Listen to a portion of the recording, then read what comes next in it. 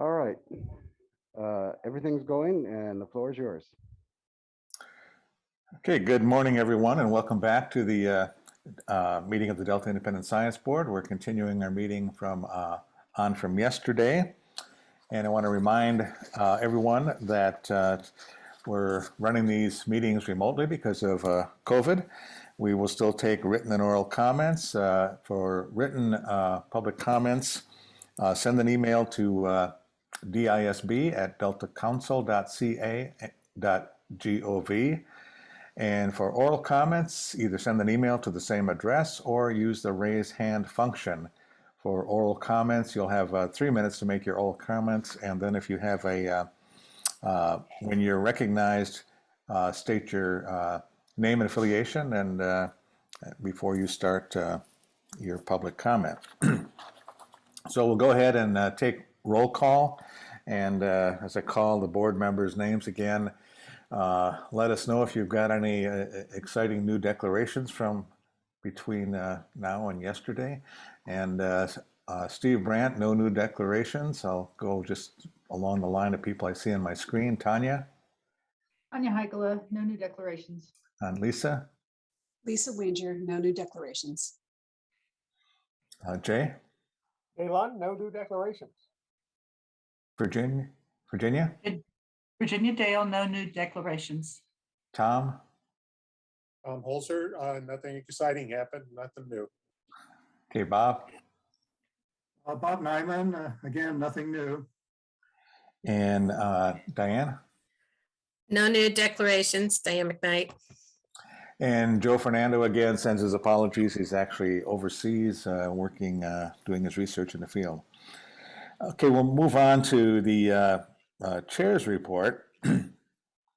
And first item is to remind folks just that the California Water Research provided public oral comments on the operations of the State Water Project and Central Valley Project yesterday, but they also submitted written comments, and which are now part of your package. Also, as part of that subject, Tom Zuckerman was trying to give a public comment yesterday, but had some technical difficulties. So we would like to offer him the opportunity now, if Tom's online, to give his public comment now. Tom, are you there? So Tom, I'm going to give you the ability to unmute your microphone. If you're able to unmute, please state your name and affiliation before providing your public comment. Thank you. This is Tom Zuckerman with the Central Delta Water Agency. Are you able to hear me all right? Yes. Yep. Okay. I apologize for the confusion yesterday, but I want to make some comments that sort of cover the whole scan of your yesterday's meeting, which I was in attendance of. First of all, I was somewhat surprised that neither the USBR or the DWR in their presentations on their projects identified salinity control or the area of origin statutes as being primary purposes of the project, even though such has been confirmed not only in legislative acts, but also by the courts. They did, however, point out that salinity maintenance is a primary constraint on the projects. I'm not sure that's the way it should be identified, but they were seem to be more concerned with maintaining the freshwater corridor through the Delta for export purposes, and they were meeting the environmental and local use issues, which require both flows and maintaining water quality in the Delta. Moving on, what was obvious from both presentations is the inability of the projects to meet their contractors' requests for water deliveries under recent historical circumstances, especially in the drier years. Problematical conflicts between cold water reservations and flood control reservations exacerbate the problem, excuse me. One is it was inevitably left with the conclusion that more storage capability, especially through reservoir reoperation and flood control, through reservoir reoperation in conjunction with groundwater recharge and storage, is the indicated path forward, not modification of Delta conveyance by way of the proposed tunnel projects. And what I mean by that is that if you can operate the existing reservoirs in conjunction with groundwater recharge and storage, you can provide both greater flood control capacity in the reservoir by virtue of the fact that it's going to have space more often of the time, and also increase the yield of the project by storing the water that would otherwise be stored behind the reservoir in the groundwater basin. And that's something that was not really discussed in the conversations yesterday. I was especially struck by the tunnel presentation in that regard. Not only does the tunnel itself not store water, it is proposed to operate it only when the Sacramento River flows are relatively high. And my understanding is that with few exceptions, high delta flow periods have not constrained delta export operations. And in the drier years, the tunnel supposedly won't operate at all, which makes it difficult for me to understand how it's going to address the shortage problem. Your ISB recently discussed its water supply reliability paper, which talked more about methodology than the actual circumstances that are presented. But what is urgently needed now is a close analysis of the dry period export yields of both of these projects, which will inevitably reveal large deficits in supply against the contract demands under current conditions. Sea level rise will certainly increase these problems going forward, but it's important to understand that it's not sea level rise that is creating the problem. The problem exists. In the meantime, you can't really fault the Delta interests for being fearful of a tunnels project, which will make it possible for the export projects to short the delta of its rightful water supplies, both in terms of quantity and quality. In the face of these large deficits in the project's actual yields and increasingly exercise emergency powers of the government in dry periods to reduce protections to the delta itself. I will be more than happy to answer any questions you might have, or if you would like, I can expand on these comments in writing. Thank you very much.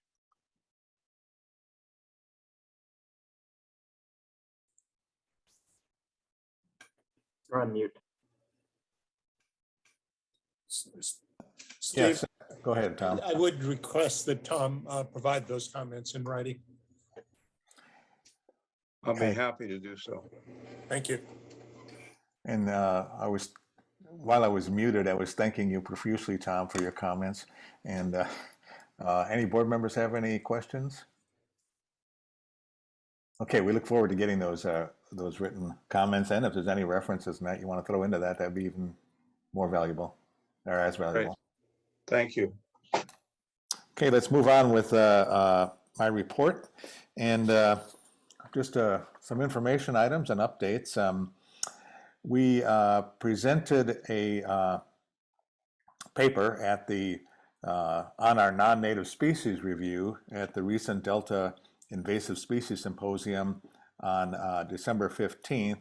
And that symposium was really focused on early detection and rapid response to invasion. The organizers indicated that this year's focus is responsive to several key science directives, including the Delta's non-native species review. I thought the one-day workshop was excellent. There was a lot of really good papers, and I think they actually were very responsive to our review. One of our recommendations number number 6, I think it was specifically to talk about getting a early detection, rapid response, as well as studies and so forth, coordinated within a framework where folks have a assigned responsibilities and so forth. And I see this Delta Interagency Invasive Species Coordination Team taking the lead on that. We recommended that they do take the lead on that. And they have put together in the process of putting together a framework for how to coordinate interagency activities and a table that talks about who has what responsibility when and so forth. And I think that's a really significant steps forward on achieving that recommendation that we made in our report. So I thank them for the invitation to present there and for their continued work on that subject. Our next item is the update on our Sea Grant State Fellows, and Jenica Moffett is going to appointments extended to the end of March, and that's for a number of reasons, but primarily, of course, to help us finish the monitoring review. At least that's my hope, and for a reason for extension.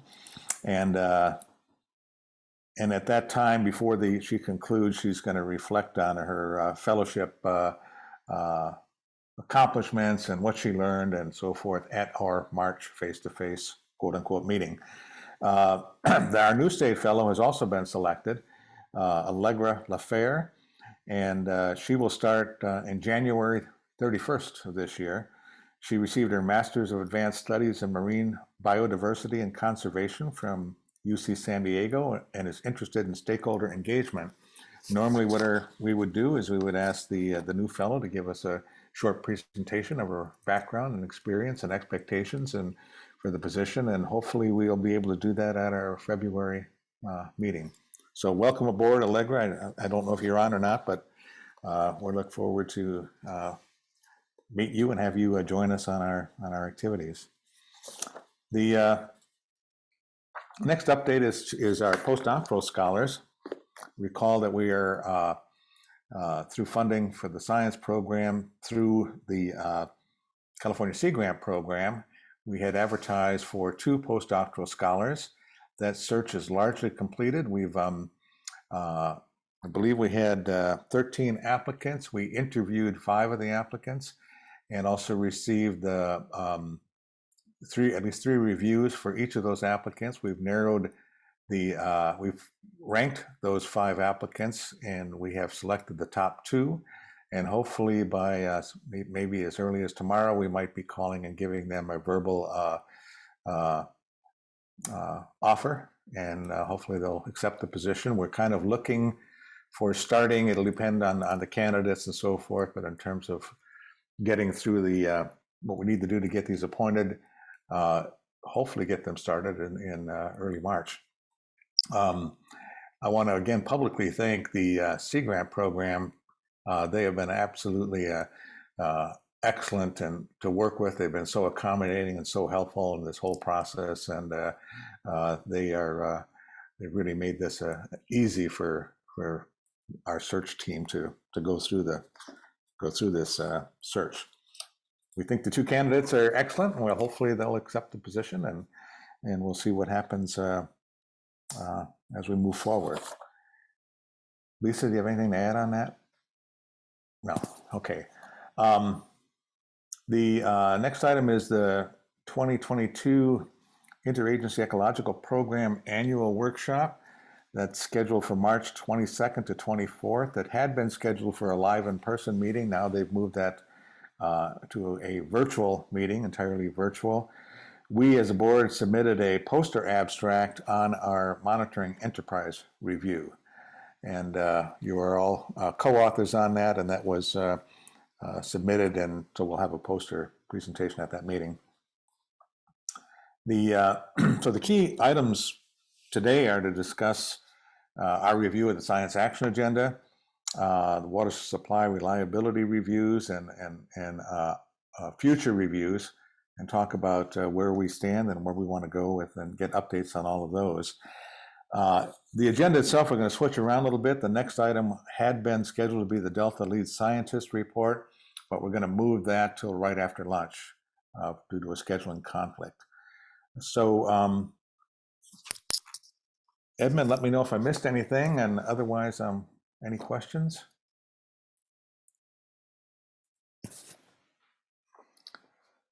Okay, so hearing silence from Edmond, I guess. Oh, I have a Bob. question, Steve. Yeah. On the monitoring report on the abstract, it was submitted with all of our names. And that was a little bit concerning to me because I really didn't have anything to do with that report. And yet there were a lot of prior board members who did, and their names were not there. And perhaps you could give us some clarification on that because, you know, all I did was read it and make a couple comments, and I really don't feel like I did anything to deserve being on that list. Well, the final review, the final published review, you've seen a copy, I think, of, in fact, our review has gone out for public comment, and you did approve the content of that review. So yes, indeed, you are part of it because you reviewed the content of it. The abstract itself is a simple highlight of the review, and the poster will be even more simple. So I think it was all right to put everyone in as a co-author on the poster because it is a product of the Delta Independent Science Board. The poster doesn't go into you know, it's a poster. It's just a handful of things and on there. You are correct in that all of the other board members should have been on there as well. I was a little less comfortable putting their name on without contacting them first, and because it also required phone numbers and emails was a requirement for each of the authors, and I didn't feel comfortable putting the past members' phone numbers and emails on there, although I could have put something general. But for the final review, it's our intent, and the one that we submitted would have all of the previous board members that worked on this, as well as the current board members as co-authors. At any time, it's perfectly fine if a single board member decides they do not want their name on the final report. And we've done that in the past where they've just sort of been acknowledged or supplemental information added by or so forth. So it's been, the final report would be, your name on that is, you have a chance to remove it if you want. But that's how I felt in this particular thing. In reality, I got notified about this the day before it was due. And originally there was only, I think, the subgroup's name on it. And then I felt, in the interest of inclusiveness, that everyone had an opportunity to add something to it and did one way or another. And so that's where I was inclusive, perhaps not inclusive enough. Well, I understood. I just raised it as an issue because I really don't feel as though I did enough work to deserve being associated with that report. I just read it and it looked fine to me and I passed it on. I don't even believe I made any comments, and other than to say I thought it looked fine. So I don't know if this is the way the board has always operated, but I'll just, I guess, go on record as I feel a little bit uncomfortable having my name added to things when I really feel as though I didn't contribute. So I'll just say that and we'll leave it there. Okay, well, your comments noted, and I certainly won't do that again, but I think I think this report in particular is, and perhaps the water supply reliability ones that were started before folks' arrival and completed afterward. We will be going back to each of the previous authors previous board members to make sure they would like to be included in the final written report. And also go back to each of you and make sure that you want your name on there or acknowledged or nowhere to be seen. So, and that's perfectly fine. Steve, I'd like to offer a comment on Bob's comment. I too have felt a little uncomfortable when I contributed very little to these reports, the reviews. And I can see the merit of having the whole board on there because then it represents a consensus document. But what about putting an asterisk on the lead authors of these reports, the ones who have really done most of the work, and just give them a title, something like lead author? I mean, there's an increasing tendency in manuscripts now in journals to put a percentage contribution for the different authors. And that would be sort of the same thing, but not getting quantitative about it.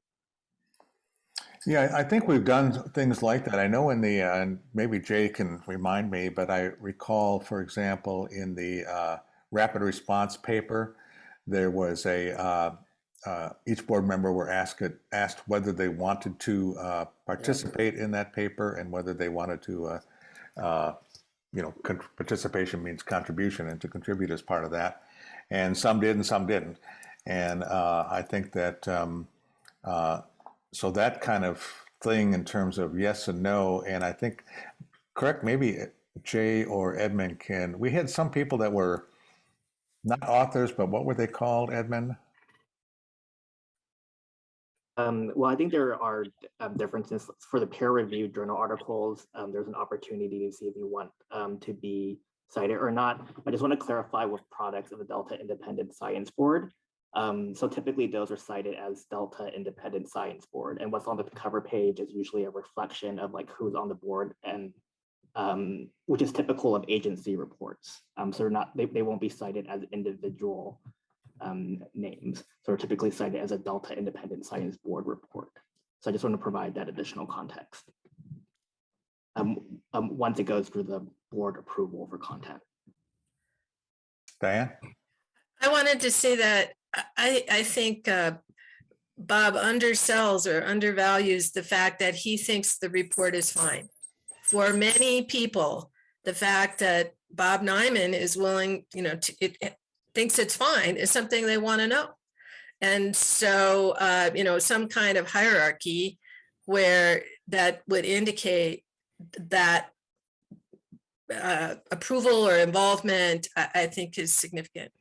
And given that you're a member of the board, and if your name isn't on it, people might wonder. So I just wanted to put that consideration out there. And I participated in an IPCC committee, and there was a hierarchy of lead authors and such. So that could be a good strategy. Thanks I just want to make that comment. Well, thanks, Dan. Actually, I was more concerned by the fact that the people who really put so much work into this report weren't listed. I could see, if you wanted to, you could put my name at the bottom as part of the current board members, but to leave off Vince Resch and many of the others who put so much effort into this, I just thought, that really was probably not right in my mind, in my opinion. And so I felt bad because my name was there, and then these other people who had put, so much time into it didn't appear. Anyway, it just made me not feel very comfortable. Yeah, Bob, go back and look at the latest review that we have, the latest version of it. Those folks are listed as co-authors in that. Well, I know they're on the review, but no, they weren't on the abstract that was submitted, and a lot of people will see that. So anyway, it's not a big issue in the whole scheme of things, but I just wanted to voice my concerns.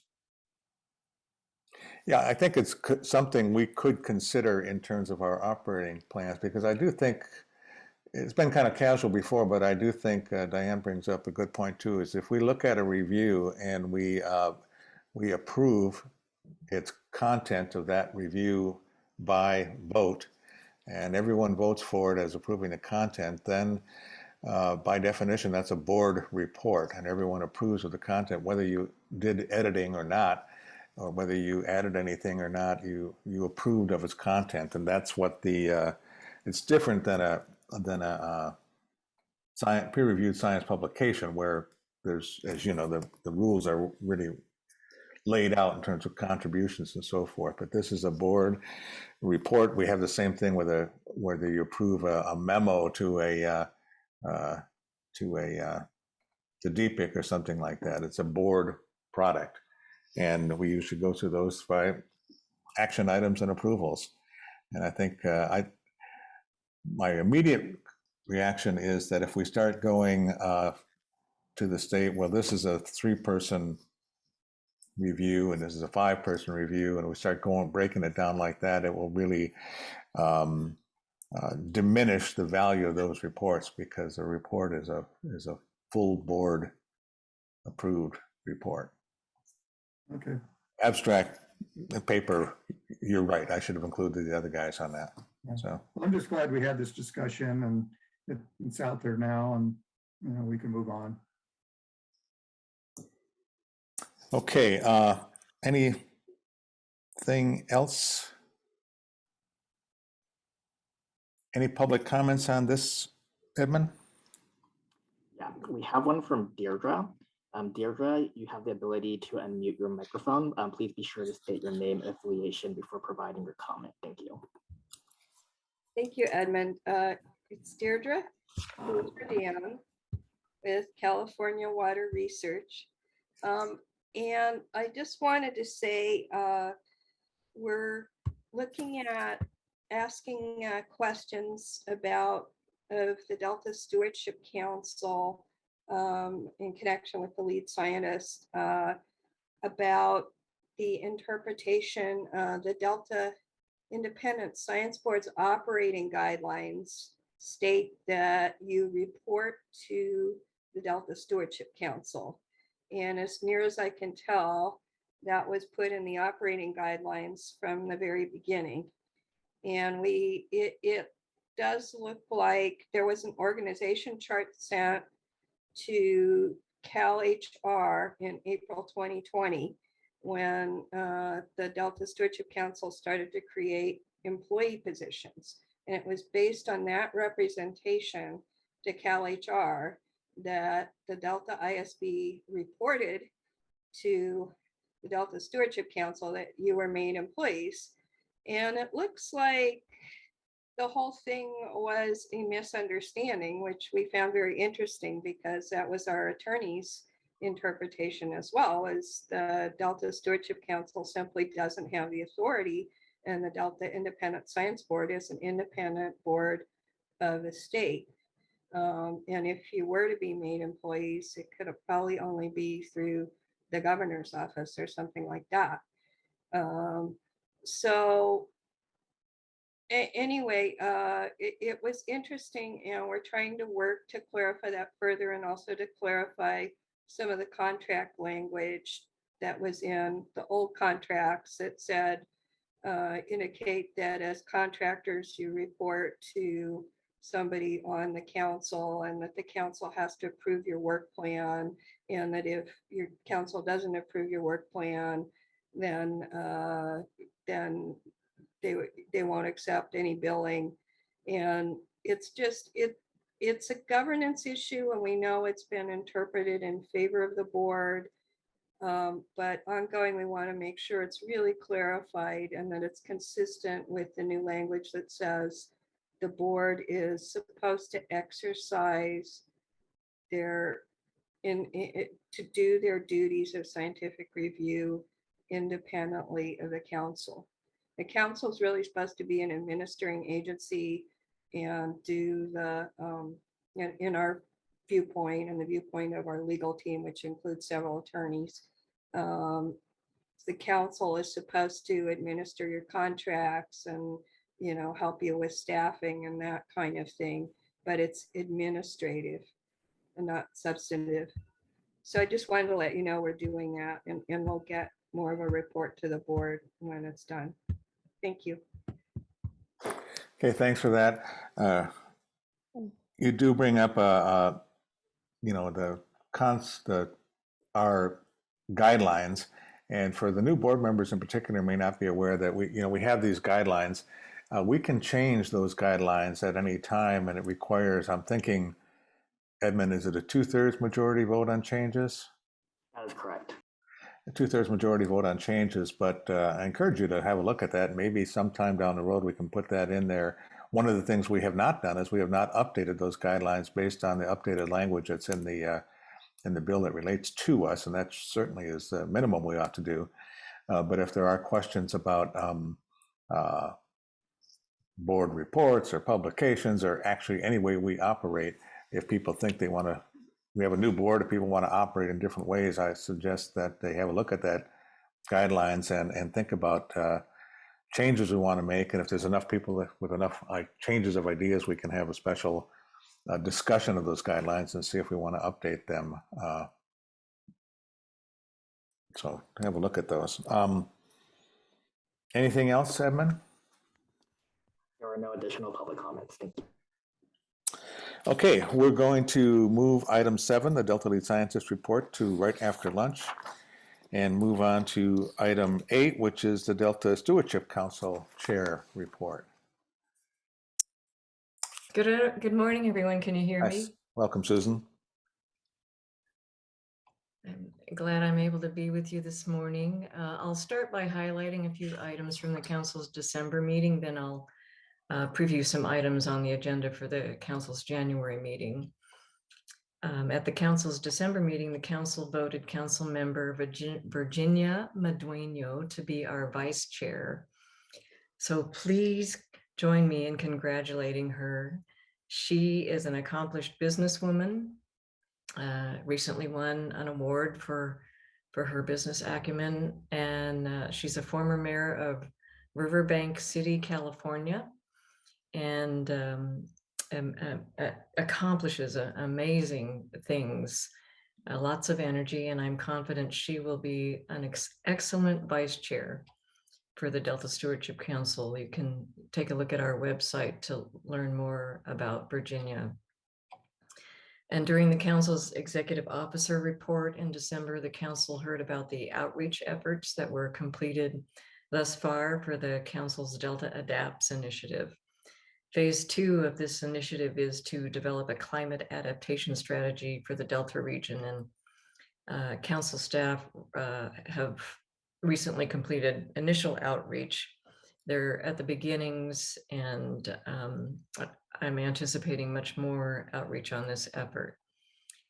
Other items taken up at the meeting were an overview of the final draft science action agenda for 2022 to 2026, and a presentation from the Delta Protection Commission staff about the draft Great Delta Trail Master Plan.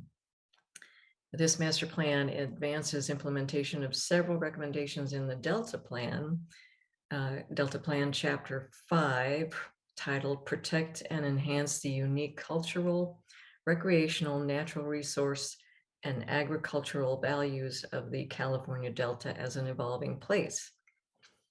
And the Council also received a presentation about the Delta Plan Performance Measures 2021 year in review, and in just a few minutes you'll hear more about the performance measures from the lead, Martina Kohler. On the agenda for our January 27 meeting, the Delta Water Master, Michael George, will be giving the Council his quarterly update, and staff from the Department of Water Resources and Delta Conveyance Design and Construction Authority will give an update about progress on the Delta Conveyance project. So now I'll turn it over to Martina, who will give you a brief overview of the Delta Plan performance measures, and then Amanda Bowl will share with you the agenda plan for the inaugural meeting of the DPIC Restoration Subcommittee. Martina? Thank you, Susan. Good morning, board members. I have a presentation for you. Okay. And I'm excited about the opportunity to present here the Delta Plan performance measures. So today I will cover the background, how the performance measures were developed and how they relate to the Delta Plan. I will talk about our main tool to communicate the performance measures, the web-based dashboard, and I will highlight featured progress updates for the past year. And I will close with the importance of communication and upcoming plans. Next slide, please.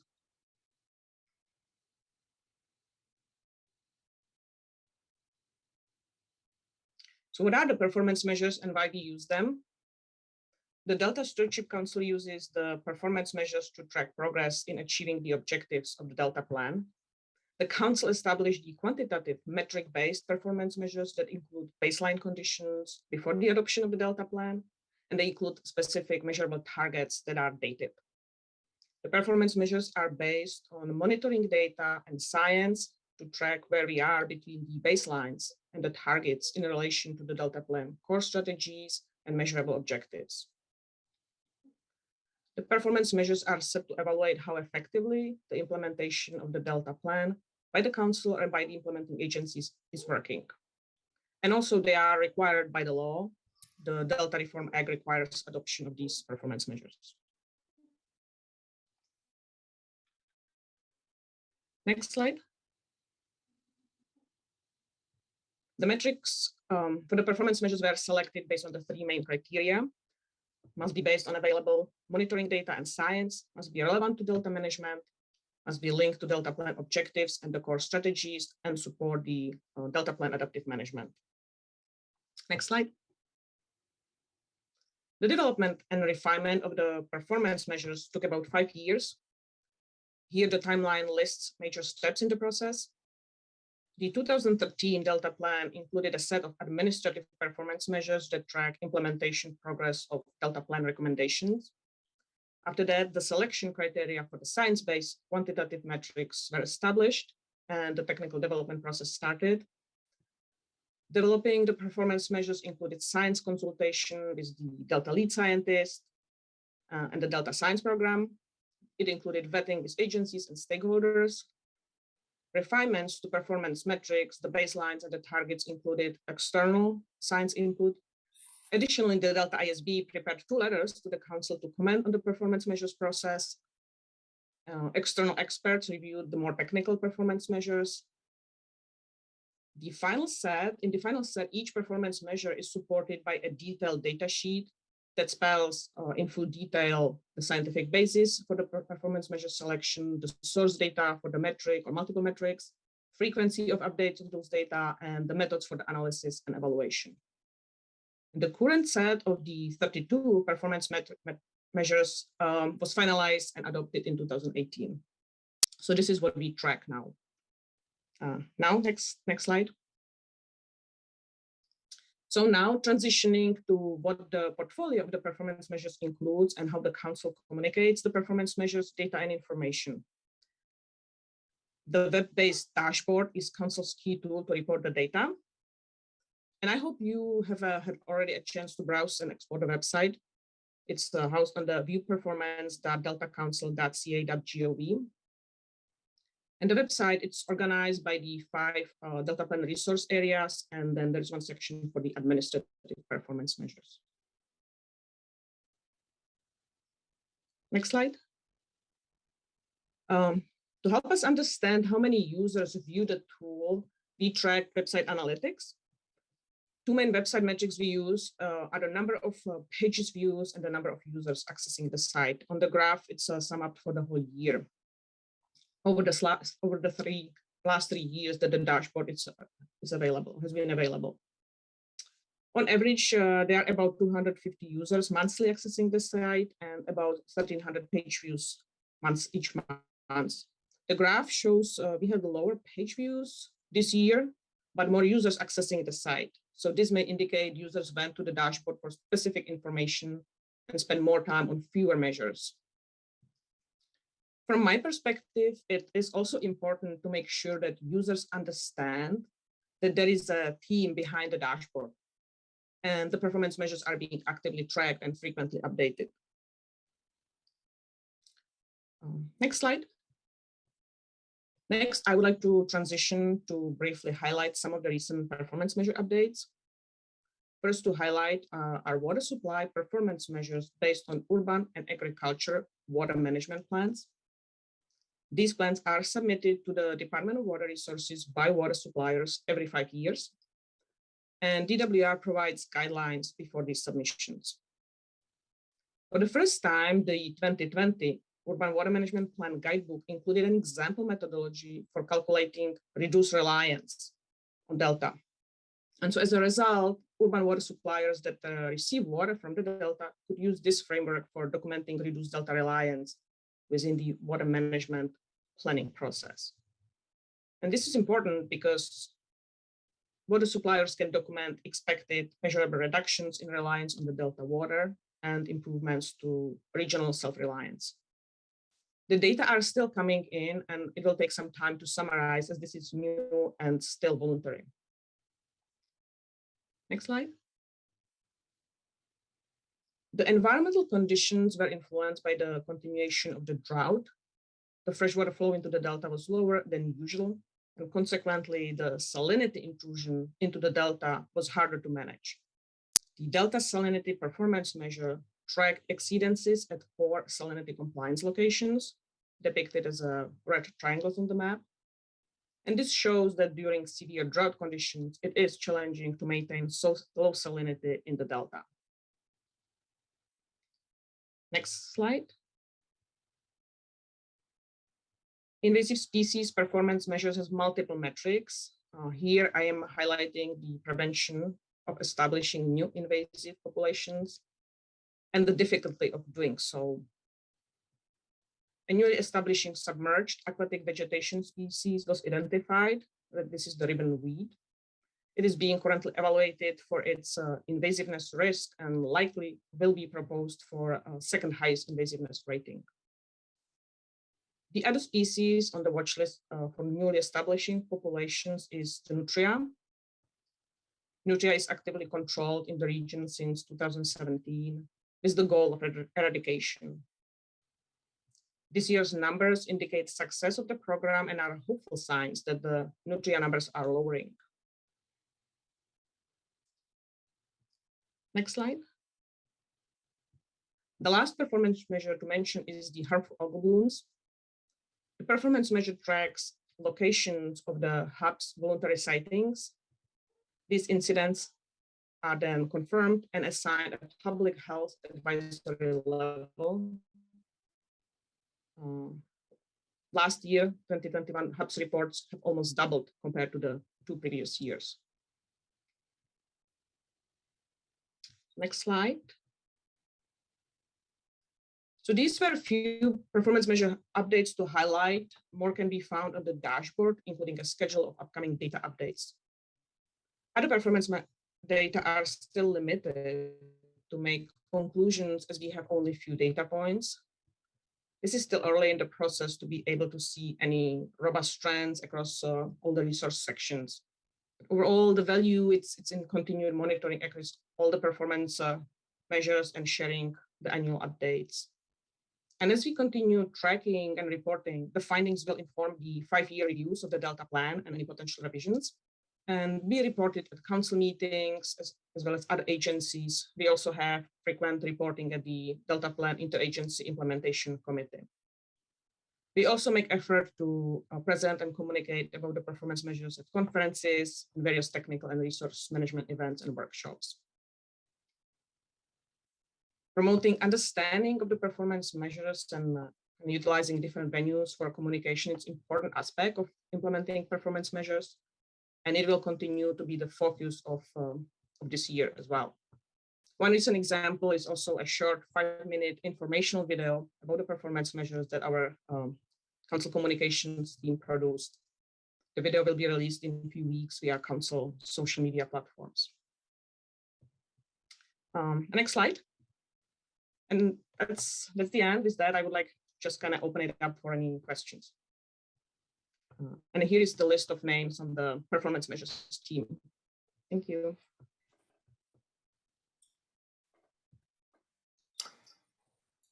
I see Tom's hand up. Martina, I noticed that subsidence was one of the popular topics that was visited. Would it be possible to get a list of the, I don't know what you call it, the end of the extension of the person, you know, like edu, gov, to have a sense of who those people are, because we're contemplating a review, and we'd like to make sure the audience is representative of pretty much the stakeholder community, and it might provide some insight. But would it be possible to get just a listing of those extensions, some idea of, you know, where they're coming from? So are you meaning like project proponents who is carrying forward some of the subsidence projects? No, the people who visited the dashboard, you listed the topics that they were visiting. And yes, but I'm not sure if I can get the email. I don't think you can get the user's emails address. You mean just the domain? I don't want the whole email address, just the domains that indicates, which part of society they're from. Yeah, I can follow up on that. Although I have to say this year has been kind of hard because people work from home. I'm not sure. I don't think we can actually track the university domains. I know we were able to do that in the past, but I think it is kind of limited this year. Okay. So, but I will follow up with the Google Analytics team if that's possible. Okay. If it's not too hard, I'd appreciate it because it would be useful information to us for planning the workshop. Okay. Go ahead, Lisa. Thanks, Steve. So thank you, Martina. That was a really great presentation. I'm glad to see you doing all this tracking, and I certainly support the collection of monitoring data as one of the most valuable tools that we have. That said, I do want to ask, your presentation focused on a lot of outcome metrics, halves and subsidence. Are some of the metrics geared toward better understanding the drivers? Is one part of the question. It's a two-part question. And then the second part of the question is, really, how do you make sense, of the why of the changes in the metrics? Do you have models that you use? And is there a good connection to the science enterprise? So for example, if you see a trend that's unexpected, do you send a question to folks to address it? Does that generate new activity? So that's my multi-part question. Yes. So first thing, so I kind of didn't go into the detail, but we have two different categories of the performance measures. One is we call them outputs, and these are kind of like the drivers. So they have kind of like the more drivers metrics, and then the outcome performance measures, kind of like the system outcomes. So yeah, we have the set about the drivers. And also, as I mentioned, each performance measure has a data sheet, and in the data sheet, we kind of go a little bit more about kind of the science behind any uncertainties, and also if there is available any conceptual models, that we can kind of, after we see the kind of the trend, or like after more years of tracking, we could go back and kind of see how, what kind of information we are getting, and what are maybe the gaps, and like where we need more information. So kind of answer your question, we track some of the drivers, but still, I would say most of them are still kind of early in the process. We really started the tracking in 2018. So I think we kind of still need more years of the data.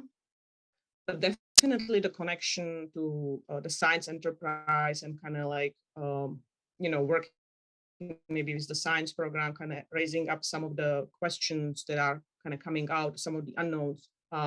I guess I would say it's definitely part of the process. It's not like any formal. I think the 5-year cycle of like when we kind of review the Delta plan on a 5-year cycle, kind of like that's the time where we look at the performance measures as well, and potentially identify any kind of, key scientific issues or unknowns that, we could like kind of then feed to, support the science activities or the research on that topic.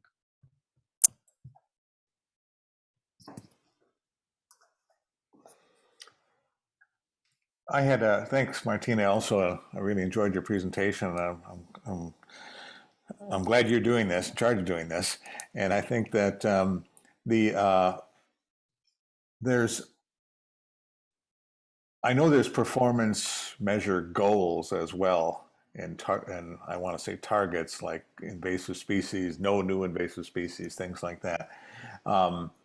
I'm wondering if there's somewhere in between, when you think about the adaptive management process, there are thresholds or triggers where things have gone too far a certain direction, you need to reconsider what you're doing. Are you beginning to think about what those might be, or are you more or less looking at as long as the trend is in the right direction? That's a good question. Again, I think we are kind of early in the process. Most of the measures that actually we have right now that we track they have the target dates around 2025, kind of coming up. So I think this will be kind of a good time to maybe take a look and perhaps even like actually think a little bit longer time.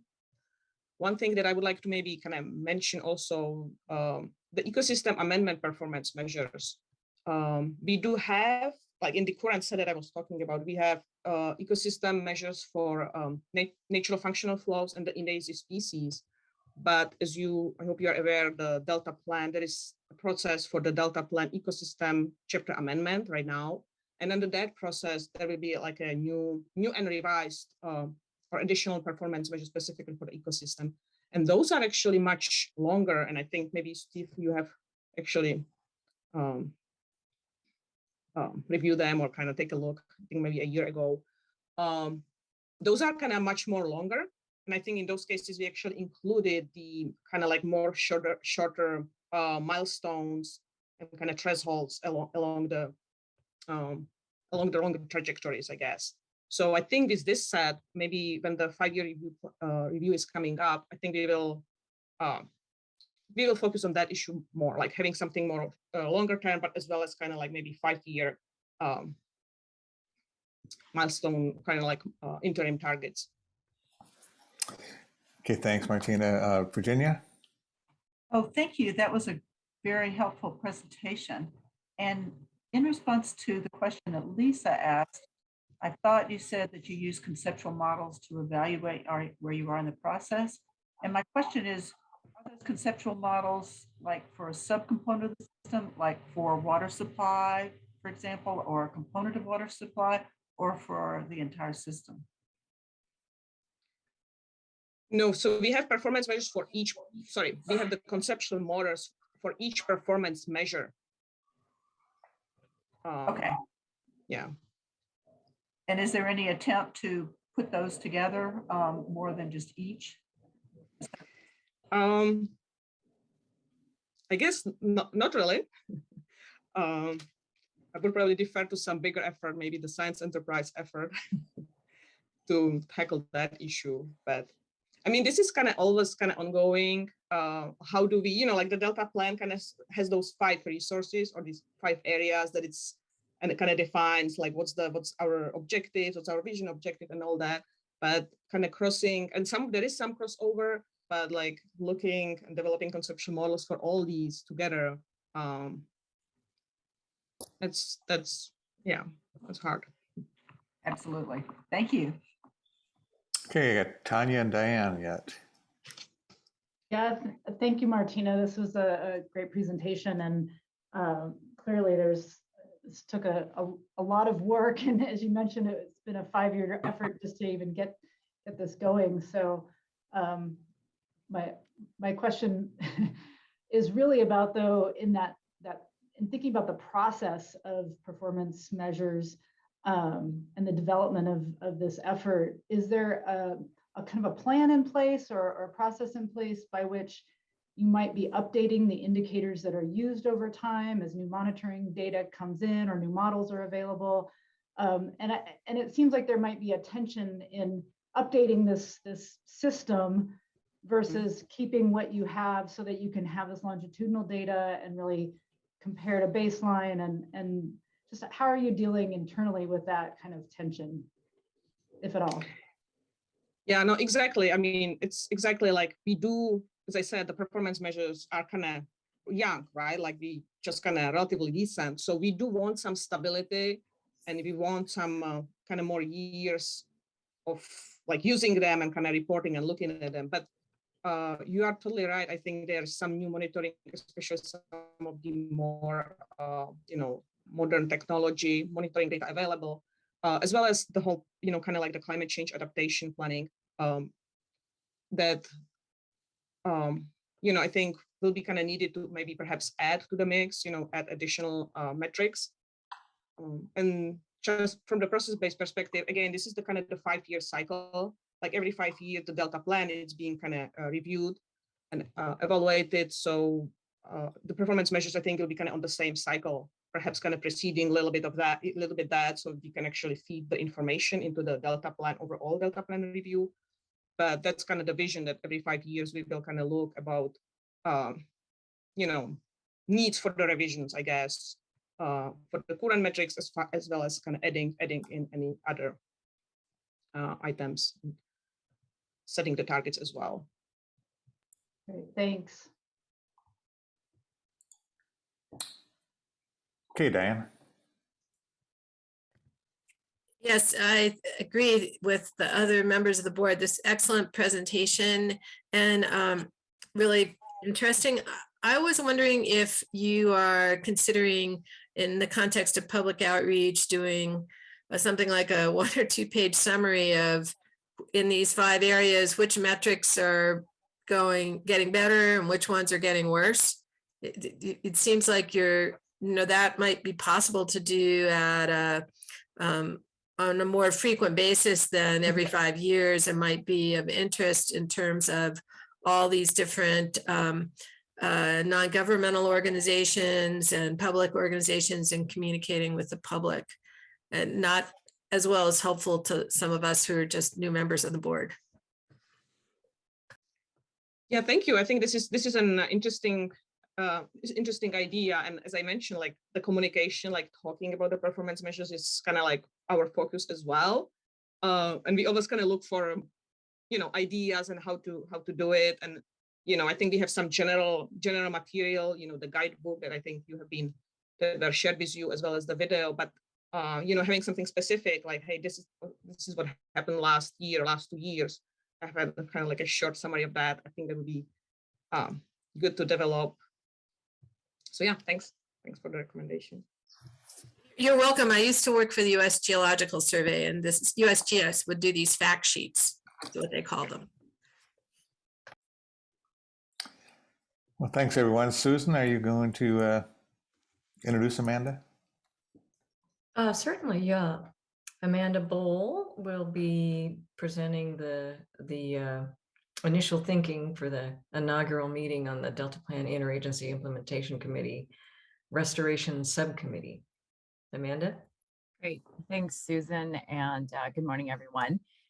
As was mentioned during your December meeting, the DPIC Restoration Subcommittee is meeting for the first time on January 31st. Just as a kind of a little bit of a recap, the purpose of the subcommittee is to identify and implement strategies for reducing barriers to landscape scale restoration and increase estuary-wide coordination. And so the primary focus of this first meeting of the subcommittee is to increase our collective understanding of past and current restoration efforts, and then begin to kind of coalesce around a subcommittee vision and kind of set of priorities to guide our initial work. So Delta Conservancy Executive Officer Campbell Ingram and the Delta Stewardship Council Deputy Executive Officer for Planning Jeff Henderson will present the background of the DPIC Restoration Subcommittee, the Delta Plan Chapter 4 amendment status, and its recommendations for the Restoration Subcommittee. And then Delta Stewardship Council Senior Environmental Scientist Dylan Chappell will present on previous restoration in the Delta and then current efforts to catalog restoration projects so that we can start trying to identify gaps in restoration. Tools to help identify these gaps, such as Eco Atlas and the landscape scenario planning tool, will also be discussed. We'll be asking subcommittee members to consider how we can better identify gaps in our knowledge of restoration activities, and if additional landscape scale restoration planning is needed, where should we be planning, and what tools can we use to aid in this process? And then finally, the subcommittee members will participate in an online brainstorming and visioning session to identify priorities and subcommittee actions. Members will be asked which aspects of restoration they feel are most important for the subcommittee to focus on, and how we can align subcommittee meetings and actions to really add value to current and future restoration activities. To kind of aid in this, we'll be asking the subcommittee to form a working group to kind of draft this kind of unifying vision statement and an initial set of goals that will be brought back to the full subcommittee at a meeting probably around March.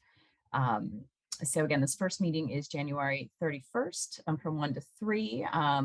We will be releasing the final agenda next week. We are publicly noticing it as a public meeting, and would definitely welcome any of you, participating and attending the meeting. And I'm happy to answer any questions you might have about it.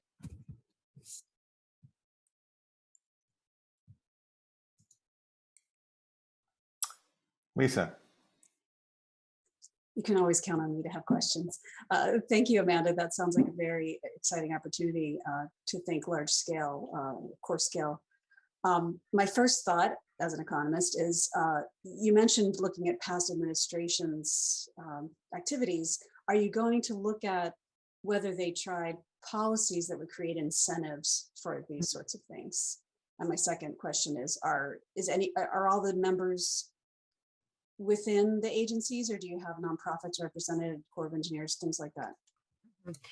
So to answer your first question, so the Dylan Chappell from the Delta Science Program, who works under Karen Kafitz, has been kind of developing kind of this catalog and trying to kind of help us wrap our arms around kind of what type of restoration efforts have been attempted in the past. I don't know if they have necessarily gone that far, but that is potentially kind of a next step kind of in that analysis, or someplace where the subcommittee could decide that we need to go to see if we can find that kind of information as well. So I think that's a great suggestion. And then in terms of membership or participation in the subcommittee, it is largely state and federal agencies. We will have someone from the Army Corps participating in the meeting as they are a member of DPIC. And then we have had some conversations internally about whether or not to kind of expand this to include others outside of kind of the standard 18 DPIC state and federal agencies. And that might be something that the subcommittee takes up in the future. We have also extended an invitation to some tribes that we are currently consulting with as part of the ecosystem amendment to participate in the subcommittee as well. So we are definitely very open to kind of expanding this beyond, again, kind of the standard 18 state and federal agencies. But how that will expand or what that will actually look like, I think is kind of dependent on initial subcommittee discussions. Yeah, thank you. I would just add, there are nonprofits that are particularly interested in really core scale things like migratory pathways and preserving landscape features for large range animals and things like that. So I know you have great representation from folks who think about habitat, but it may be there are folks with a real concentration on that it'd be useful to learn the impediments they've experienced in trying to do the work they're doing. Absolutely. No, I appreciate that suggestion.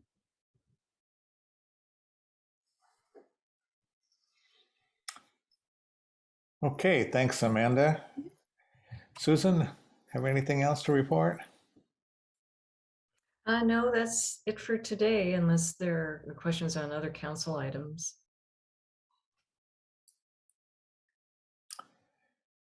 Okay, any public comment on this? Edmond? We have one from Deirdre.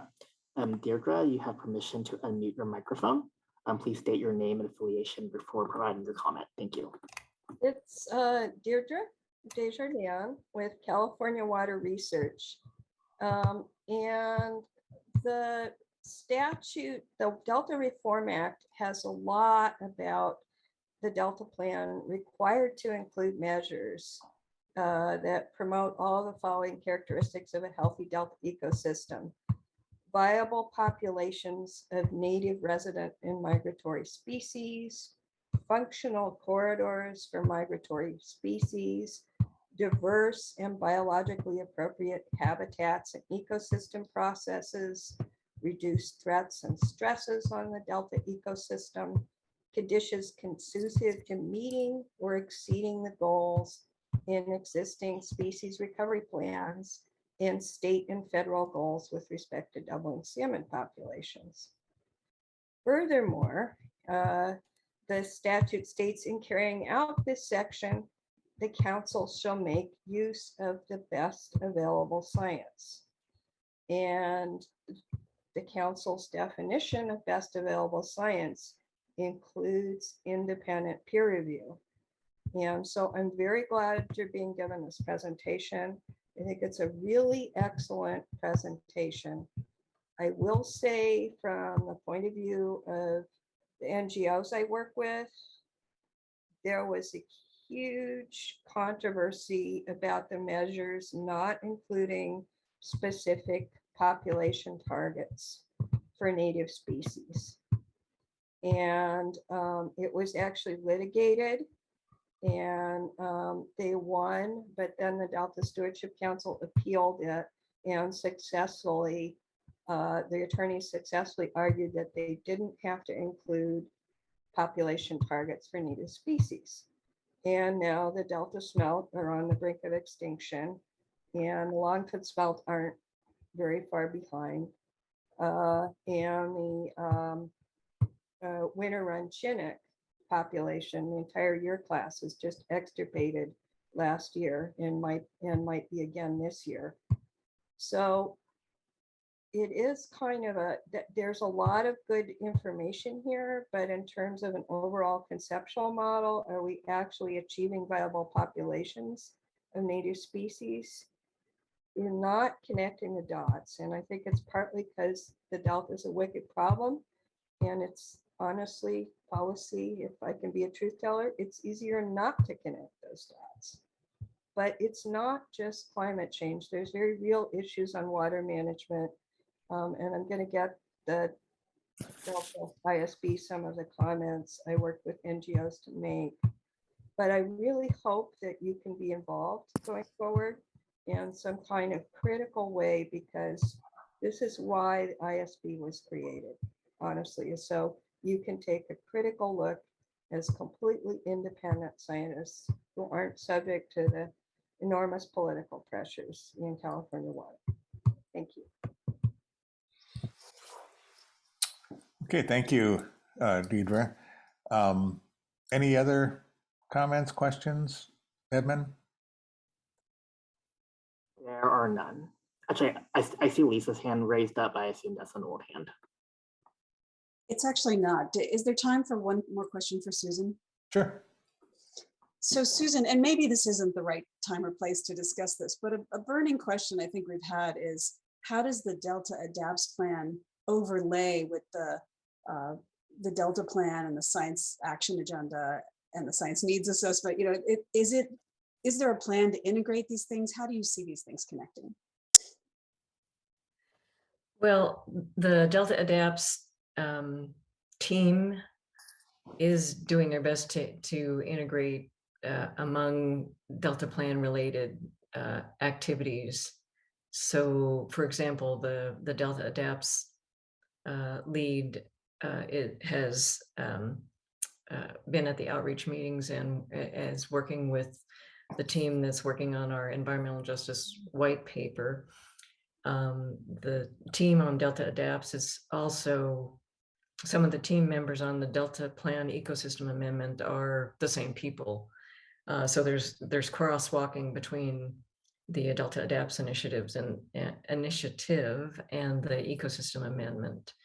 And the Delta Adapts team also has contributed to, for example, the Natural Resources Agency effort on climate, updating climate, their climate reports, and I think has also participated in the Resources Agency 30 by 30 initiative team, and of course the water resilience portfolio. So they're the Delta Adapts team is very busy.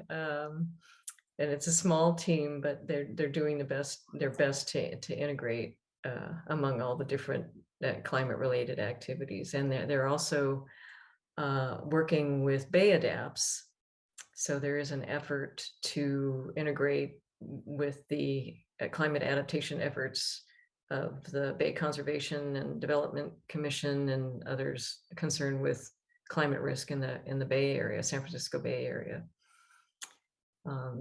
Yeah, where all this leads will probably be somewhat reflected in the final adaptation strategy. There's the Delta Adapts team is seeking a lot of input from local, state and federal agencies, as well as interest groups and landowners. And yeah, so I'm very eager to see the draft adaptation strategy. It'll really be something. Yeah, thank you. I mean, I know your team is doing really good stuff. It's really, the question is motivated by, I hope that's going to get used. You know, I see some good ideas coming out of that group, and I'd like to see them used. Mm-hmm. Yeah, Yeah, that's a very good point. Implementation is a whole other effort, follow through, which, yeah, we'll need to start planning for that, and probably in a year or two, or probably actually as we go along, the feasibility, et cetera, timeframes. I think those are other questions we ought to be asking the folks we're reaching out to. Thank you, Lisa. Okay, well, thanks, Susan. Mhm. I see Virginia has a hand up. I just wanted to add to that comment, the importance of working on where the results are going to go from the very beginning, because this really guides the use of your work. And, you know, I know you're not about shelf art, you're about using it. So that engaging right now is going to help you in the long run. Yeah, I agree. I'm trying to remember if you have received a presentation. You've received, I think, a presentation from Harriet Ross of our Delta Adapts team, but perhaps in the future we can, Harriet can give an update on some of the things that we're learning from the folks that we're engaging with, and of course the Technical Advisory Committee. Yeah, that'd be very useful. Well, and a question we always have is there a place for the board to help? You know, several of us have done a lot with adaptive management and that sort of thing. So if we can help, let us know. Okay, will do. Okay, well, thanks, Susan and Amanda and Martina. We'll move on to our next topic, which is a discussion and potential action on our review of the Delta Science Action Agenda.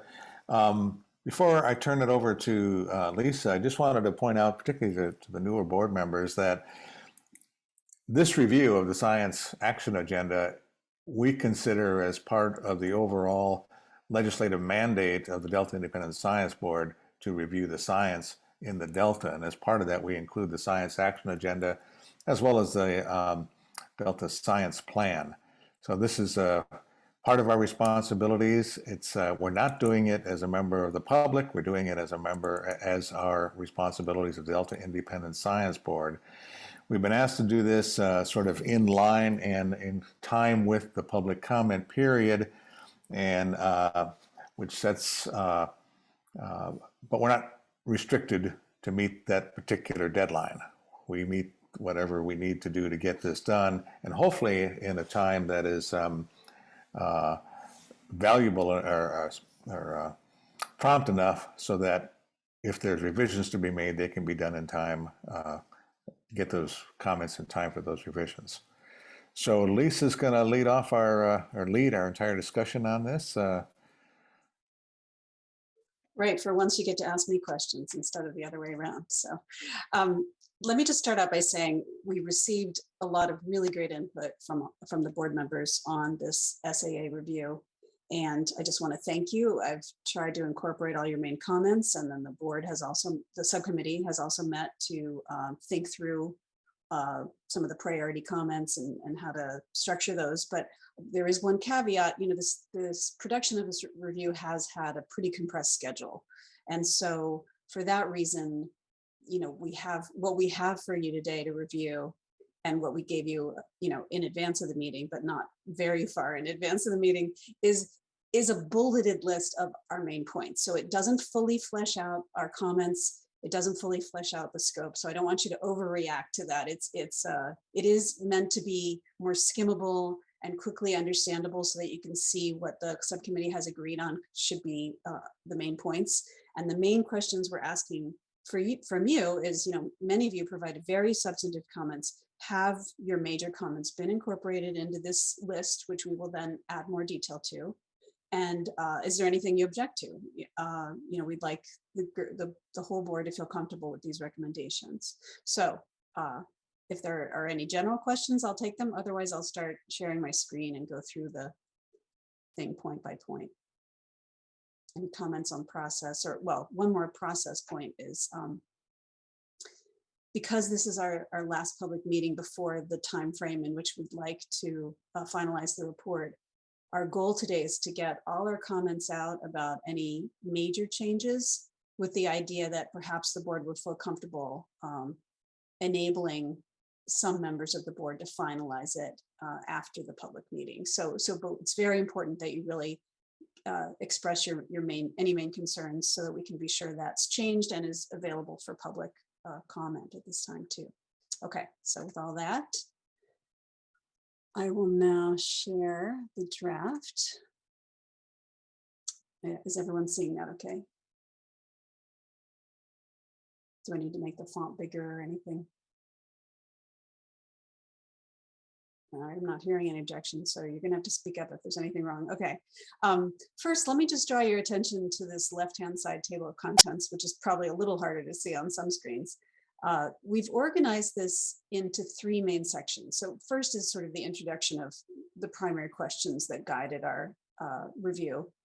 But after that, the 3 main sections are the strengths of the review, major concerns, the minor concerns, and then suggestions for future approaches. So in a sense, these are major concerns that require more effort. So I guess that's really 4 sections. And then Appendix A has some details that were in, or some questions that folks had that that were pretty specific. And so we've added in a few specific things into this appendix. All right, so to the scope of the review. People were free to comment on anything, so I want to make that clear. But what we provided these questions broken down into scientific issues and then process and documentation issues. And this set of questions came from questions provided from the Delta Stewardship Council, it says the Delta Science, it's been changed to the Delta Science Program, so I apologize for that. So there were questions provided by the Delta Science Program. There were questions that effectively came out of our initial discussion of this during our last ISB meeting. Questions like, is there enough about managing uncertainty? Things like that were not specifically asked, but were brought up during discussion. So those got turned into questions. And so that's where this came from. And this doesn't include all the questions we got from the Delta Science Program, because there were some other detailed questions that we weren't sure were, our job to answer. So that's the questions. Any questions about the questions? And also, we're going to explain more about how we did the review, but these were guidance questions. Steve? Yeah, I know we discussed this in the smaller group, but again, I'm a little concerned if we list specific questions like this, that people will be looking for specific answers to those questions. And I'm not sure that we have answers for each of those. Do the management questions support innovation, resilience thinking, for example? I would think maybe we just start off with to say that this is our responsibility to review this, and we're reviewing it in a context that you said with major concerns, strengths, and minor concerns, and so forth. And one could maybe list some of the topics we considered and then have these all within one sentence separated by comments, just some of the major topics. But I'm a little concerned if you do these questions, then someone's going to look for answers, and B, they're going to say, well, what about the question I asked, or what about this question or that question? I just think if we're going to ask questions, we reorganize the report in the context of the answers to those questions. Otherwise, don't include the questions. Okay, any other comments on that? Tanya? I'll agree with that. Yeah, I mean, I agree in with that general idea that Steve suggested. I do think it's important to keep the themes or the topics in there that are implied by the questions, to make it clear that there were some things guiding our review. And we can say other areas of concern or issues could be raised outside of these topical areas, but I do think it's important to kind of give the reader some idea of the scope of what we were kind of thinking about when we're reviewing the document. And that could be, yeah, written in text, right? It doesn't have to be posed as questions. It could be written in text form as these are some of the main areas we considered. Thanks, Tanya. Virginia? I agree with what's been said, and I think it's also important to put explicitly this outline you've shown in the back on the side, I mean, as part of the scope. This section is scope, and the left side tells what the scope is, even more than the questions considered. Okay, so what I'm hearing is retain much of this content, maybe get rid of things we didn't answer, and but don't list them as don't set it up in such a way that people expect specific answers organized by these questions, but raise these themes as, when we looked at major and minor concerns, these are the questions we were asking ourselves, something along those lines, or these are the themes rather than questions. Does that work? So we'll rephrase them as themes and explain more about the major minor feature. Okay, great, thank you. Let's move on to substance now. So we saw a lot of good things about the review. It's easy to jump right into the critiques, but we did think there were a lot of things worthy of praising about the review. There really was a strong effort to have a rigorous process, a timely process that sought diverse input. And so really the group is to be commended for that. And there didn't seem to be any major objections to the science needs that were identified, in that those are all important questions. There will be some caveats coming later. The management themes were representative. The management questions were generally well posed and timely. We know that there's a mix of general and specific priorities that have their associated management questions. And we see, we've heard previously that there's a need for diverse uses of the document. And so that sort of framework does potentially enable diverse priorities to be included. And the summary was succinct and helpfully organized, I would add. Why don't I just go through all the strengths, and then we can open for comments. So take some notes if you need to remember what you want to say. In particular, the co-production process was truly ambitious in terms of casting a broad net of who was going to have some input on the science action agenda. So the process was open and transparent and really engaged a diversity of folks. And there was a lot of opportunity for public input. So that's all good stuff. The approach is well organized. There's clear information in the document about how the process used to identify the priority management needs, and the co-production by the numbers summary. Those kind of quick summary boxes are nice in that they're helpfully specific.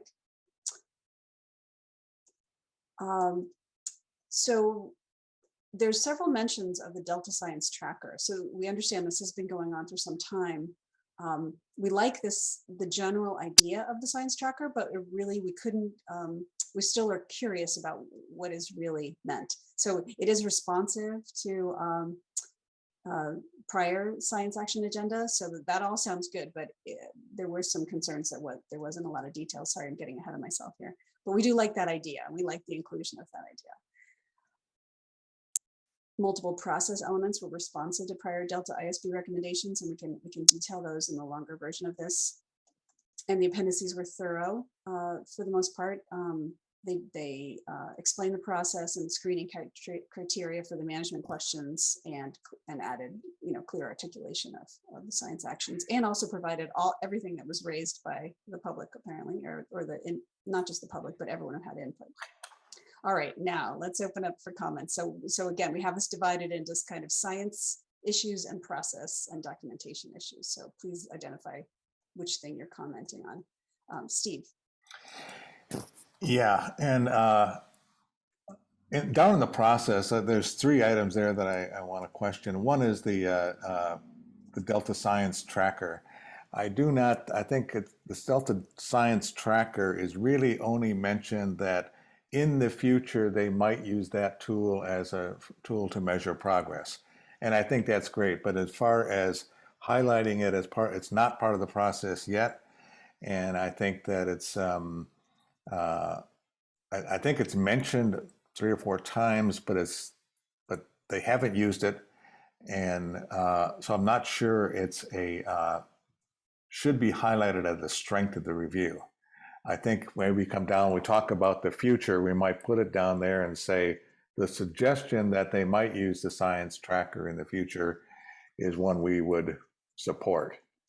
But it's not in the review now, and it's not, as far as I know. I hope Rachel or will raise her hand if we, particularly me, makes a misstatement.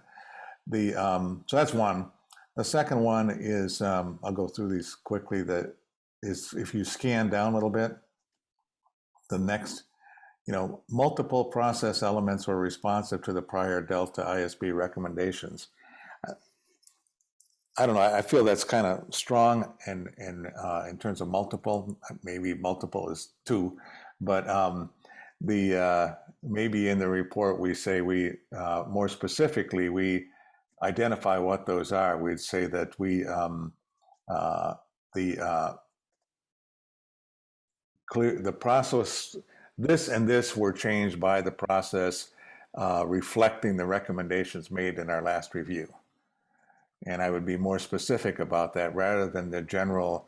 I think it's too general to say the multiple process elements, because we did suggest some things that weren't included, and weren't done. So I would just say, I would be very highly more specific about exactly what was done in the process in response to our recommendations on the process, because there were ones that weren't. And the last one, the appendices are thorough. I don't know if that's comprehensive enough. It seems to me that particularly the appendix component, now I know this came directly from one of the other inputs we received, but the review, the appendix that deals with the review of the progress made, I thought was too dependent on people reading. There's a whole report on that, and not a large report, but there's a report on how they measured progress. But it seems to me that this is an important component for evaluating how the value of the SAA is. What did it do? What did it accomplish? So I think that appendix in particular ought to be more thorough in describing the progress and how they measured it. And is your comment about thoroughness also rooted in a desire for just more objective and quantitative tracking? I can talk to later about how they did the tracking. This is the appendix that explains what they did. To me, it's not. I had to go back and look at the full progress report. I forget what it's called, but it's a report that describes how they measured progress. Okay, so would you like some more elements of that report brought into the appendix? Yes. Is that what you're saying? Yes. In other words, that particular appendix, to me at least, was not thorough enough. So it needed to have more information in it. Save people from having to read the whole of the report by Right. bringing in the main points. Okay, great. Other comments, including from staffers, if we've misspoken. Tanya, go ahead. Oh, just to follow up on Steve's comment, I don't know if we should change that final bullet to say the appendices describing the process, for maybe just focus on those specific ones that we identified as being thorough, rather than making a general claim that they're all thorough, so that we don't conflate what Steve was getting at. Yeah, that's there. right. We're still supposed Yeah. to be saying the good stuff here, not the suggestions for Yeah, fixing it. yeah. Thank you. This is the, yeah. Right. Yeah, These are some the of good them things, really but just that did final have a lot bullet of just good. needs some specificity. Just be more specific, right? And so I again point out that we had a compressed schedule for doing this, and so some of the details aren't in here yet. But yeah, JD, And I also, Oh, go ahead, Tom. Yeah, oh yeah, and I also agree with Steve that maybe that science tracker bullet would go in the futures section. And I think we already have something in that section about it.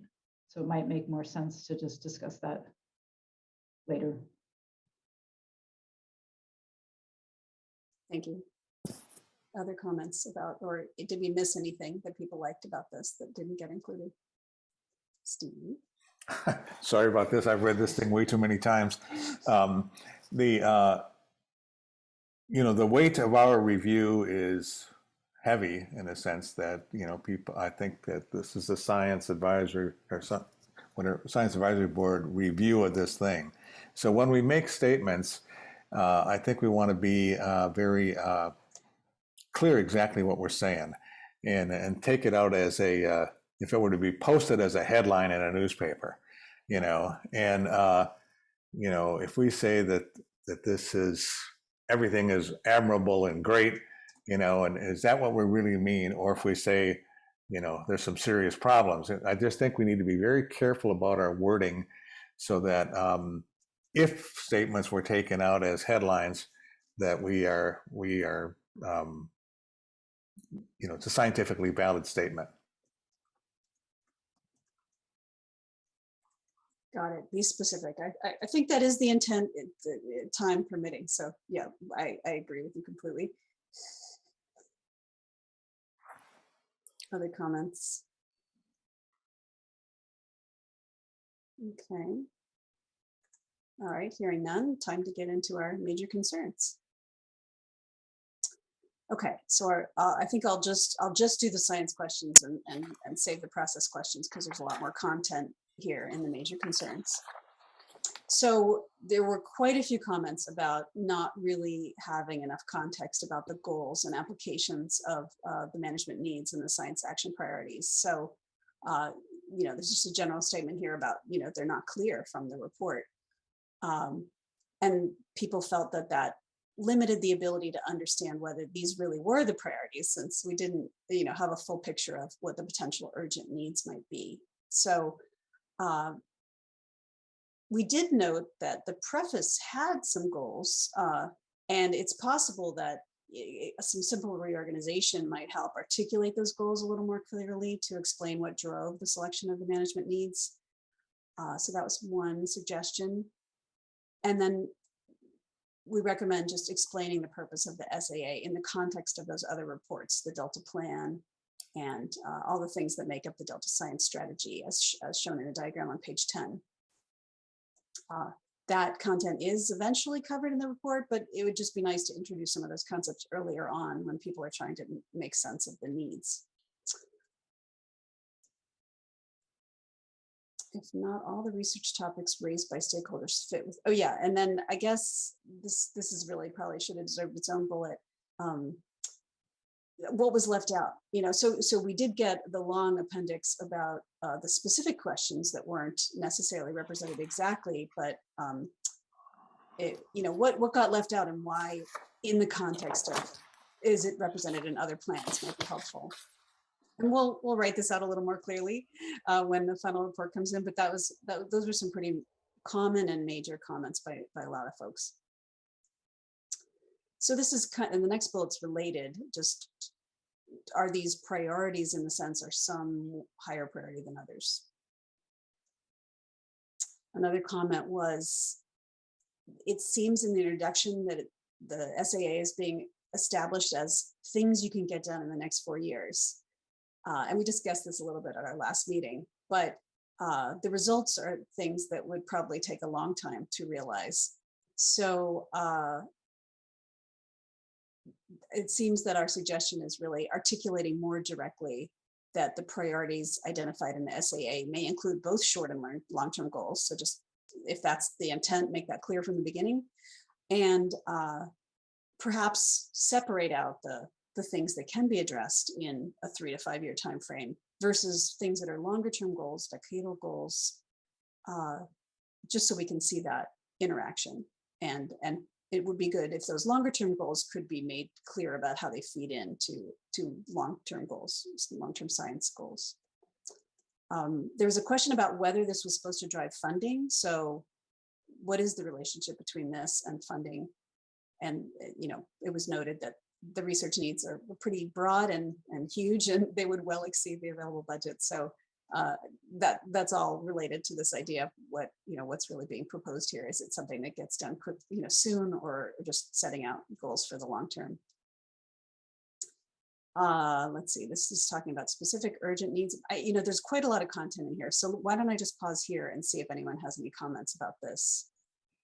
Did we cover folks' concerns about this? So don't bring up other major concerns yet. Just does this represent this theme of your comments, Jay? I'm not sure if I should mention this now or later or never. But my biggest I thought that the document overall was pretty good. It accomplished what they said they wanted to accomplish for the most part. But my biggest concern is the premise of the algorithm. So their algorithm is, let's identify science management needs for science, management questions for science, and then let's craft some science projects around that in a very general way. But it strikes me, having observed managers for a long time, that the management questions they have today, this year, are not always the best guides to science.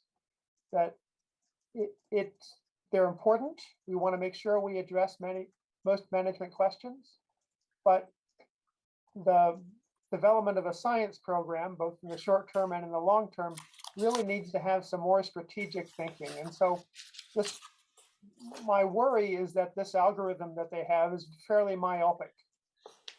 It looks at the short term, and in a year or two or 5 years or halfway or all the way through this 4-year period, many of these questions might seem to be passé. And so I think it behooves such a large science program as we have for the Delta to have a more coherent way of looking forward on the long-term guidance for the science programs in the state, and how to organize those in the short term. So Jay, I really appreciate those comments, and I think you will find that some of your excellent suggestions were included in the future direction section.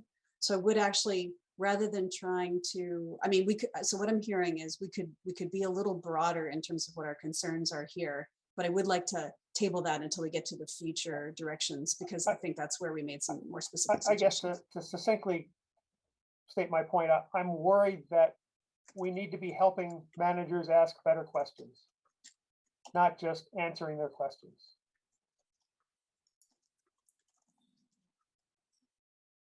Steve. Yeah, I had very similar thoughts and concerns about this. And, if this were, and maybe it relates to who the audience are, again, back to the purpose, but if you read the purpose at the very beginning, the first sentence, it talks about it's to align science actions to inform management decision, identify major gaps in knowledge and promote collaborative science. The way the report is written, it is the science to inform management as management have defined their questions. There's not there's other science that might be equally as important, or as Jay says, the way Jay says is the science to inform management on what they really ought to be thinking about. And I'm not sure that component of that is in this document, which is perfectly fine. If it's a science action agenda based on management stated current management priorities over the next 4 years, that's a perfectly valid thing to do. But in terms of the broader scope of the implied intent, I'm not sure it's there. So maybe restating what the real purpose of this is in that way might help it in the introduction, helps it flow the way it's actually written. Thank you for that. I would just like to add at this point that, I don't think we want to imply that what managers are concerned about is unimportant. So let's just be clear. That's not what we're saying. And Yeah. that's So not just what I say. Yeah, no, I at know all. that's not what you're saying. I just feel like some people listening might interpret things that way. So let's just be clear. That's not what we meant. It's just not the only important It's thing. not the only important thing, exactly. So, so yes, I think we can restate this in a way that we want to make sure there's an element that lets scientists maybe co-develop some of these questions with managers and make sure it's not only responsive, but also an interactive conversation, perhaps. And I would suspect that was probably the intent, but let's just say that so we're sure. Other comments? Bob. Lisa, first of all, I apologize. I have not had time to read the document that the committee has prepared, and I hope to do so this weekend. Be able to supply you with, some perhaps more comments, here in the next few days. But I was wondering about, the major concerns here. Are they?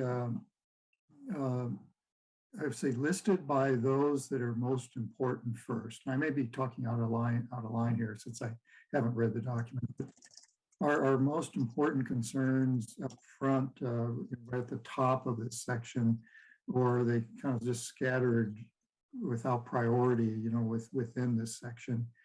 And the reason I ask is I think there are really two major flaws to the SAA. One is that they did not articulate a vision of what they want to achieve. Without that vision, I don't know how their science action agenda really addresses anything if they are unable to tell us about where they want to go with what they're proposing. And the second major flaw in the original document was, in my mind, is that there were no guiding principles for which, to judge whether or not what they're proposing, is appropriate for the longer term. And it doesn't seem that the program has any guiding principles from what I've read so far. So anyway, so I don't see those up front. They may be elsewhere in the document, but without some sort of articulating a vision and having some guiding principles, it's going to have major flaws throughout. So just want to say that now up front. Maybe you've addressed it already, and it's just later. And what we're going. Well, no, well, first of all, I don't claim that these are in order of importance. They're probably in order of popularity. Like if something was mentioned a lot, it was higher in the list. But let's delve in a little bit here. So I didn't use the word vision. I used the word goals and applications as a substitute. Because that was sort of more common language that people used than vision. Vision to me was just a little vague, so we were trying to put some meat on that idea. You need to know why you're doing this and for whom, right? So if you have some specific wording you'd like to offer, you don't think this statement here represents your concept of you need a vision? In terms of a comprehensive vision, no, I never got the sense that they provided us a comprehensive vision of what they would like to achieve longer term, or even within the next 4 years. But I would like to see more of a longer term vision of what how they see the Delta and how it evolving over the next decade or so. And anyway, without that, I guess I find it frustrating when I read these project proposals and so on that have goals and objectives and so forth that state things in a lot of in very general ways without smart objectives or quantitative objectives that give these very broad and almost unattainable goals and then never really link them to a common purpose of what the community, what kind of communities or ecosystems attributes we'd like to see. Okay, great. I think we can definitely amend this text to be more representative of some of those comments. About your comment about no guiding principles for judging, I think you'll see there's some other comments in here that are probably along those lines. But one of my questions to you is, in one of the appendices, they did have a list of criteria they used to choose the management objectives. Did that align at all with your idea of guiding principles? I read this so many weeks ago. I don't recall exactly, but I did read the entire document, and it must not have resonated with guiding principles for me, but I'll go back and look at that here in the next couple of days and try to get back to you as quick as I can. Yeah, I mean, I think that's probably only a subset of what you mean, if I'm hearing you correctly. So, but I do think some of what you mean is probably in this text and maybe not as articulated as well as it could be. So let's also wait till we get a little farther in, and maybe we can come back to you toward the end and see if you see more comments in here that are more like what you're getting at. Virginia. That's fair. That's good. That's fair. Okay. Lisa, I'd like to make a comment. My impression is that this is really part of a whole bunch of other documents, and it has to be looked at in that context. And for example, a lot of the answers to what Bob is looking for are probably in the Delta plan. I don't have a firm enough grasp of all these documents that I can link them together in my mind very well.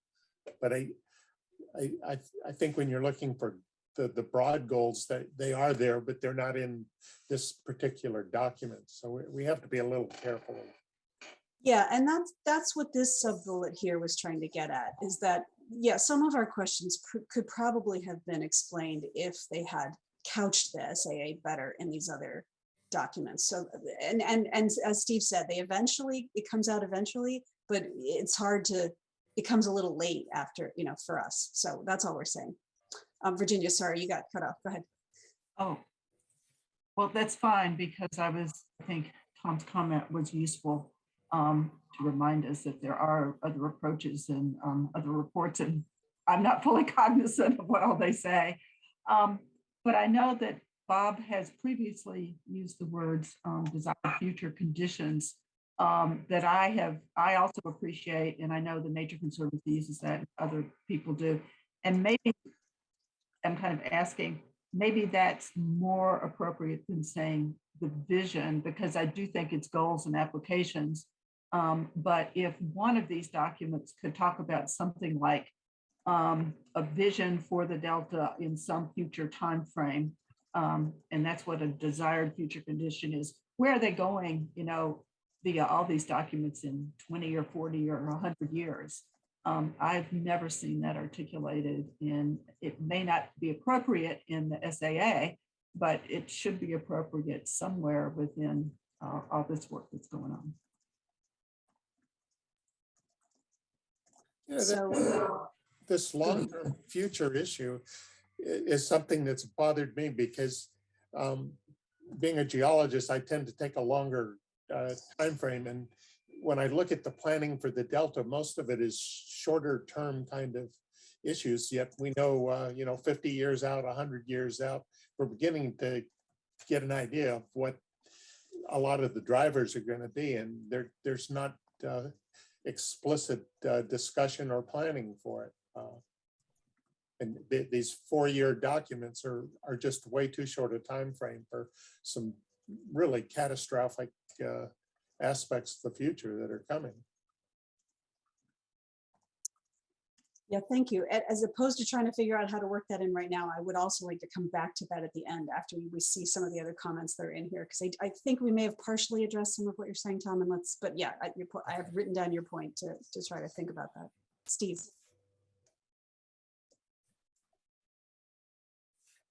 You're muted, Steve. Thanks. I do agree with both Bob and Tom on this, and that the science strategy is unclear. Now, the way the science strategy is expressed is in a tripartite diagram of the science action agenda, the Delta science plan, and the Bay Delta science papers. And I think that I understand there's 3 major things going on here, but how they are connected, other than by arrows in that diagram, is pretty unclear. And I think that when I look at the science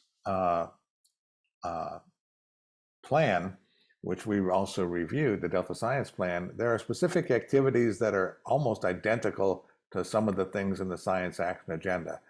And it's hard to see how one feeds directly into another, and I think at least my simple way of thinking of it is you have a science you have a Delta plan that tells you what the important things are. You have a science plan that tells you what the important science strategic goals are. And then you have more of an implementation thing, which is what are we going to do in the next 3 or 4 years to get there? And that's sort of the way, at least mentally, I'm thinking of the science action agenda. That's not the way it's written, because those things are far more than 3 or 4 years in order to achieve a higher objective. They're Okay, Steve, so I'm thinking we'd have kind of a vague sentence here about, you need to explain this better. I propose to address your comment by saying, it needs to be clear where the long-term strategy is laid out versus short-term responsive science. Is that a kind of adequate? combined with the stuff that both Bob and Tom said as well. Well, I mean, yeah, so the strategy is implied that it's more long-term, looking at drivers, looking at, setting goals for the future. So I'm writing this down, versus responsive science needs. Okay. Maybe even, yeah, and I think we previously had during the last conversation this idea that should the SAA be truly short-term and the Delta plan lay out the long-term needs, and they would both inform science. So that's one strategy, but again, it's not for us to say exactly how it should be done, but to tell them that we would like to see them explain that better. So, okay. Lisa, this might be a good time to raise another concern I had. In this plan is not very flexible. And one aspect of the future is there's going to be bad things that happen, and they're going to range in degree. Some of them are going to be big droughts like we're seeing right now. There's earthquake potentials. There's once the conveyance structure is built, what happens if it has a collapse and is inoperable for a while? And I think part of planning long-term is actually having flexibility as well to change in the short term when you are confronted by these things. And rather than treat it as a separate thing, maybe when you talk about the future, you could include that aspect. Okay, so I propose adding something that mentions the need for, taking in new information and, or flexibility. Information to provide flexibility. It's just like when you rate one of those scope of works and you say other duties as assigned or something like that. Right? You need the other duties. Yeah. Okay. So taking new information to provide, just sort of have a process, maybe have a process for future scanning or for identifying new needs. I mean, I think they would probably say that, doing it every 4 years is probably enough. And they would of course respond to any catastrophes, but it probably feeds into the whole idea of where's your strategy, where are you really developing your strategy versus some, this laundry list of things, right? Is that? Yeah.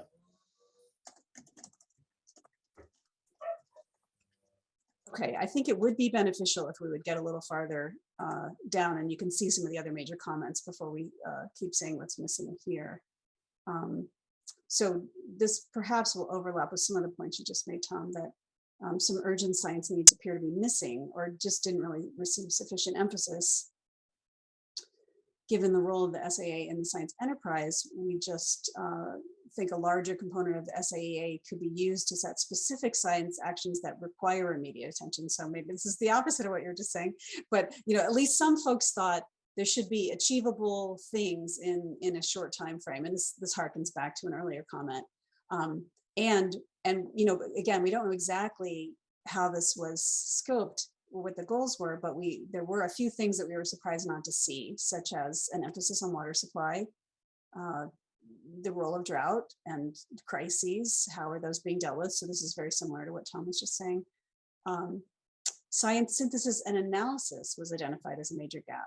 So there's a lot of collecting new information, but how are we making sense of the data we already have? We just heard this great talk about the performance indicators, and I have a lot of questions about who's using that. Is that informing new science questions? That's just one thing. But I think the point of this comment really is more about, are you setting aside some budget for people to just look at the science we have to synthesize and analyze. So I think that's the main point of that comment. Probably related, someone talked about integrative modeling needing more emphasis. So you can't always understand everything you observe without models, because you have changing baselines, you have climate change, changing the signal while you're trying to see another signal.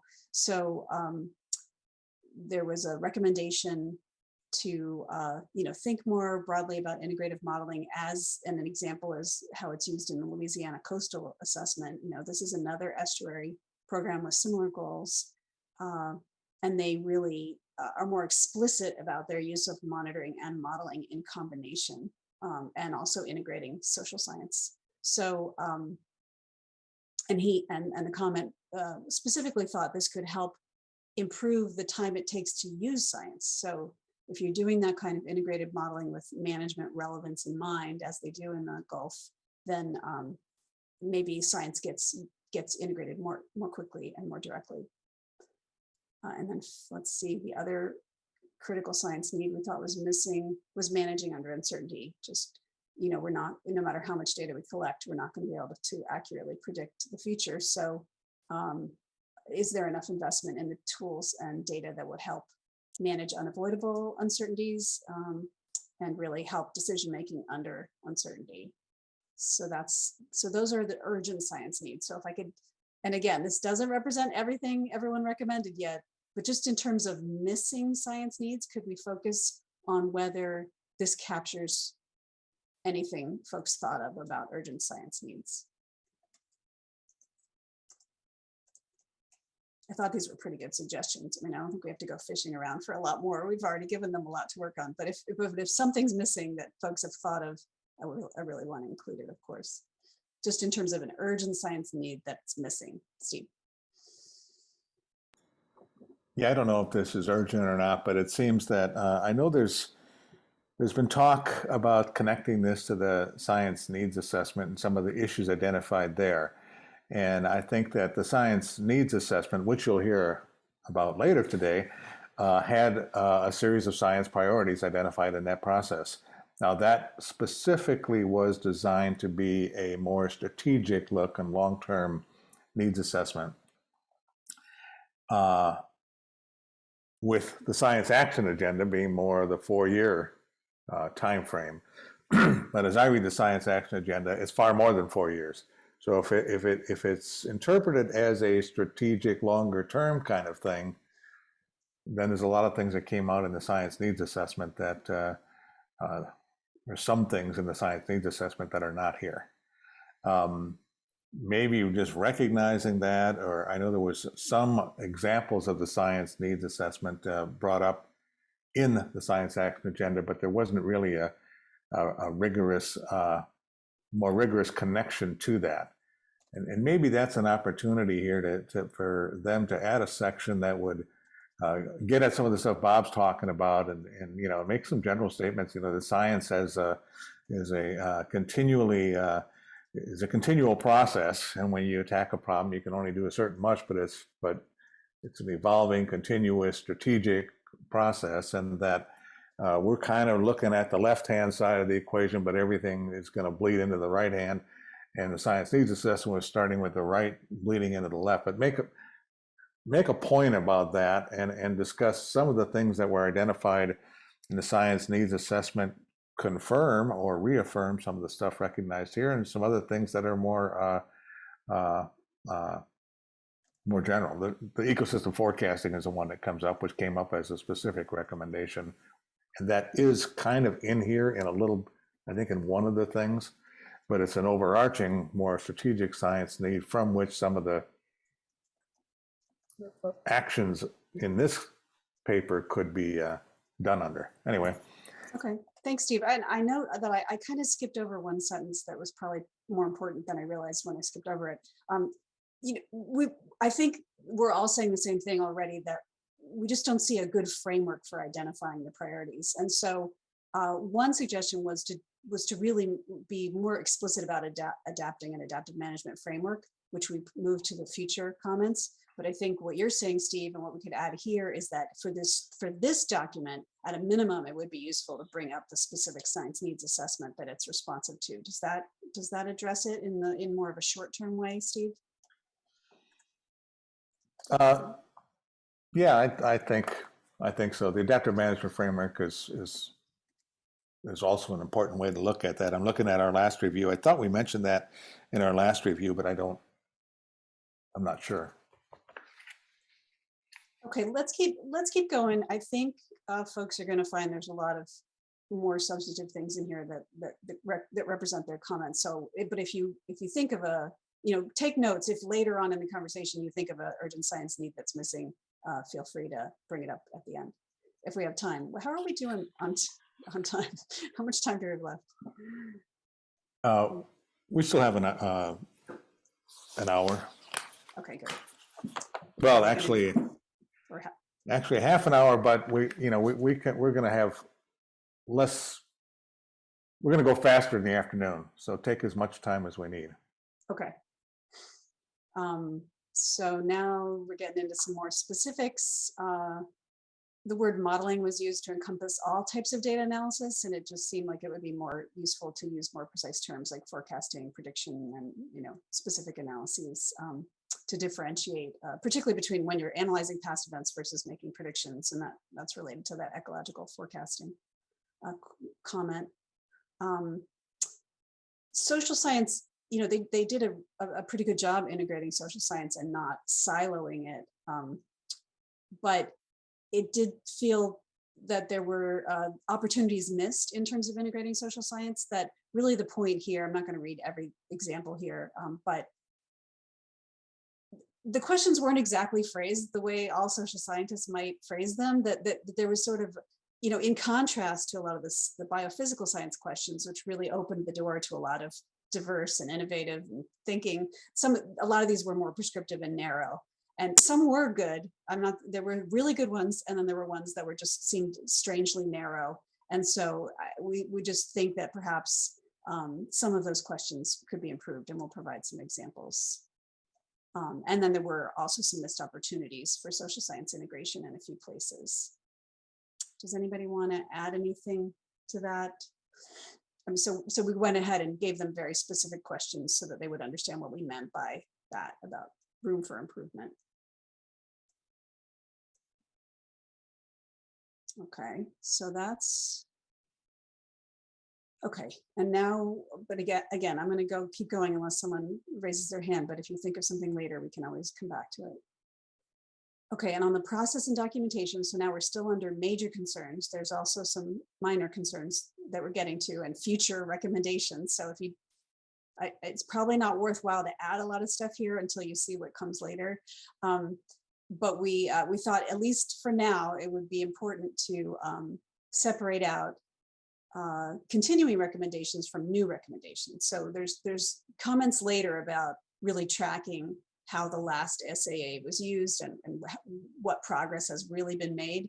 But all that got left up here, and you can also make the comment to elevate later comments here, but all that got left here was that we should really be clear about what's a continuing recommendation and what's a new recommendation. And then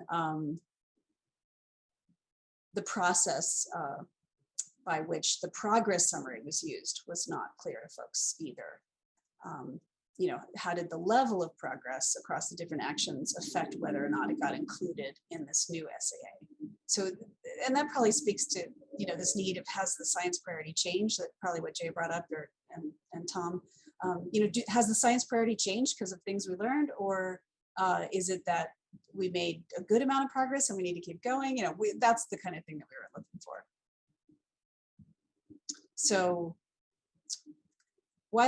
for now, I recommend, why don't you just say if you agree or disagree, if anyone disagrees with these, let us know, but let's not add anything here because there really is quite a lot more process stuff coming.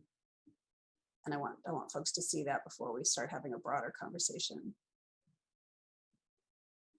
Any disagreement? I'm not seeing any. Okay, So now we're into some of the minor things that got classified as minor concerns, which I reiterate, if you want to elevate these back to major concerns, that's certainly a valid point. It's a bit of a gray area, what to call major, minor, and what should be retained for future recommendations. So comments we got, reasons for the low survey response rate should be investigated. So it really speaks to how representative is this list of science needs. Not all agency representatives participated in some of the meetings. There were relatively low response rates to some surveys. It's hard to get people to respond to surveys, so low is a matter of perspective, but we couldn't get a really good sense of how representative these questions were, or whether there were gaps in input. We didn't think that the work that was proposed on disadvantaged communities that was fine, actually. It's just we thought the same kind of work that was being done on disadvantaged communities should be done in all communities. That there's just didn't seem to be a good understanding about how some of the policies and management would affect any size business or different communities, and so we thought those questions should be broadened. We wondered whether some of the questions needed to be refined in order to really generate the information that would be most useful for management. And again, probably if there was a more structured adaptive management framework being used to propose these, this would be clearer. But sometimes the questions were very specific. And the question is, were they really going to give managers news they could use, or were they just going to describe the problem? So that's really the gist of these examples. And then there were some questions that were just really broad science questions that didn't really seem to fit with this idea that they had direct management influence, unless they were purposely broad because there were so many management questions. But those sorts of things were a little inconsistent. So minor concerns, these were, not major. Anyone have any disagreements with that?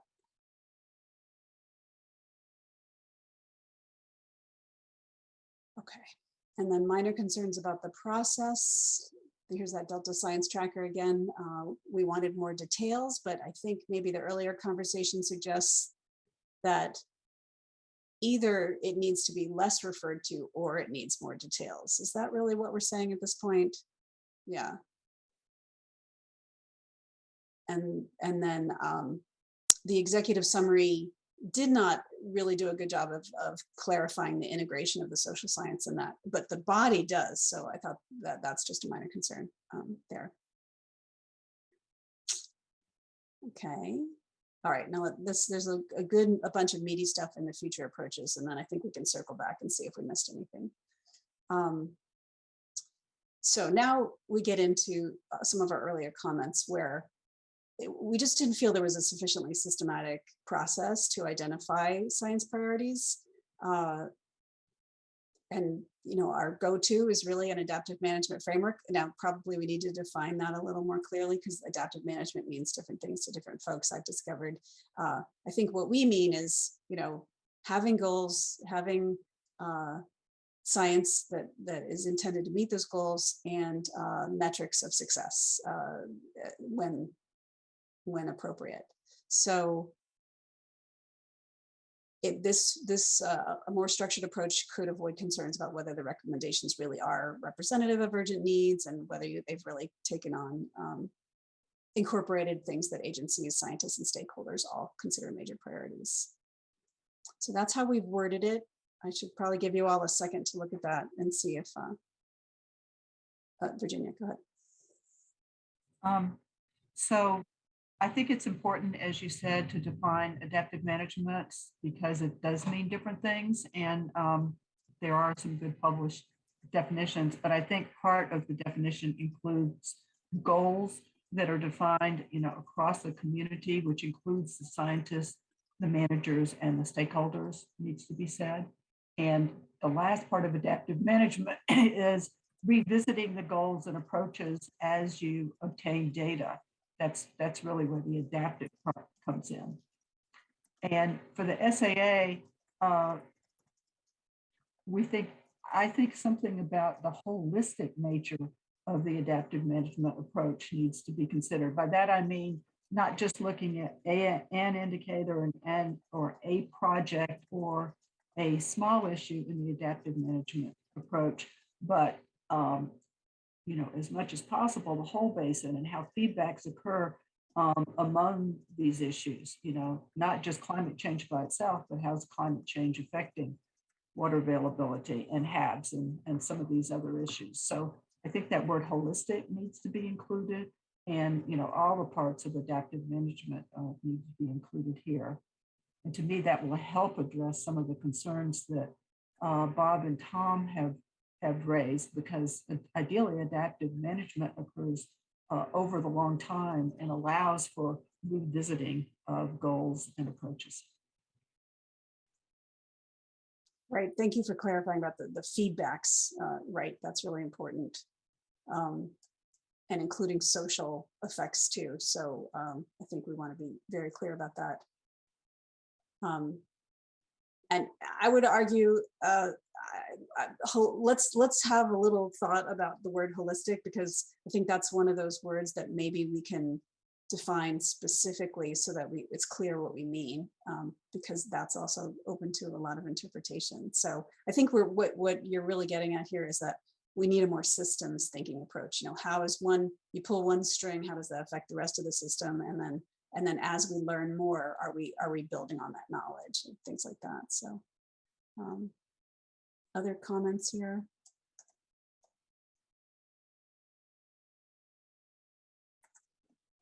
It would also I think probably another point is that it would also force priorities to become a little more clear. So, Bob.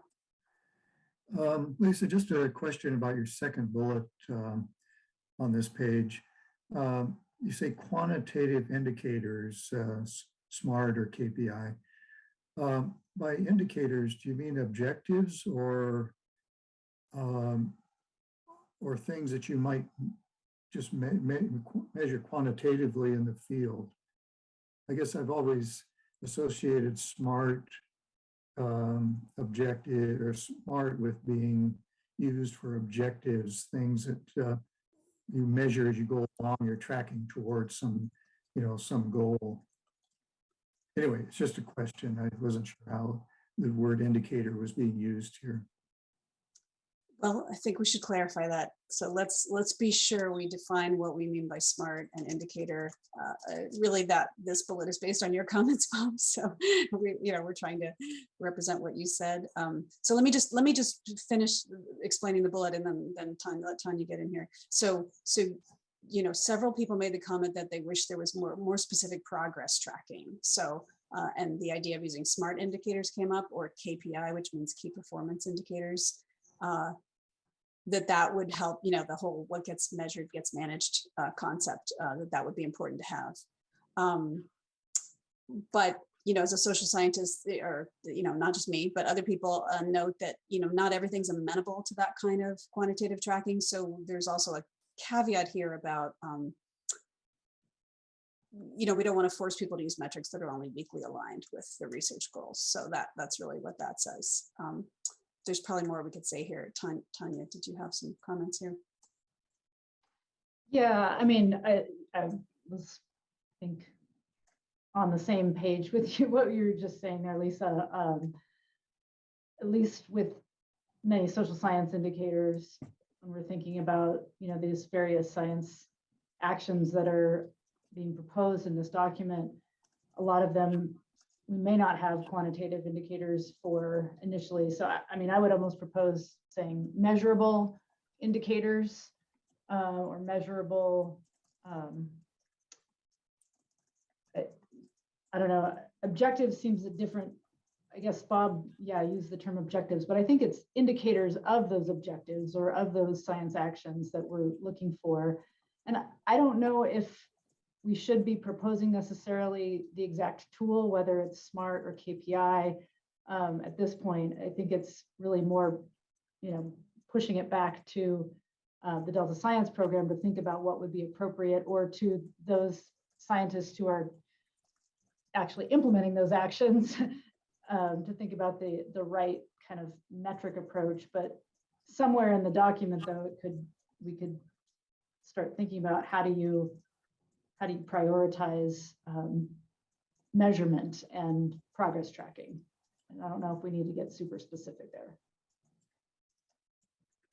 Yeah, perhaps this is, I guess, one of the uses of lexicon or confusion between the social and ecological sciences. But I guess in my world, I tend to use quantitative objectives, which are, can be measured through indicators or, can be measured quantitatively and they're time bound and so forth. But we use those as a way of tracking success. Do we actually meet our objectives? And we may use indicators, quantitative indicators, as part of that. But in my mind, they are somewhat separate. Anyway, I'm sorry to interrupt. I see there's other hands up. So.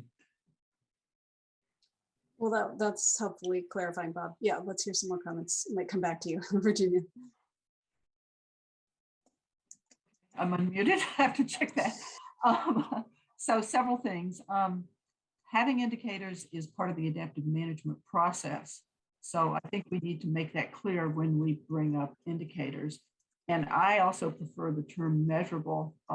I've worked on a project where we've looked at social, economic, and environmental measures, indicators, whichever we want to use, and had great success in pulling those together, getting the different communities. And by that I mean the scientists, the managers, and various stakeholders to agree on appropriate metrics is part of the adaptive management process as I have used it, and learning which metrics are better over time is also part of that process. So this could almost be a sub-bullet or related bullet under the prior comment. I guess I'll stop there for now. Thanks, Virginia. That's helpful. Steve. Yeah, I don't know if this is the right time to bring this up, but I think, one of the questions that we had in our discussion is who is the real audience for this report? If this is the Delta Science Program's priority setting mechanism to set how they fund research, which is one of the performance measures they've used, is how many grants were funded largely by the science program on this. That's terrific. And I think that the performance measures are pretty simple on that, is that they said, here's our priorities, and then they fund things that they, only those things that are listed in those priorities. So they're 100% success rate, if that is their audience. If the audience is the broader scientific community, and they're trying to set priorities for basically all of science in the Delta, then it's a whole different thing. And from one perspective, I know that we in our reviews take that perspective. We are setting priorities we think should be for the Delta science as a whole. Some of our priorities and recommendations that we've set our priorities, in fact, many of them are not in here. And there's no formal mechanism for them to get in here because of the process that was done. And I don't know how, in terms of measuring success, it's tricky with scientific research. You're talking about broad scientific questions, and how do you measure success?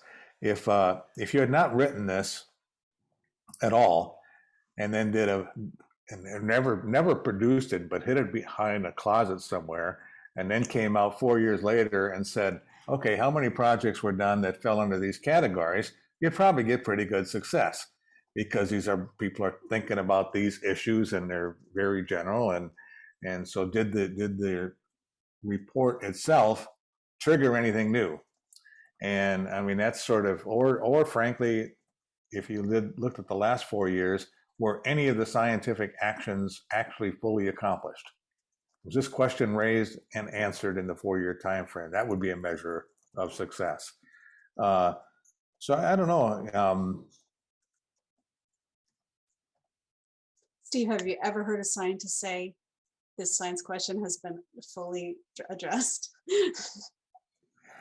Well, it depends how I think most grants, when you write your final report, you kind of suggest you've completed something, but or at least a product, you got a product out of it. But of course, then it's always the excuse for writing another proposal because you didn't finish it all. But but your bigger, I'm sorry, I'm teasing you, but your bigger point is the report really driving science investments, or is it just off to the side while people are making their own priorities? And I do think we have that covered under the goals and objectives to some extent, but I think adding in these specific questions, or at least definitely the one, did the report trigger anything new? Like we don't have a true counterfactual because you can't hide the report away, but it is an interesting question I think we should bring up.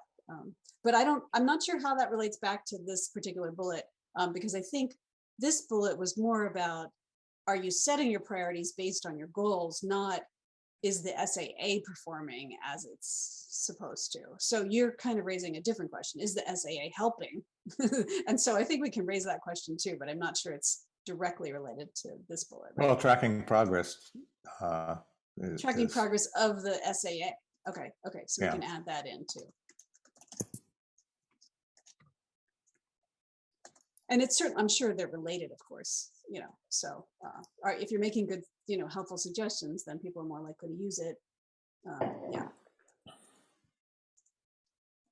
Okay, Normally we track progress by how many papers were published on a particular question or a grant or something like that. We track it from a scientific perspective. So, and I don't, this is a science action agenda. Should they be tracking science or should they be tracking management reactions?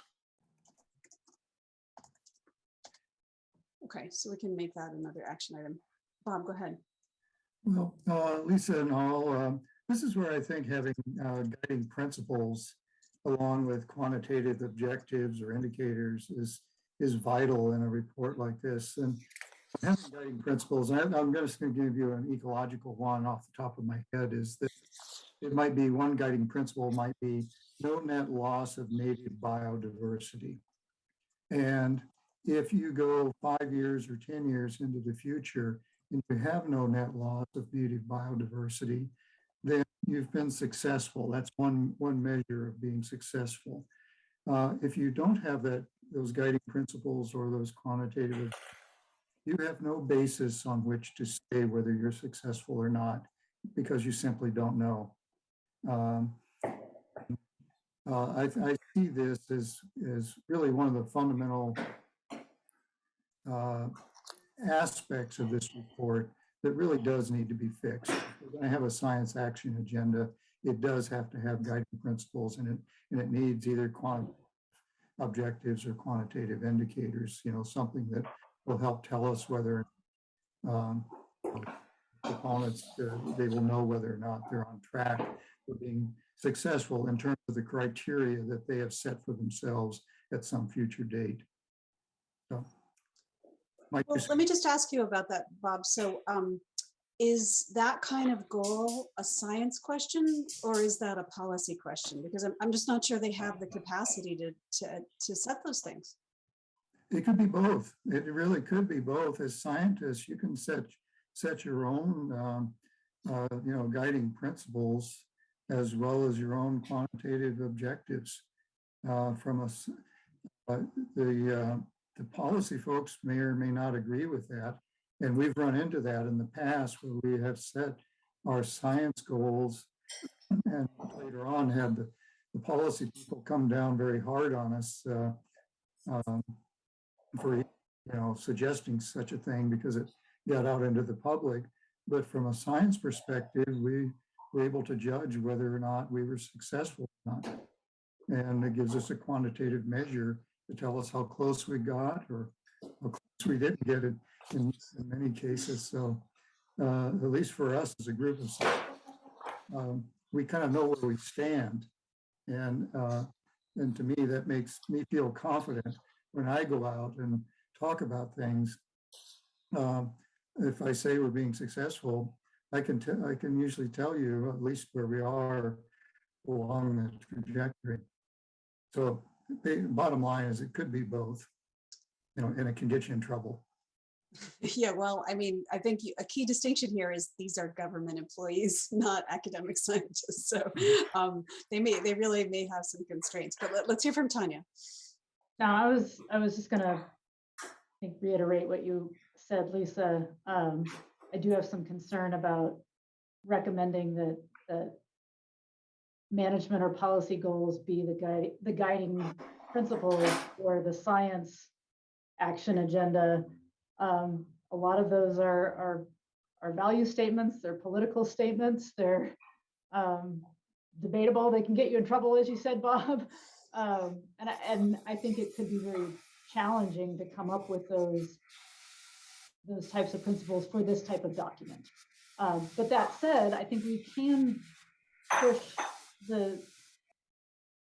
this type of document to really articulate how does it relate to what has already been decided as the policy and management goals for the Delta, through the Delta plan, through these other documents where those types of values have been articulated and agreed upon. And so how can these science actions connect to, what the broader Delta community has decided is, some of these broader goals. So I don't know. I mean, you might be speaking, Bob, more at a more micro level in terms of the quantitative indicators and such, but yeah, it can get messy and challenging, I guess.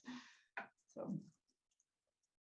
Well, and Deirdre gave us a very explicit example of that during her comments about they did try to set some objectives that were no net loss, and they were challenged in court and eventually removed. So I think that just really speaks to exactly how hard it is for them to be proactive. Also, Tanya's going to correct me here. No, I agree. I think it also raises some questions though about, to Jay's point, if you really want to push science to inform better management questions or not to be always driven by kind of the management or policy goals at hand. I mean, you need both, obviously, but we don't want to be constrained in the science to just answering some specific management question. But and also, if I could say one more thing about that too, is that even if the policymakers down the road disagree with the principles we've set, or what we say might be the quantitative goals and so forth, the one thing I've noticed over the years is it sets up a public debate, and sometimes it's a pretty big and interesting debate among the tribes, the public, the other stakeholders, the policymakers, and so forth. And it brings to light in a lot of people's conversation about something that they normally would not discuss. And I think out of those debates, we come away with a much better understanding of the viewpoints of the various stakeholders and decision makers. It helps move us towards something that's generally positive. In almost every case I can think of, it's come out to be a lot more positive. And we're able to move on from that. And so, I don't mind that, we set our quantitative goals or our measure of success or whatever you want to call it. And, and then have a policymaker come back and say, well, that's not realistic, so we're not going to do it. But it gets it on the table, and we begin to have discussions about it. And then we find that actually over a period of several years, that everyone kind of comes around to, we move forward. I guess that's what I want to say, both on the policy side as well as on the science side. We all benefit greatly from it. So I've never had a real negative in that sense. Well, I think we have agreed. Oh, sorry, go ahead, Jay. You go ahead. It improves the questions over time. Yeah, and I do think there are some elements in that, not being a social scientist, you might not have recognized that there was an impetus to have some of those discussions in here, but I see that in the SAA, that they want to understand the stakeholder perspectives. And so that would inevitably lead to these kinds of conversations. But I think where we do have agreement here is that it would be nice to see this linked to any existing goals. There already are some policies and goals that are like you described, Bob. Where is the connection to those?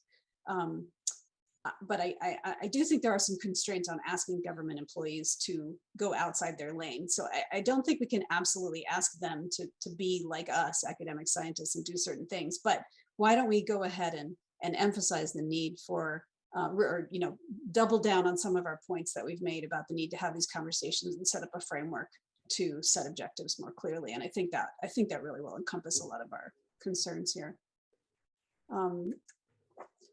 To that end, and this is, I think this is not unrelated, this next bullet is engaging more social scientists as reviewers on final drafts would likely improve the framing of social science questions and including, this broad stakeholder engagement issue. We can certainly add that. Let's see. I don't know if it, I don't know how widespread this feeling was, but there was this. We got several comments about the climate change section was siloed in a sense of, even though there were climate change elements integrated across the studies, there also was this separate category, which some felt sent the wrong message that climate change could be siloed, that it was its own thing when really it should permeate everything. And so that's what that comment's about. And similarly, probably related, is that you could be using external partnerships. So there's already a lot of people, for example, studying climate change. Are they replicating that? Are they using external partners to give them projections that they then can integrate across the board? Those sorts of things were not really clear. And it'd be nice to see a more clear emphasis on how to use the broader science enterprise, especially in terms of using the best available science. Okay, so, all right, let's go ahead and get through the process. There aren't too many more comments, and then we can look for gaps. In terms of the process, so the process as it was clearly explained, but this gets to a point Steve raised earlier. The measurement of progress was subjective. They could be more rigorous in their statement of how they're benchmarking science progress. Although that also sounds difficult. So Steve already made this point about the funding, Steve covered this point. So here's where we covered that point, Steve, about, using the criterion of what got funded is not a true benchmark because you've required all funding to use the SAA. So there's a bit of a circular argument there. So there was a call for better benchmarking of progress.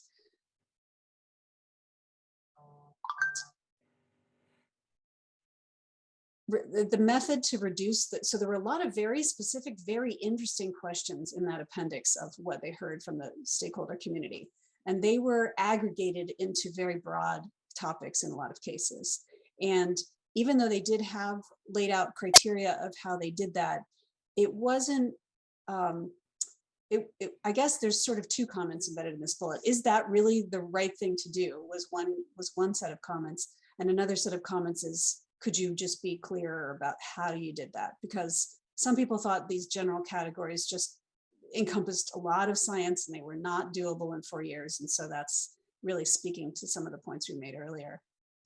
And this bullet seems related too. The document could be structured to make the science suggestions more actionable. So if there were something more specific about, this action agenda requires these steps, this is who's responsible, this is who you should engage, that it would then be more clear, or at least some suggestions, if not shoulds, but then it would be more clear about, this is what progress looks like. And that, so I guess there was just really a hunger for just some more meat on some of these suggestions of, how are you really going to get this done? Is this a real suggestion of an urgent need? And then, we do have a few more. Okay, let me just get through them all and then I'll take comments. There were some concerns about the process, the co-production process.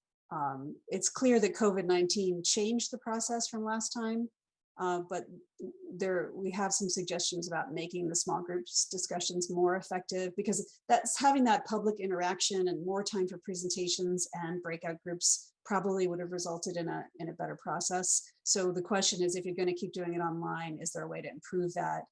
And then here again, maybe engaging people more from an adaptive management framework, including one that applies something like a modified Delphi technique, where you provide time for people to think deeply about issues, as well as time for group discussion to refine ideas, because that seemed to be missing. Similar, the co-production process emphasized a highly inductive approach to developing management needs, but it could be balanced by adding deductive guidance from the plan and subject matter experts and all the broader science enterprise. So a lot of these comments are really kind of saying the same thing different ways. And another comment would be to have a post-mortem on the process. What do the people who ran the process think could be improved, and make sure that gets incorporated next time. Okay, so that covered a lot of stuff. Let's go back up. All of this is under process. So another comment you could make is, maybe that doesn't belong in process, maybe that belongs in science, but it was a little hard sometimes to decide. Jay, I saw you kind of look like you wanted to say something back when we talked about putting more meat into the action plans. Did you want to say something there? Oh, well, I think this is covered later on in the document very nicely, that it would be nice, because each of the actions was nice, but it wasn't really very detailed or substantive. Given that this science enterprise is very decentralized over lots of agencies, it would be very nice to use this science action agenda almost like a contract on science among the different agencies, where they would agree that, oh, for each item in the science action agenda, we're going to commit to doing this and paying for it, and to have some meat on the bones, and so you'd realize there was some substance beyond the topic. Thank you, Jay. Steve, you want to add to that? Yeah, the example I keep coming to is on figure 2 in the report, which it lays out what a management need is, what management questions are, and what the science actions are in that regard. That's the way I think of this report. The science actions are specific questions that are doable. And and management needs go a little bit broader than that, and management questions somewhere in between. So I think that is well laid out. But when I look at the actual report, the science actions are not science actions. They're very, very broad science topics.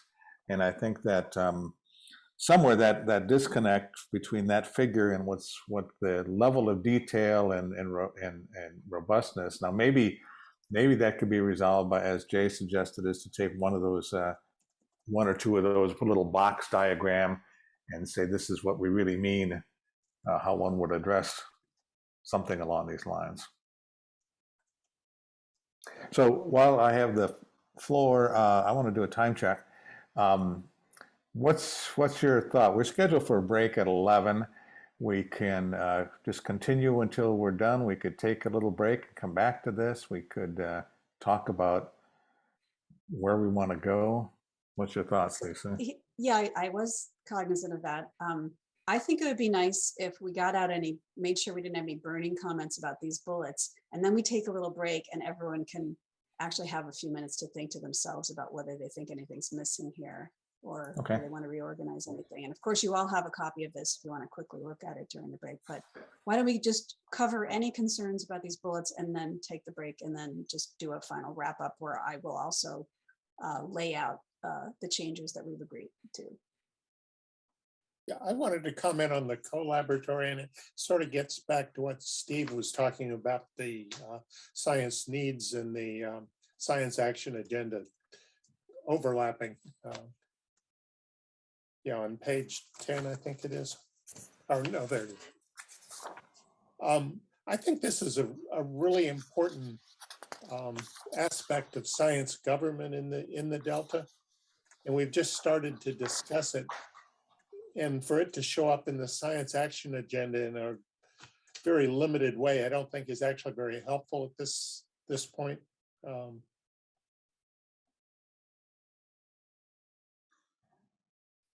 Yeah, so that's a similar comment to our science tracker in that they're sort of throwing stuff around and is it real? Yeah, Jay. Yeah, I was happy to see it mentioned in there because it's a little bit more visionary than most of what we see. Yeah. In a good way. But I would like to see some, okay, you mentioned it, what do you want to do about it in the next 3 or 4 years, whatever? Yeah. Well, that's the alternative to what I say, actually address it as a way of getting this discussion further down the road. Yeah. Yeah, I think it is responsive to the idea that there needs to be some more thoughtful deliberation. Like, so that's essentially what we're saying. And they said, yeah, we want to use the collaboratory to do that. But I guess what we're saying is if you're going to use that as your process, we would want to see more detail. So they should have sufficient detail to really motivate action. If you want to use a collaboratory, you're going to have to build it first. Exactly. Yeah, and I think I may have added some caveat, having this idea has been bouncing around my institution too. So I do think there's this need to recognize that it may take a while to build, and so you need an interim process too. What's the interim process, which I think is in these comments, but I'll make sure that.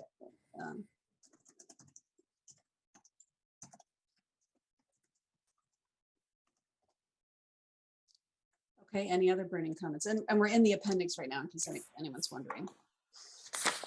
So these were comments if it was just only one person brought it up, or if it just had a lot of detail, it got put into the appendix. But this can also be, once we have the document more fleshed out, it may move into the main document. The other things in the appendix are, how does the focus on Indigenous peoples that's come out of an executive order from the White House, not just Indigenous peoples, but all disadvantaged communities, environmental justice principles, how is that being incorporated in local knowledge and things like that. Another bullet, we provided some more information about this modified Delphi process, just in terms of a motivating idea. Some details about, the photos and captions could have been used a little better, I think is the point of this one. And then I think this one echoes something that's in the main document, just some more detail about, what is this progress made from the past SAA, and just really how are we building on that, I think is an ongoing question we have. So, okay, so that's really all the content. Now you have all the content to respond to. Any other comments, Steve?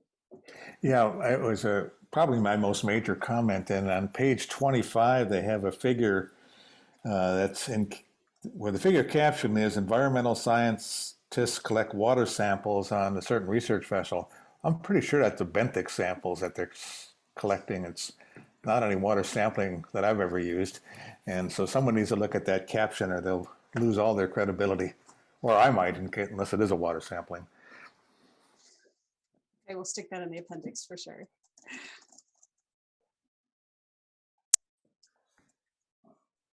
Yeah, and I also, to make clear, the process is that any really major changes should be brought up now. So it is kind of going to be a working break in that we need to have a public process for identifying any major additions. So I hope folks can feel comfortable. We can, of course, keep iterating around exactly explaining what we mean, and wordsmithing and all kinds of things like that can happen in the next week. But assuming we get the go ahead, we have to have a motion and discuss that. But well, at least I did want to re-emphasize that if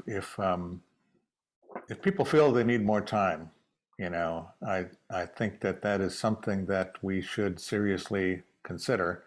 I know it'll complicate matters, but we're under no hardcore deadline, and I think we can ask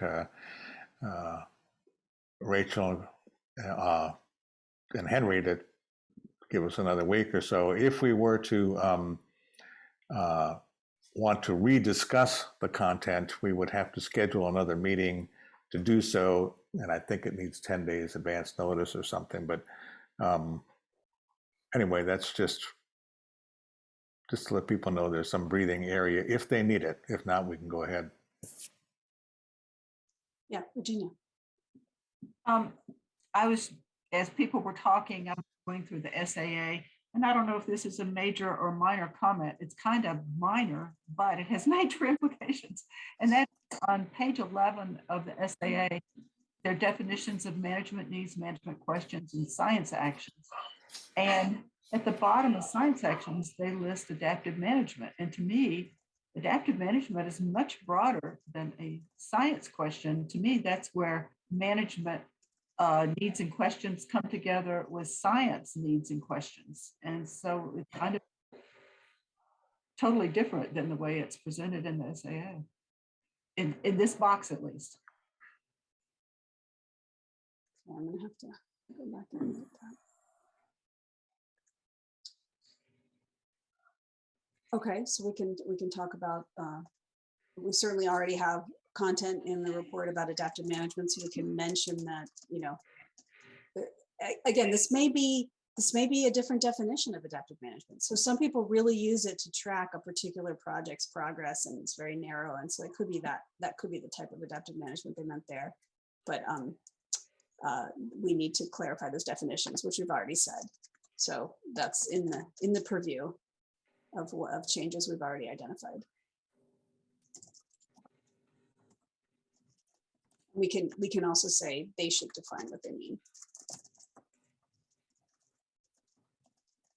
It's kind of a scoping question to adaptive management. Oh, Diane.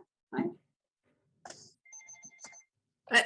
I think the comment about the environmental justice and indigenous communities, that's not a minor comment. I mean, if we're going to say that we have a concern about that, we shouldn't say it's a minor comment. You see what I'm saying? Because in the next current here and now, and then in moving forward in the next 4 years, that will continue. So I just a minor point. I really appreciate this discussion and a lot. I also really like the word holistic. I would just want to say that because people have a sense of what that means. Okay, thank you. Okay, just to be clear, this comment was really a question. So we did not say anything like you need to pay more attention to this. What we say so far is, are you going to respond to this EO? So that's why it got put into the appendix. So, but if you would like to make a suggested change that's a missing element, we can add that. But that's why it got put here, not because we view these topics as minor or unimportant, only that we didn't have a very specific recommendation. I understand what you're saying. I'm just saying there may be negative reaction to that designation in some way. Okay. Yeah, so just be aware of that as it's presented in terms of our response. Do you see what I'm saying? I do. So we will move that comment to the body, but I will also encourage people to think over the break if we have a more specific recommendation. Like, right, it was phrased as a question, not a recommendation. So okay, it would fit better in the body if we had a recommendation. Maybe we should say they should say how they will respond. Yeah.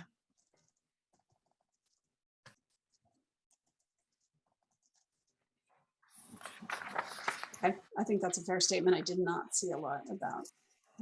There is a little bit about disadvantaged communities. I didn't see much about ILEC, I don't think. Virginia, did you still have a question, or is that an old hand? Oh, sorry, that's old. Okay, well, we're rounding up on 2:20. It would be a good time to take a little break. Steve, do you want to give us a deadline for coming back? Yeah, let's make it 15 minutes. We'll come back at 11:35. 35 after the hour, in case you're on a different time zone. Yeah. All right, great. We'll take a break, and we hope we can have we're going to need to have a decision after the break. So come prepared to make a decision. Thank you very much, Lisa.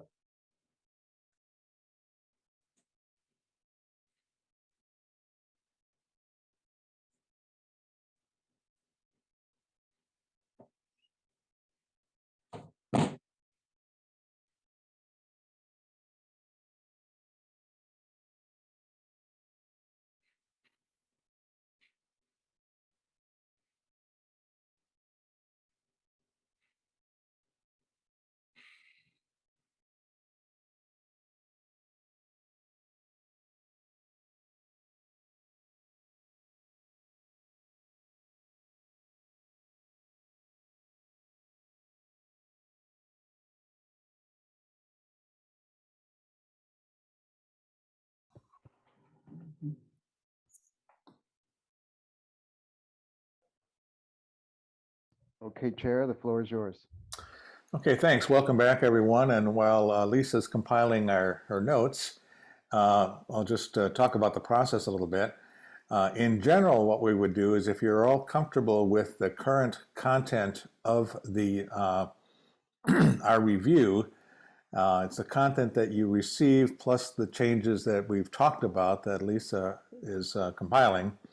Then we would, someone would put forward a specific motion to, in essence, to submit the review to the Delta Science Program after the lead authors have addressed the agreed upon comments after today's meeting, and finish up and formalize the letter on our letterhead. So you would, then that motion would be seconded, and then we'd have a vote on, basically the vote on the content of the letter as discussed. If we're prepared to go ahead and do that today. And then editing would come in afterwards. So folks have any comments about the process or thoughts about it?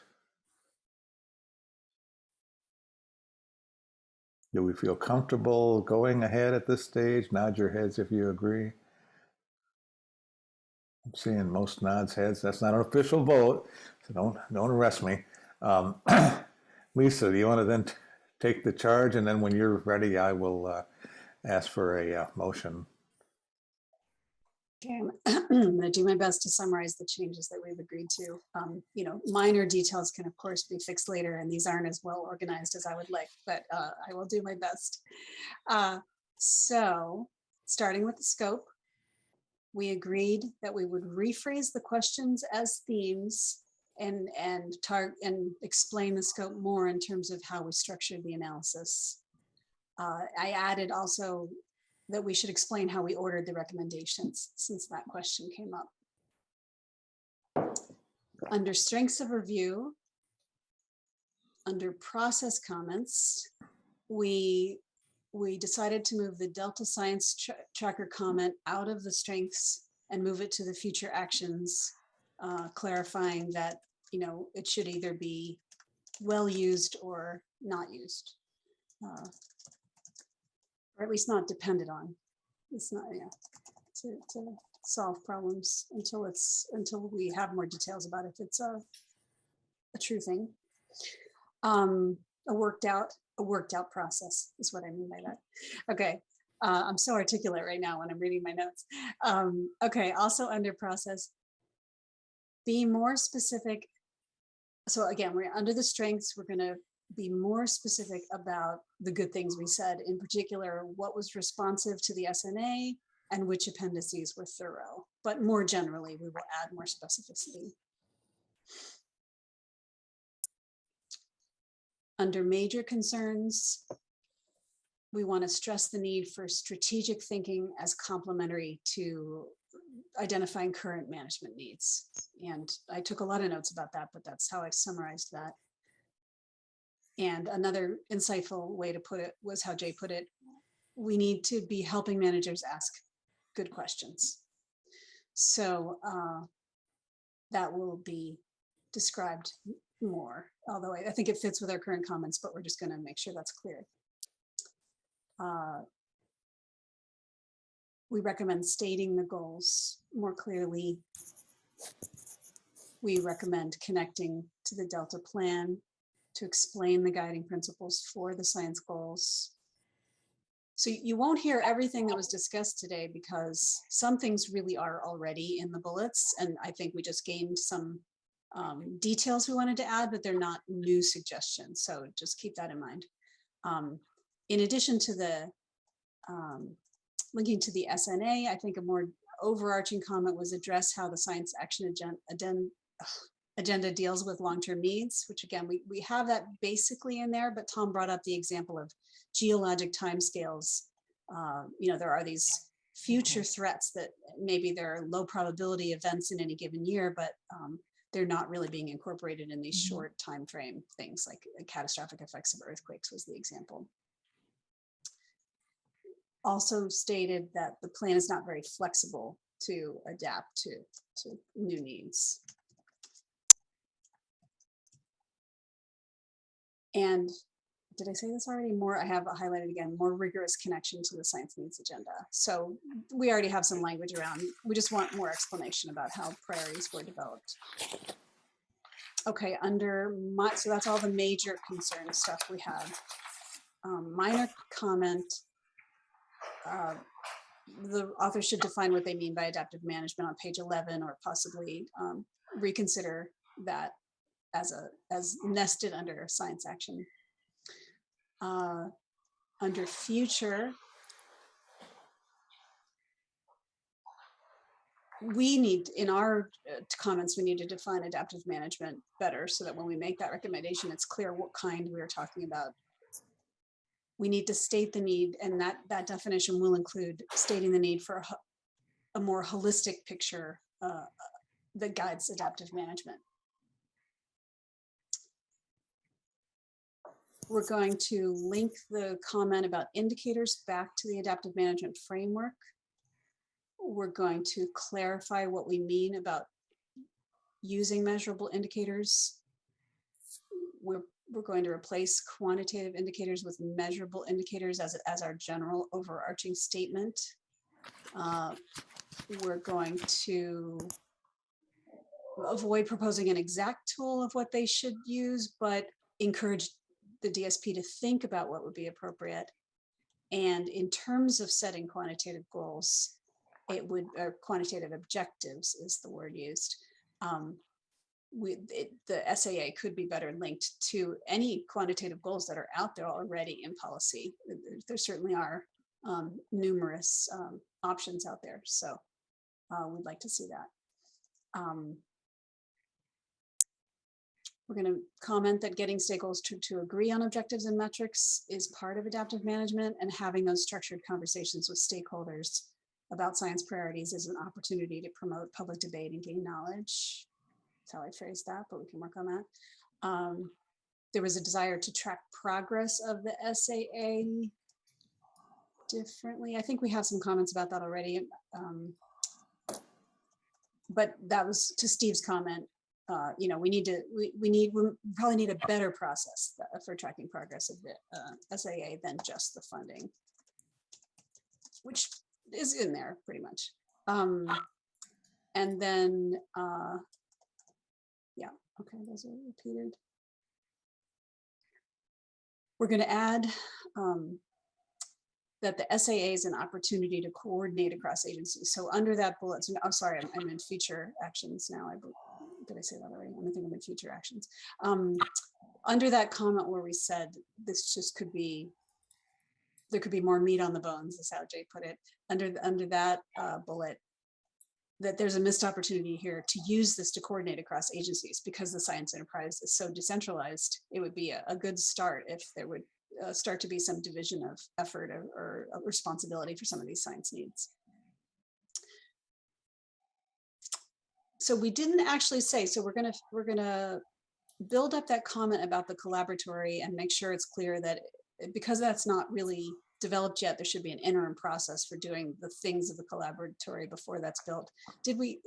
One question is, should we move that to the main body of the document? I feel like it's related enough to the science tracker comment that we could move it into the main document. So, okay, I see Jay nodding. And it's definitely not a minor comment. So we're going to move that into the, yeah, I think that was implied. We just didn't say it out loud.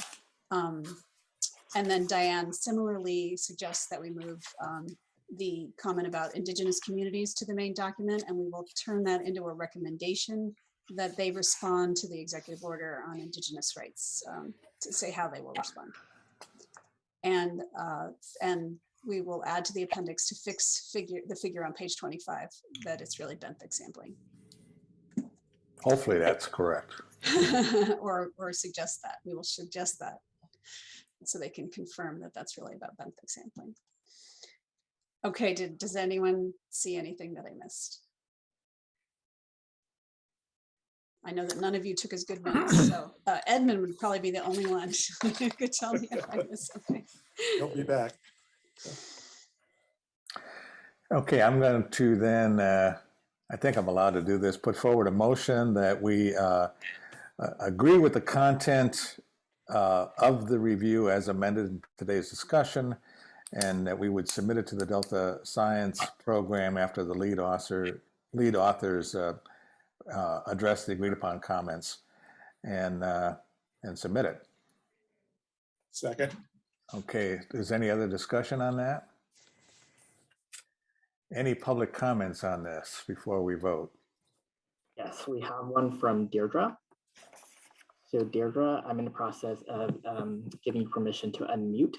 When you begin your public comment, please state your name and affiliation. Thank you. Thank you. Deirdre Desjardins, California Water Research.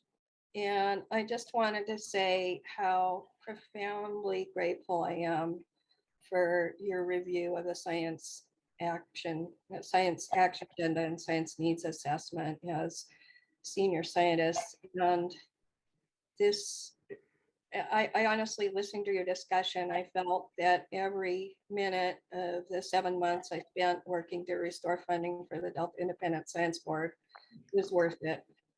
Because, you know, there's a lot of great early and mid-career scientists that are working at agencies, but there simply isn't an independent board with, there aren't scientists, very many scientists with your kind of expertise in estuary management. And it's absolutely an essential perspective. And Bob Nyman's comments were absolutely to the point. I did want to say, the issue of not having a focus is systemic, and it's also in the draft climate adaptation plan, and we raised comments there. And I looked at the United Nations has a Office of Disaster Risk Management has a climate adaptation framework which advocates for comprehensive risk management and a focus on protecting people and ecosystems, and integrating that with climate adaptation. And I've been advocating for both the Delta ADAPTS process and the Delta Stewardship Council and the Natural Resources Agency to look at this and start really thinking about their framework. And the Sendai framework has quantitative targets that they recommend for its number of people protected. So the other thing I wanted to say in terms of looking at catastrophic risks, it's not just drought and earthquakes. Flood is a major risk.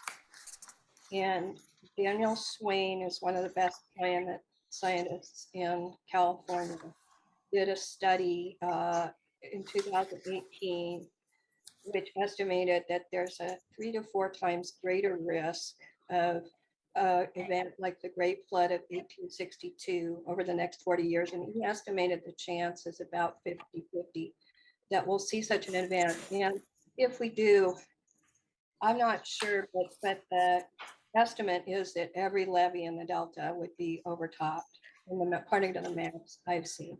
Swain is trying to get funding for another study, but you know, it's so stunning to me how this risk isn't being talked about, and the state's talking about investing billions of dollars in restoration projects and subsidence reversal and yada yada, and we're not looking at all of us might be flooded.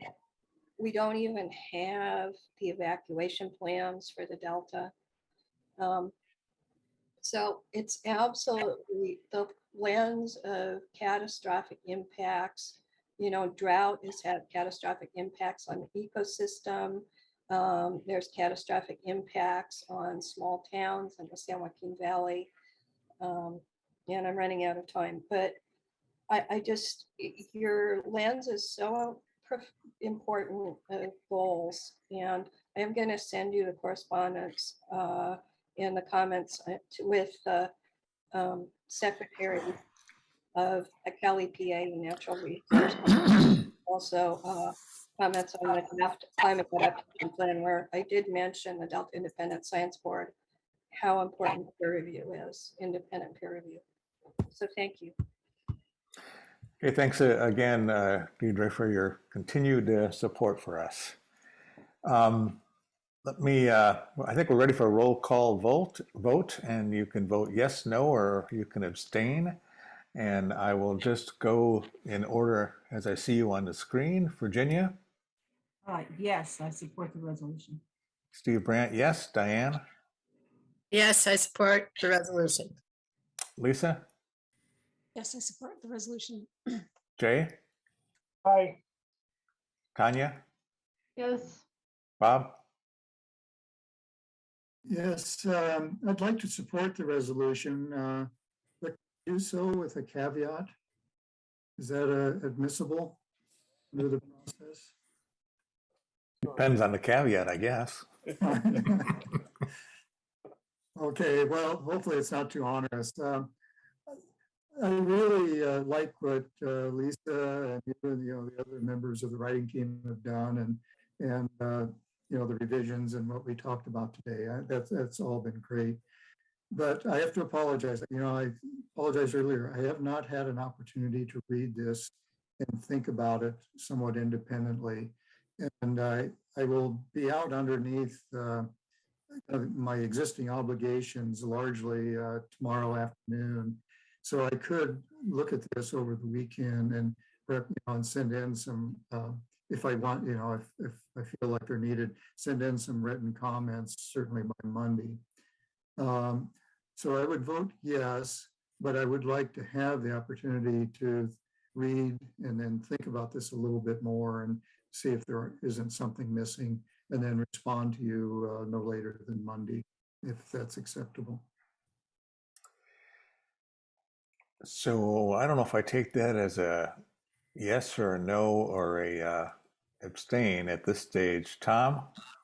Aye. Okay, so we have 8 or 7, we have a majority, 7 out of 8 full supported yes.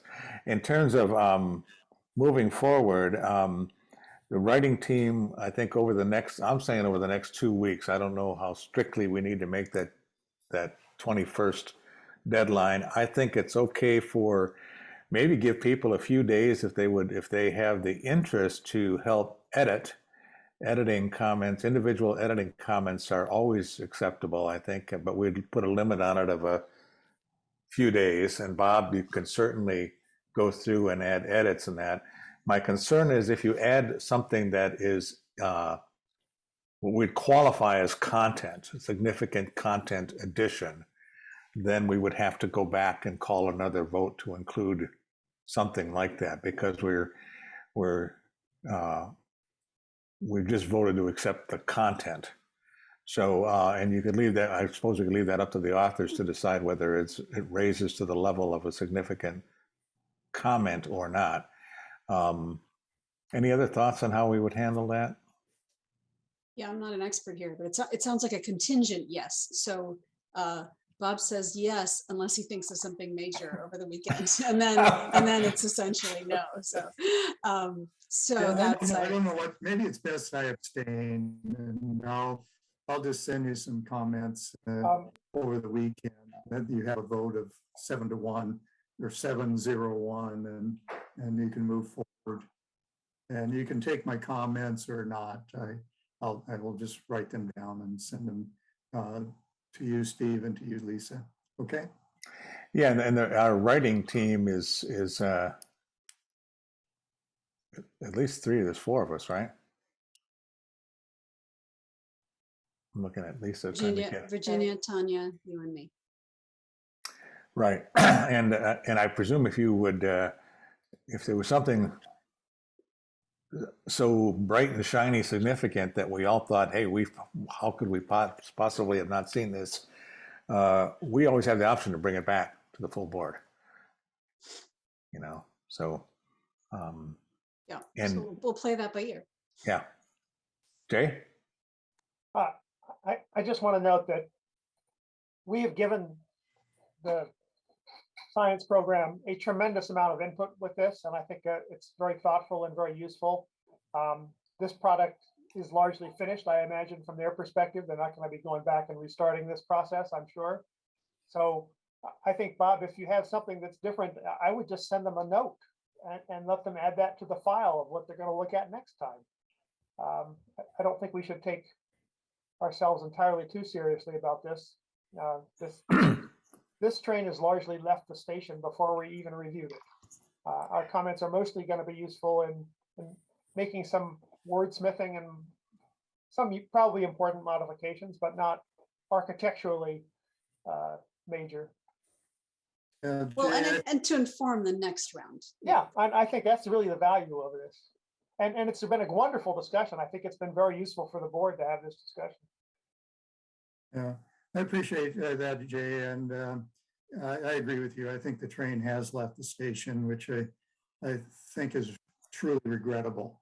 This is not a document that, you know, that I would think that the council would be proud of going out, but it's just missing too many things. But you're right, it's already left the station and there's probably not a lot we can do about it. All we can do is kind of set up the situation for the next iteration, so.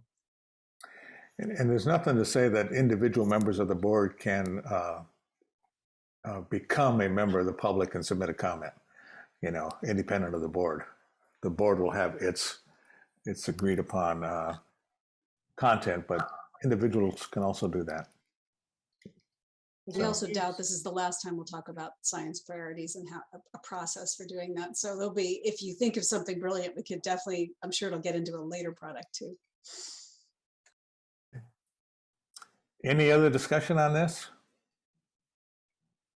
Okay, well, thank you very much, everyone, for a great discussion and for Lisa to heading all this this up. We'll move on to the item number 10, which is the water supply reliability. Tom?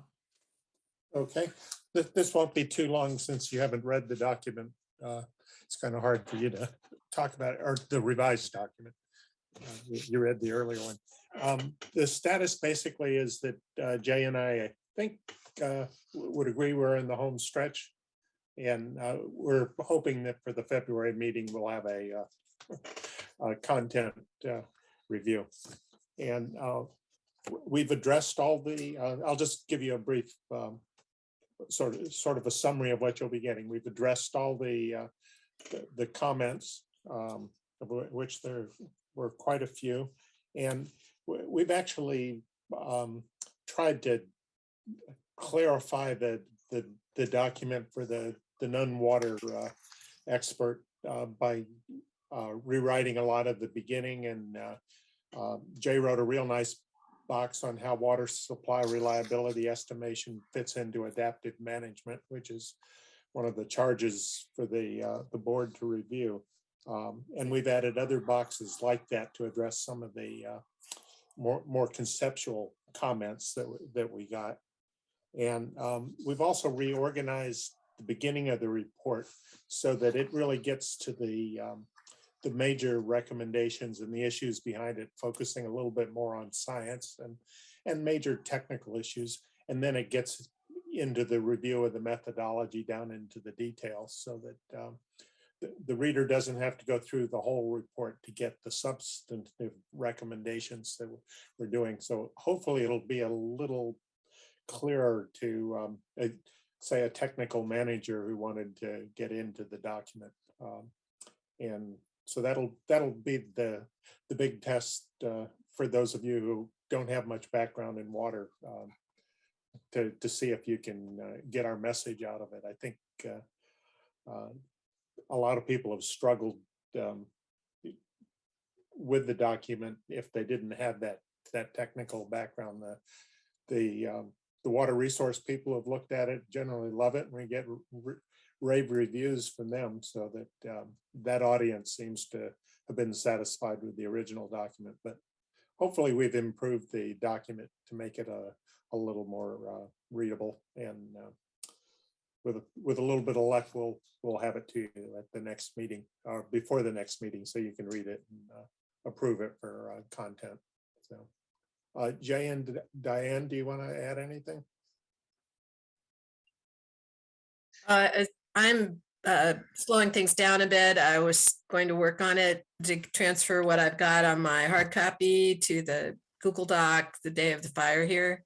And that hasn't happened, but things I'm catching up. And again, I agree that it's, I'm glad to see that that this has been successfully edited to make it more broadly accessible. So I just apologize for that.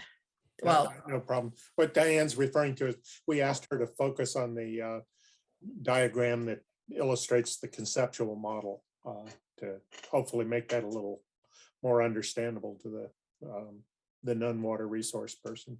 And I have some ideas.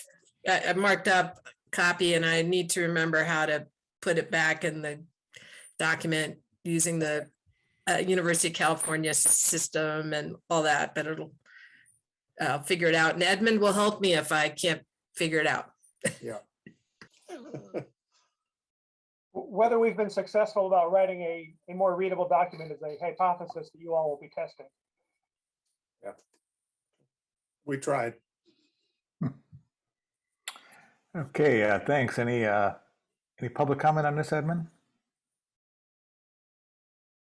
There are none. Okay, we'll move on to the next item, which is a science needs assessment discussion. And I think we have some slides for this. And what we are renewing our effort on the science needs assessment. And Edmond, do you have the slides?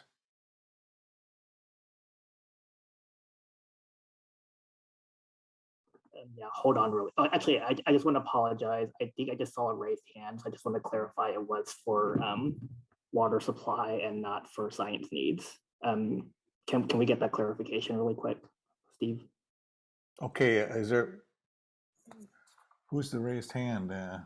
It's from Deirdre. Okay, do you have a public comment on the water supply reliability?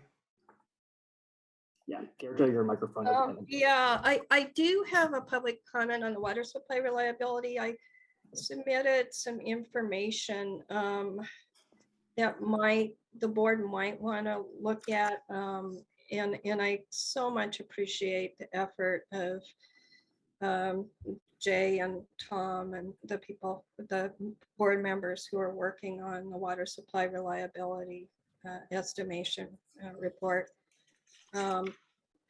The comment has to do with there's just water supply reliability for the ecosystem is just a huge issue right now. And particularly, it was just disastrous last year. And Winter Run Chinook salmon, we wiped out an entire year class. Now we have some water. The reservoirs were driven to record lows, and it was terrifying, honestly, for me. We did fortunately get some very wet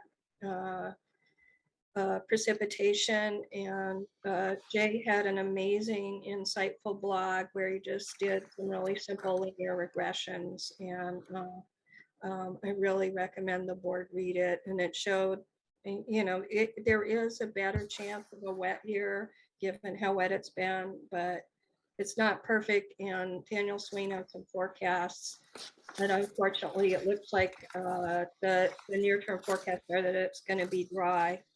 And if we head into another dry or critically dry year, I work on the policy part of this, and we're very much been advocating for use of better science and the best available computational, there's a lot of stochastic forecasting methods that could be used, best computational methods for optimizing reservoir management under these climate change conditions. And so I urge you to take a look at the letter. I came down with COVID and I have chronic lung disease, so I've been more than a bit under the weather. So I apologize for not getting it to you in advance. But it's a huge area. It's an area of huge controversy before the water board right now. I did mention something about it yesterday, but no, unfortunately, water supply reliability estimation, we're in this stage where the water agencies don't even know what that means, and yet we're making these incredibly critical decisions that are driving fish extinct. And so that unfortunately, that's the policy reality. So thank you.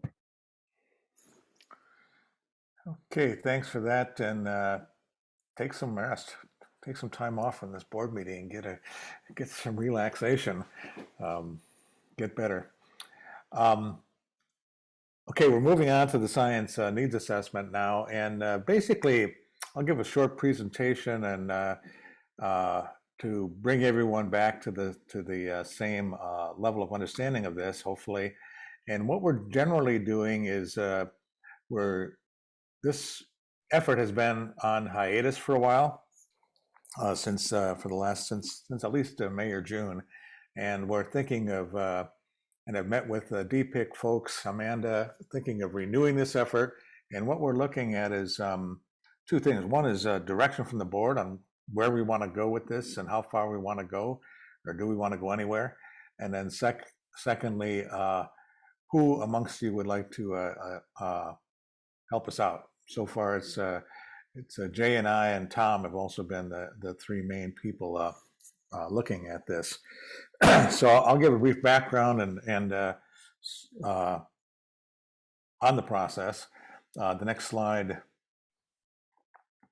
We began the science needs assessment by a memo to DPIC saying that things are changing rapidly and you need to do science differently, and you need to have sort of more strategic thinking in terms of looking at science. We particularly pointed out this in the context of climate change, but also other changes in drivers that could really change the ecosystem, and that we recommended a bolder, forward-looking, and better integrated science program to address Delta challenges. We sent that to, we also suggested it requires scientific leadership, identification of major science priorities, and science structures of governance to achieve that. And we gave that to DPIC, and then DPIC sanctioned that effort and said we should move forward with it, and a team was put together to do the scientific needs assessment. And it was, this is the briefing paper for that workshop. The idea was to have a large-scale workshop to identify key science efforts to provide that long-term management insights, again, in the context of climate change and rapidly changing environmental conditions, and then recommend how to organize the science. So what are the key issues, and then how do you structure the science to make sure it's integrative and holistic? Then COVID hit. So okay, that's in February 2019 is when we submitted that memo to DPIC. In November of 2019 is when they said, go ahead and do this. And then next slide. So we created a planning team and included our three members of the board, but also members of different agencies. And this is a list of those folks that were involved in the overall planning effort to hold this mega workshop. And then COVID hit, and we decided that, I guess I got another slide before this. And this is how we viewed, we and the Science Action Agenda viewed how our science needs assessment was going to differ from the Science Action Agenda. Some of you may have heard what the Science Action Agenda is all about. And that's a joke. And the Science Needs Assessment was designed on a time scale to be looking more holistically, more dealing with changes in drivers down the road. And so one of the questions comes up is that, and that's the way it was scoped out, because these things were going on more or less in parallel. And we had members of the Science Action Agenda team on our panel. So there, I think Rachel was part of our group and so forth. So we had that constant interplay. As we look at it now and we see that the Science Action Agenda in some respects is not limited to that 4-year time frame, but has that things that might take a little longer than 4 years. One of the things we need to think about is, do we need to revisit what we're coming up with given the science action agenda as we know it now? So the next slide. So these are so what we decided to do is, rather than have the one large workshop, of course, we decided to have 4 remote workshops, each of them dealing with a specific question. And we had panels and open discussions, and here's the 4 questions. What do we know about the future? What can we forecast about future changes in climate drivers, particularly climate? And what do we know about changes in environmental drivers, particularly climate? So what's going to happen in the future? Secondly, what will decision makers need to know about that? You know, given that there's going to be changes coming down, what do decision makers really need to know that will help them make decisions in that context? And then thirdly, well, given what the management needs are and stakeholder needs, what science needs to be done in order to answer those questions that managers are going to need in the future? So what's happening in the future? What do management decision makers need to know in that context? And what science do they need to do that? And then once we know what the science is needed, how to develop a governance or organizational structure to support, encourage, and accomplish the science needs. These are 4 workshops we held. The next slide.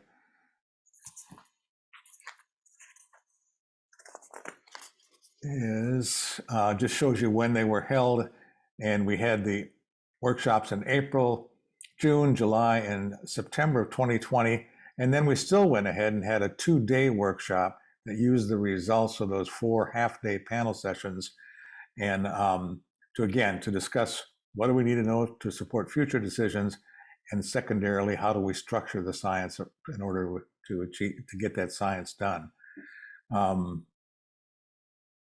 In that context, there was also published in June of 2021 that paper that helped set the stage for all this, which is a rapid change that Dick Norgard took the lead on.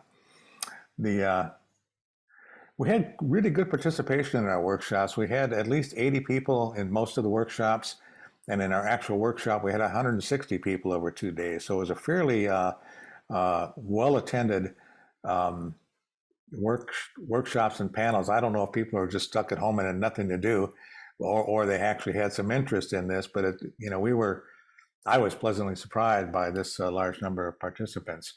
And there were actual participants. We had panel sessions, but then we had open discussions, and people could, and I think we had, ways for people to vote on topics, things like that. Next slide. The participants were largely from state agencies, as shown here. These I think are numbers, and but also from federal agencies and water agencies and universities and a variety of other entities. The next slide.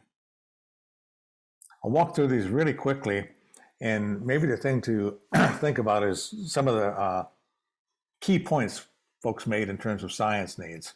We had one speaker talk about previous science program lead to talk about the changes in climate expectations for the Delta.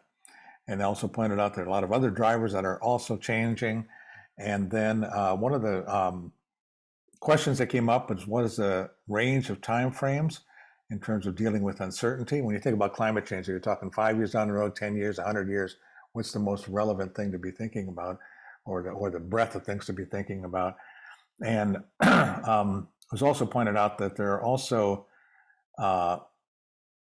systems set up to do some forecasting already in terms of water supply kind of forecasting stuff you heard about yesterday. The next slide. What do managers need to know? And these are some of the things that the panelists came up with. For their activities, they need community buy-in, strong science to guide prioritization of funds, a collaborative development of an overarching set of strategic management questions, and a response to uncertainties that unlock necessary research questions. And the next slide. The participants expanded on that, and some of the things they felt were necessary was more synthesis, particularly on monitoring information and effects of implementation projects. Forecasting came up over and over again. Synergistic effects of different changes, prioritization with of things with trade-offs and risk identified. The social science perspective was important, and experiments derived from management actions. Next slide. This slide we talked about particularly what science is needed. And these are the things that came up from the panelists. Again, setting strategic research goals. These are some stuff we already talked about earlier today on the Science Action Agenda. Develop new tools, particularly forecasting and tools and modeling and data infrastructure. That we needed better understanding of ecological processes and mechanistic understanding, and food web drivers and food webs came up quite a bit in this discussion. We need to understand management options and do science to look at the analyses of regulation effects, again, social and economic impacts, and the future impacts of climate change on Delta processes. The next slide shows the need for the structural and science integration, governance, and funding. And everyone, it was clearly pointed out a need for coordination to achieve the common goals, recognizing that broad goals are often outside of regulatory mandated science. Leadership is needed and a straightforward science communication between scientists and managers. And the next slide. After having that all as background, and those were roughly half-day sessions, if I recall, then we had a 2-day workshop. Day one, as we said, we focused in on the science. What science do we need to know to support future decisions within these 8 different categories of groupings of topics or themes? And the next slide, we then talked about how do we develop the structure, the governance structure to support that kind of scientific need. And once they were identified on day one, and you can read these, leadership became important, of course, funding and institutional changes and coordination opportunities. Okay, I think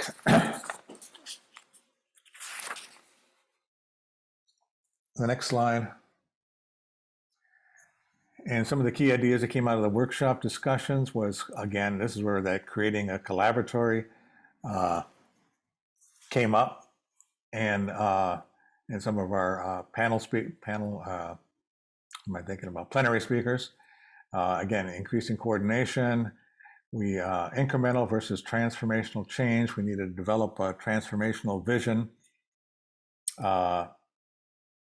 We need to view governance holistically, and a lot of interest in increasing forecasting and modeling, continuing to develop better scenario planning tools, and long-term science funding through federal and state partnership. Creating the collaboratory idea actually stemmed from Peter Goodwin, who was the former science lead and Lisa's boss right now, and maybe that's why you're getting pushed to do a collaboratory at Maryland, because he was pushing it here, and pushing it in a nice way, because he made a very good case for the value of that approach. Next slide. Okay, so we made some preliminary recommendations to DPIC on the results of these various workshops. And one of them was that one recommendation we made was to form a task force to discuss the implementation of the recommendations, and interagency task force, and particularly to look at the developing forecasting capabilities. And so I think the next slide. Yeah, we recommended using forecasting as a framework for organizing multi-agency science integration. And to develop this task force, we figured that forecasting would provide a way to improve decision-making and resource use. If you knew something that's going to happen, you can make a decision rather than looking at explaining why it happened the other day. It's a basis for adaptive management. Adaptive management is really framed around the concept of forecasting, because you need to decide what is going to change with a particular management decision, and if that doesn't change at a certain level, you change your management action. So it's stakeholder. It's a way to explain things better to stakeholders. It's a framework for analyzing uncertainty, and then forecasting has helped a lot in other systems such as the Chesapeake, Great Lakes, and other ecosystems. So that task force was created. Next slide. And we discuss next steps. We decided that what would we forecast? What are the top areas we might be developing some forecasting tools, sort of as a framework to demonstrate the process, to demonstrate what the science is, why the science requires integration across disciplines, and how it might help organizing science.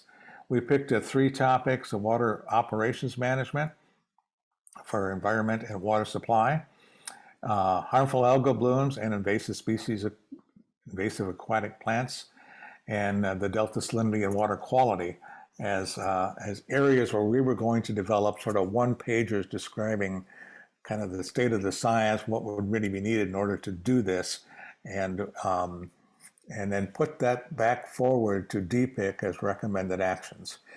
That's where things sort of froze, right about at that stage, I think. And so the next slide. So, is this your slide? Okay, go back one then. So, as part of all this effort, there is some things that remain to be done. One, of course, is completing of the final report for all the various workshops and all the ideas that came out of that. There's a draft report. It's gone through several iterations, but it still needs to be completed. The second aspect of this is the moving forward with these forecasting 1 or 2 pagers or small reports that talk about how it could be used and beneficial in these particular topic areas, and get back to DPIC on that.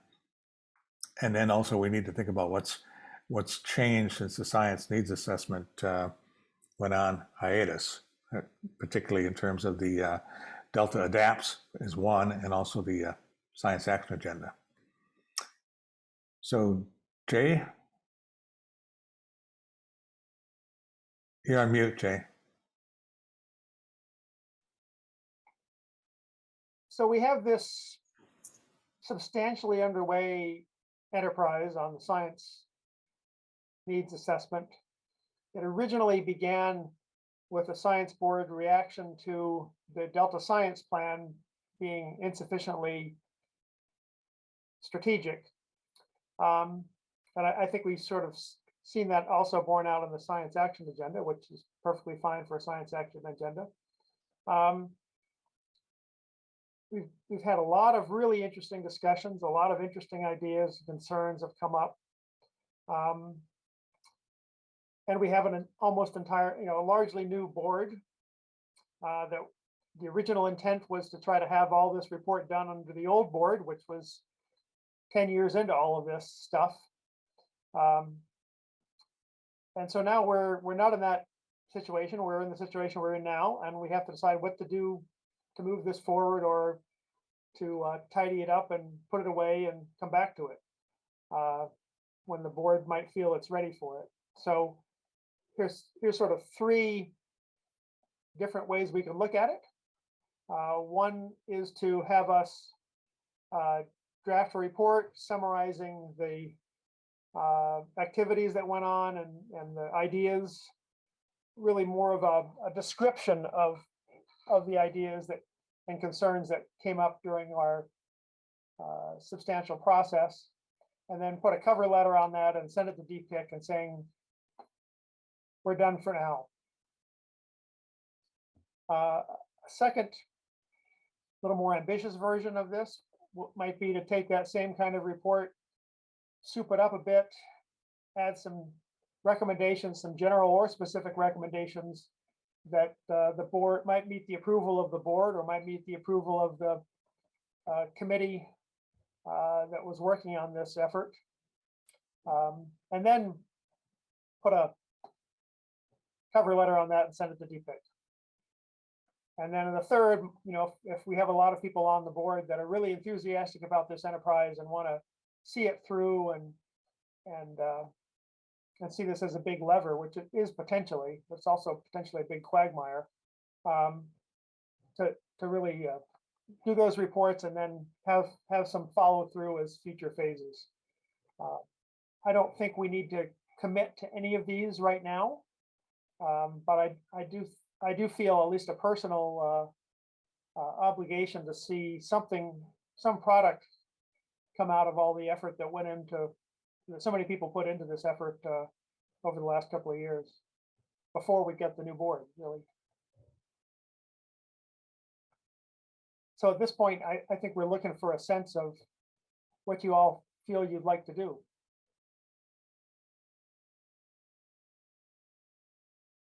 Diane? So I had a question. So auctions 1 and 2, these would still be publicly available documents. These. Oh, yes. Yes, to clarify and pull all this together. So that would be useful for all the participants and in other contexts. Just that's right. So that's correct. And then I just also wanted to comment as a new member of the board. We were assured yesterday that the new plan, the new EIR for the conveyance project would not be 30,000 pages long. It would be shorter, but it would still be pretty substantial even if it's 10,000 pages long. So we have this looming task. I don't know how we're going to approach it, but I'm suggesting we consider that as we decide on items 1 through 3. And then I was also struck by some of these other urgent ecosystem issues that we've been hearing about. So that's my comment. Thank you. Virginia? So I just wanted to ask a clarifying question, because I don't really understand what you mean by using forecasting as a framework. Maybe you can explain that. Yeah, it's sort of like if our goal is to forecast harmful algal blooms, okay, and we set that as a management goal and a science goal, and what do we need to do in order to put together the science to achieve that forecasting tool? By its very nature, it requires, in the Delta or anywhere else, people to know something about nutrient loading to the system, circulation patterns, algal physiology and biology, stability in the water column, weather, short-term climate, requires the interdisciplinary collaboration in order to put that tool together to make that have forecasting. So that's the framework. Here's the science thing. You put a conceptual model together of how it works and what you really need in order to make a forecast. And that's the framework that you design a integrated science program on. And I think most of the forecasts that we talk about have that nature to it. It requires everything from forecasting the drivers to forecasting the system responses and understanding how it's all integrated and put together. Does that help? Yeah, thank you. Bob? I was going to respond to, how do we move forward? I inclined to go with number 3, is that if the ISB is committed to, to doing this, we should see it through. And granted, there's a lot of other things on our plate and there will be more in the future, but if we've said we're going to do something, I think we need to finish it in a good way. And I'd also like just to say, I'd like to be involved if there's a place for me, and hopefully others would feel the same, and do we get this done in the coming year. Well, thank you. Thank you, Bob. We'll make you first author. Tanya. Wait a minute. Let's not go wild here. And Jay and I will bow off. We don't want to be authors at all. Okay, do I have to rescind? Maybe it's been recorded. No, I'll take your point in the spirit it was intended as I understand it. Very good. Okay, thank you. Tanya. Yeah, I just like to hear a little more kind of what you would envision the difference between option 1 and option 2 being here. Kind of what that might look like more specifically, and trying to get my head wrapped around like how much work is there? So option 1 is just basically reporting. Reporting what's already been done. I mean, yeah, this notion of ideas is just like some spitballing type thing, nothing too formal. Well, I would like to have it written up in a formal way that's readable and useful to people, but it would not necessarily make recommendations on what to do. And because getting recommendations requires more consensus and might take more process, and sometimes that doesn't happen. Is the goal of a letter to DPIC then, though, to kind of pass the baton and say, here's what we've done. If you want to take this up and finish it off, go ahead? Or is it to just wrap it up and say, this is what was done and we'll set it aside? It will have, first of all, fulfilled a commitment that we made to DPIC to do a science needs assessment. A needs assessment doesn't necessarily have to have recommendations. I think it's better if it does. Mm-hmm. And I'd like to see them be substantive, but if people can't agree and all, at least we can have a report and check the box. So when you talk about recommendations, though, that's not completing the science needs assessment. That's recommending to DPIC what could be done to complete it. I'm not sure what are the recommendations? What's the difference between recommendations and completing it? I think we have substantial ability to define that ourselves. We could say, well, we're going to complete this document. We're going to call it a science needs assessment, but we also think these other things need to be done in the future. So you might think of that document that it might be completed under either 1 or 2 here as phase 1 of a bigger, longer term approach, which would be number 3. And it would leave us with considerable latitude as to how we wanted to do that, how we wanted to move from 1 or 2 to 3 in the future. So I do kind of like that idea of having maybe some phases here, like not closing the door on the complete version, the full-fledged version, but also recognizing, as Diane said, if something lands on our plate that's 10,000 pages and has some urgency, not that this doesn't have urgency, I think it's important there's some timeliness to it, and just having gone through the science action agenda, I think this could complement that effort really well. And so there's definitely some importance here, and we need to not sit on it too much longer, but I like this notion of maybe phasing it in. One of my personal concerns on this is I'm off this board at the end of October. That's one of my personal concerns too, Jay. But in terms of a longer term effort, this, if you're gonna be a board like ours and make these kind of recommendations, you really got to sort of follow them through. And I'm not going to be in a position personally to follow through. So this really has to be, I don't want to go any further. I don't want to get out ahead of my skis or, on the things that I would like to recommend, when if there's not anybody that wants to do that, then it's not a wise thing to recommend it. So. Yeah, let me try and respond. There's another kind of way to think about this too, is that, when this process started, there was a large group of people from different agencies and so forth involved throughout this process, including drafting the first report of the results of our workshops. And then that group at some stage sort of split between the science aspect of it and the governance aspect of it. The science aspect of it went further and made the recommendation for the task force on forecasting, We met with the task force group. We think that group is now dissolved. And but it furthered along the science aspect. The governance stuff I haven't heard much about. So these are two components of this.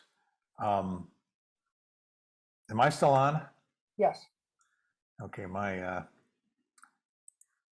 computer did something weird. Okay, so one way to think about this is okay, we need to report back to DPIC and more or less said, this is what we did.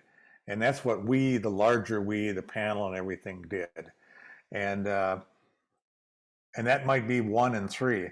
But when I think about recommendations, I might be, now we as a science board who triggered all of this, we can look at all of that information plus any other information we have, you know, and say, based on what we've heard at that science needs assessment, we recommend A, B, and C to DPIC to take specific actions on these.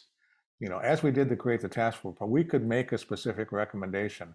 Our original memo to DPIC is what triggered all this activity. So that has some power, and we can think about it. And we larger board, can see what has transpired in those workshops, and think broadly and say we need something. Whether we need to now go forward, taking these 3 things out of there, plus some other twist we may add to it.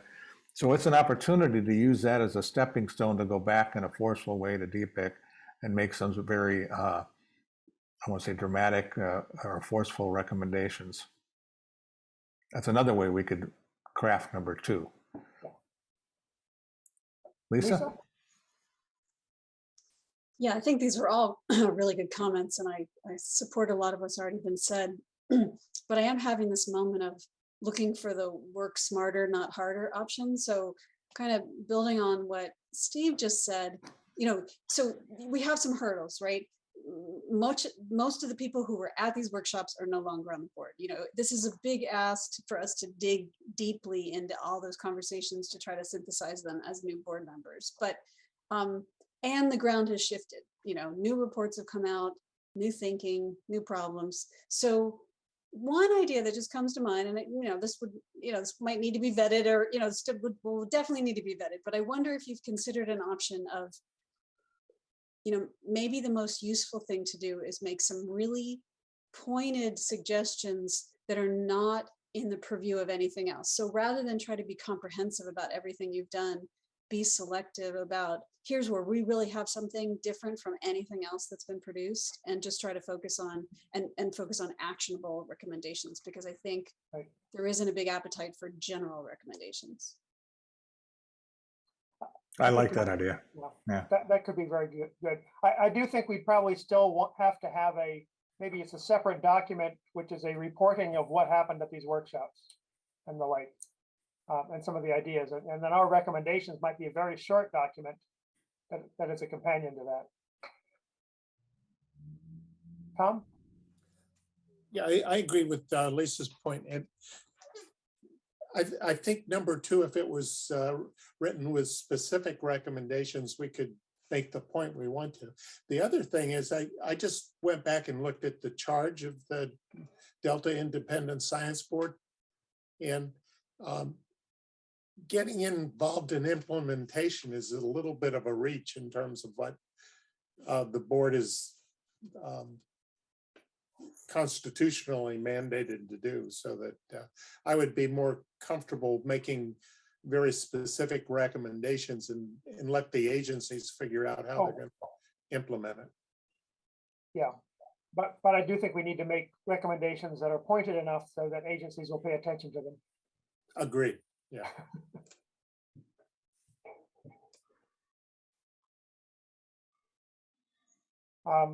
So when we had this, when Steve and Tom, did you have some more comments, or see your hands up? Okay. When Steve and I met the other day with Amanda Bowles from DPIC, staff to DPIC,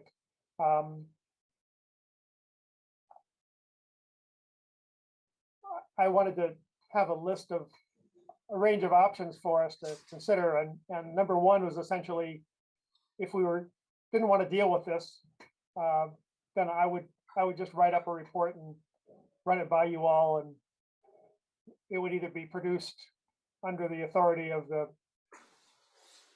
our board or of this committee that hasn't met for a long time, or maybe just me, just to get rid of it before my time is over. But we could have that kind of report being generated, and then we can look at it as it comes along to see if we want to make some recommendations off of that. And then perhaps that becomes part of a longer process. I'm happy to handle it any of many different ways, but again, I don't want to get out too far ahead of things of the where members of the board are.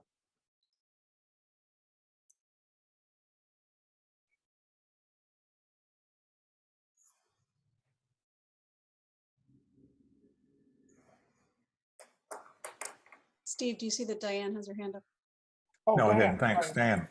Okay, so one of my questions is trying to figure out this difference between reporting and recommendations. So in the previous slide, there were these three areas where Steve said were identified as areas where forecasting, scientifically sound forecasting, could be particularly important. And if we were going to say that in a report, would that would be in the recommendation category, item number 2? Is that correct? I'm just trying to put all this together in my head.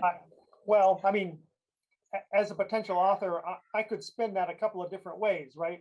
I could report that these were recommendations made in this process earlier on, but they might not necessarily be recommendations of this board at this time.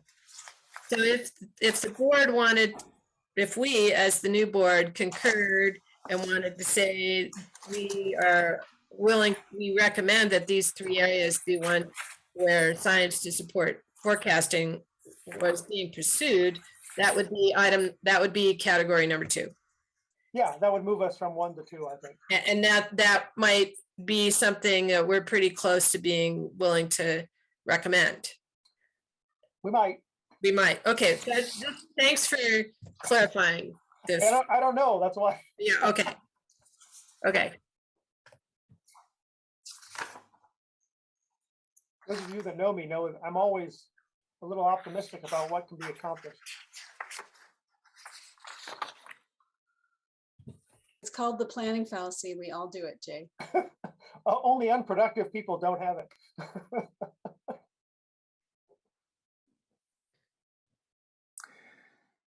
So, and again, there's the science and the governance part of this, and we have been far less involved in the governance side of this, and maybe based on Tom's comment, that's a good thing. So what I'm hearing, I would not soft pedal the governance side. There are some really interesting ideas. Mark LaBelle and others have put up together some really nice tables and discussions about options and some discussions about how other parts of the world do this kind of business. I think even if we don't want to make recommendations on the subject of governance, I think there's a lot of very useful material and useful ideas to be organized and presented. And maybe we'd have some board opinion on that in the future. And it would be nice to have that documented and moving along. Tom? I just wanted to clarify, I wasn't opposed to us making a recommendation about governance. I was just thinking it wasn't our purview to actually worry about how to implement it. We hand that over to the agencies. And I agree with what Jay said. Mark's group was making progress on governance ideas that were kind of interesting, and they were some of them substantially different. So. And it's not like anybody else is going to make these kind of recommendations in an organized, somewhat independent way. Yeah.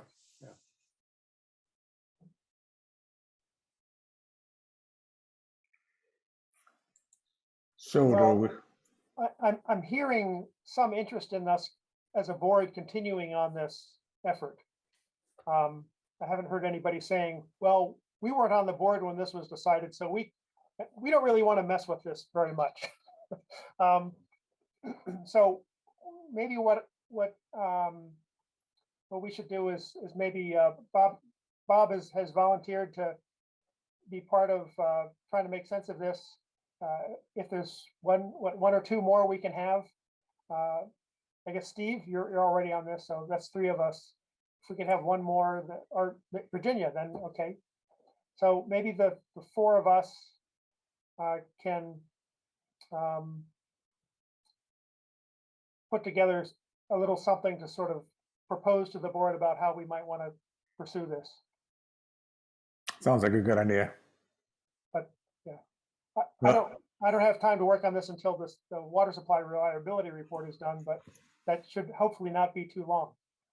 So you can start on Saturday then. Jay, though, remember, we're going to be I mean, Diane is here too, but we're going to be dependent on your expertise for the conveyance review. So I just hope you're leaving. When is the conveyance review? I Aren't had to step out early yesterday. When are they going to give us the 20,000 page? But May or June. May or June. May or June. Oh, darn. I might have to resign early. Yeah, that's going to be. Well, frankly, I'm amazed. I would be amazed too. I mean, frankly, I wouldn't have thought that they would do it until after the election. Okay, Diane. I was going to say yesterday evening, as I was thinking about what we heard, it seems forecasting is really important as the state of California tries to move ahead about whether or not to spend however many billions of dollars on this conveyance project. Yep. Okay, it seems like we have a way forward on this. Is there, I guess we can, public comment on this? Yes, we have one from Deirdre. Deirdre, I have given you permission to unmute. Please state your name and affiliation before providing your public comment. Thank you. It's Deirdre Desjardins with California Water Research. And I just wanted to urge the board to connect the dots on this. So in July 2019, Guido Franco, who's with the California Energy Commission, gave a presentation to the board and urged them to support funding for a state-of-the-art reservoir operations forecasting and decision support model that was developed under the aegis of the California Public Utilities Commission's peer program. And we did advocate for support for this. It was a really promising new system, and it just wasn't adopted by the operators, who were still wedded to their Stone Age spreadsheets, if you'll excuse the expression, that were evolved from Lotus 1-2-3 spreadsheets. And Eris, in my letter, and please do look at it, said in 2011, Georgia Kakos wrote that an unintended consequence of the way reservoir operation plans and policies have historically evolved is that it discourages the use of key science advances related to hydroclimatic forecasting, multi-reservoir optimization, uncertainty characterization, and integrated water resources management. True adaptive resources management relies critically on such methods. So I'll try and get you that. I look to see, so you don't have Guido's PowerPoint up, but he didn't participate in this, but I will tell you, we started referencing, there was some really important independent science that came out of the peer program. And I started referencing it in comments, and the entire program was defunded. And a request of a lawmaker from Southern California was like, well, you know, we don't really need this. But it's partly why I wrote something about scientific confluence. There is solution aversion in California water, and it's really something that has discouraged this use. And you know, the operators have used their spreadsheet model forever. I got a chance to ask them questions about it in the water fix hearing, and I've even gotten the director of water resources to agree to look into why this wasn't adopted. But I think it illustrates why the independent science board is important. It's not that the modelers haven't been advocating for this either. There's just an aversion to looking at it because it might point to needing to carry over more water in the reservoirs to hedge against drought, and that would reduce exports in some years. So I'll try and get you some comments about it, but I do think this is incredibly important. And Jay is a world-renowned expert in this field, and I really think you should use his expertise while he's still on the board. Thank you. Okay, thanks for that, and thanks for the reminder of that presentation. We're now scheduled for about a half-hour lunch. We have about 2 hours of meeting remaining. So does a half hour seem reasonable now? Okay, I'm seeing a couple heads nods, and so I've got, let's meet back at 1:25 Pacific time. Okay. Thank you.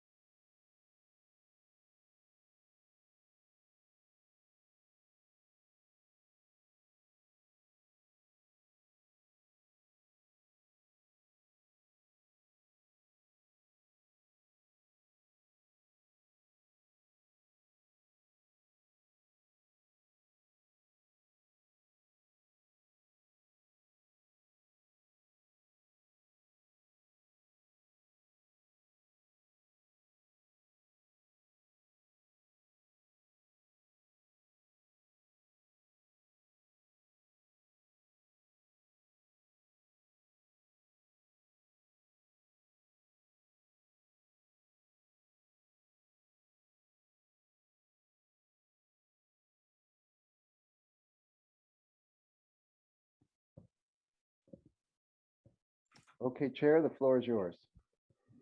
Thanks. Welcome back, everyone. We will continue with our agenda and pick up with the Delta.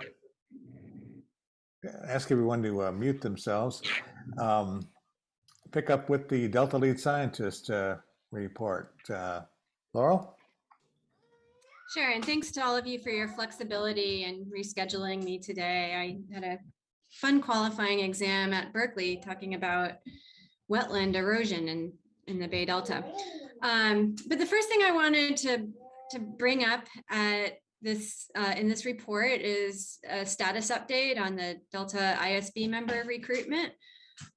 Just as a reminder, we're seeking to fill up to 3 vacancies on the ISB in order to fill Jim Klearn's position and 2 upcoming vacancies in the fall when Joe Fernando and Jay Lund term limit out. Applications were due by November 30th last year, 2021, for the first round of review, but we're continuing to accept applications for I guess another half month longer until February 1st. Or until the positions are filled. And just as another reminder, the areas of expertise that we're targeting in this search include water resources engineering, hydrodynamics, climate science, algal and invasive species ecology, or ecotoxicology. For the first round of review, we received 8 applications, and the search committee is nearing completion of its review of these applications. We're actually going to meet tomorrow to develop a short list of applicants to interview for the positions and go out for reference checks as well. So any questions on that update? I do expect that the interviews will take place through the end of February. That's what we're aiming for. We hope to be able to offer the open position to one of the applicants shortly thereafter. The other one could be on a slightly slower time frame, given the fact that Joe and Jay are going to be here through the end of summer. Any questions? And please feel free to cut in because I have to scroll to see people's faces. Okay. The other thing, go ahead.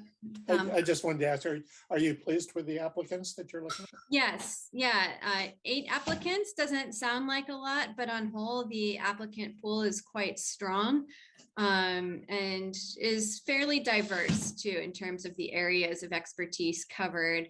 It wasn't always that way. We didn't in that early on, like as of November 30th, we hadn't received applications in all of those areas of expertise that I just mentioned.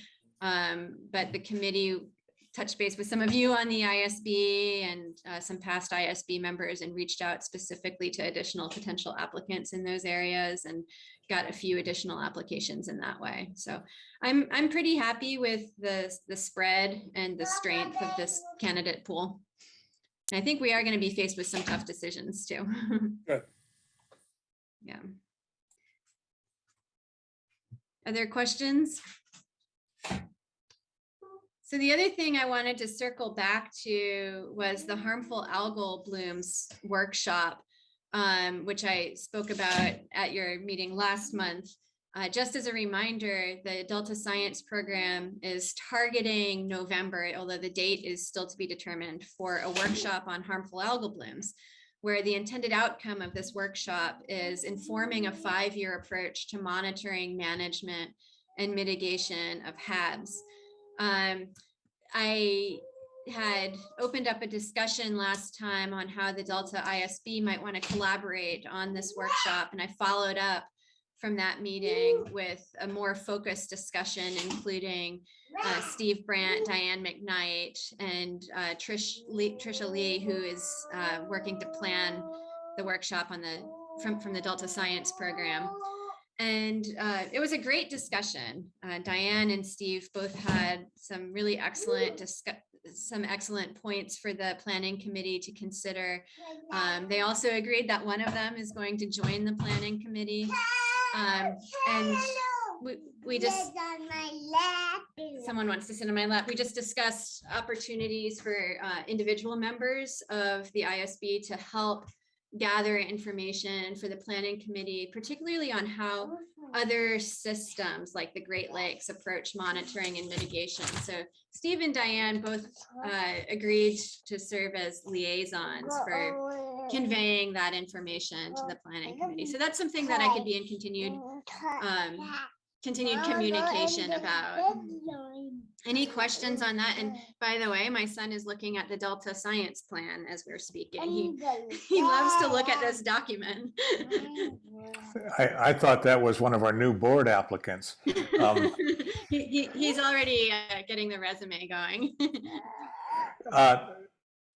Laurel, I thought that when we had the discussion, which thanks for including us in that, I thought that the focus of the workshop was going to be, I want to say, almost exclusively on the monitoring aspect. Is that right? Yeah, that's right. Yeah, so the intended outcome is laying the groundwork for a 5-year approach to monitoring, management, and mitigation, with really the emphasis being on establishing the monitoring that is needed to do longer term planning. And forecasting is not a focus of the workshop presently, but one of the things that we stressed in this discussion is that monitoring should ideally lay a foundation for forecasting efforts that will come later.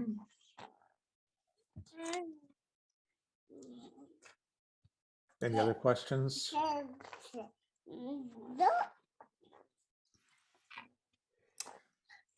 And Steve, how much time do I have left? Because I would like to do a quick article profile, and I could just, I want to make sure I fit into the time slot, given that this agenda has been reconfigured.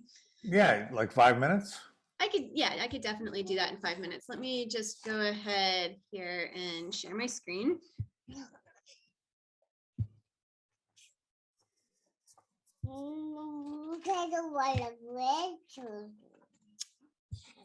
So I hope you're looking at my screen now. You see a map of the Delta and then a schematic. So the paper that I'd like to profile is in the latest edition of San Francisco Estuary and Watershed Sciences. It's a paper that's led by Jared Franzik at DWR and a team of other scientists from DWR and Anchor QEA. I want to bring your attention to this paper specifically because I believe it's relevant to the discussions on a food web review. And just to set the stage for what this article is covering, there have been a few different types of flow actions in the Delta that have been considered to augment food web productivity. And one that might be familiar to several of you, because I think I spoke about it at a previous meeting, is the Nagiri project, which was managed inundation of the Yolo bypass during spring and winter in order to enhance rates of zooplankton growth and production, and also growth of juvenile Chinook salmon. And the paper that I had brought to your attention earlier was led by Ted Sommer. It was a 2020 paper. And the finding there was that there was an enhancement in the rate of zooplankton growth and juvenile Chinook salmon growth, but under particular hydrologic and connectivity constraints. So that's one type of flow action that is discussed commonly. The other type of flow action is a suite of actions collectively referred to as the North Delta flow actions, because they focus on this portion of the North Delta that you can see in the map.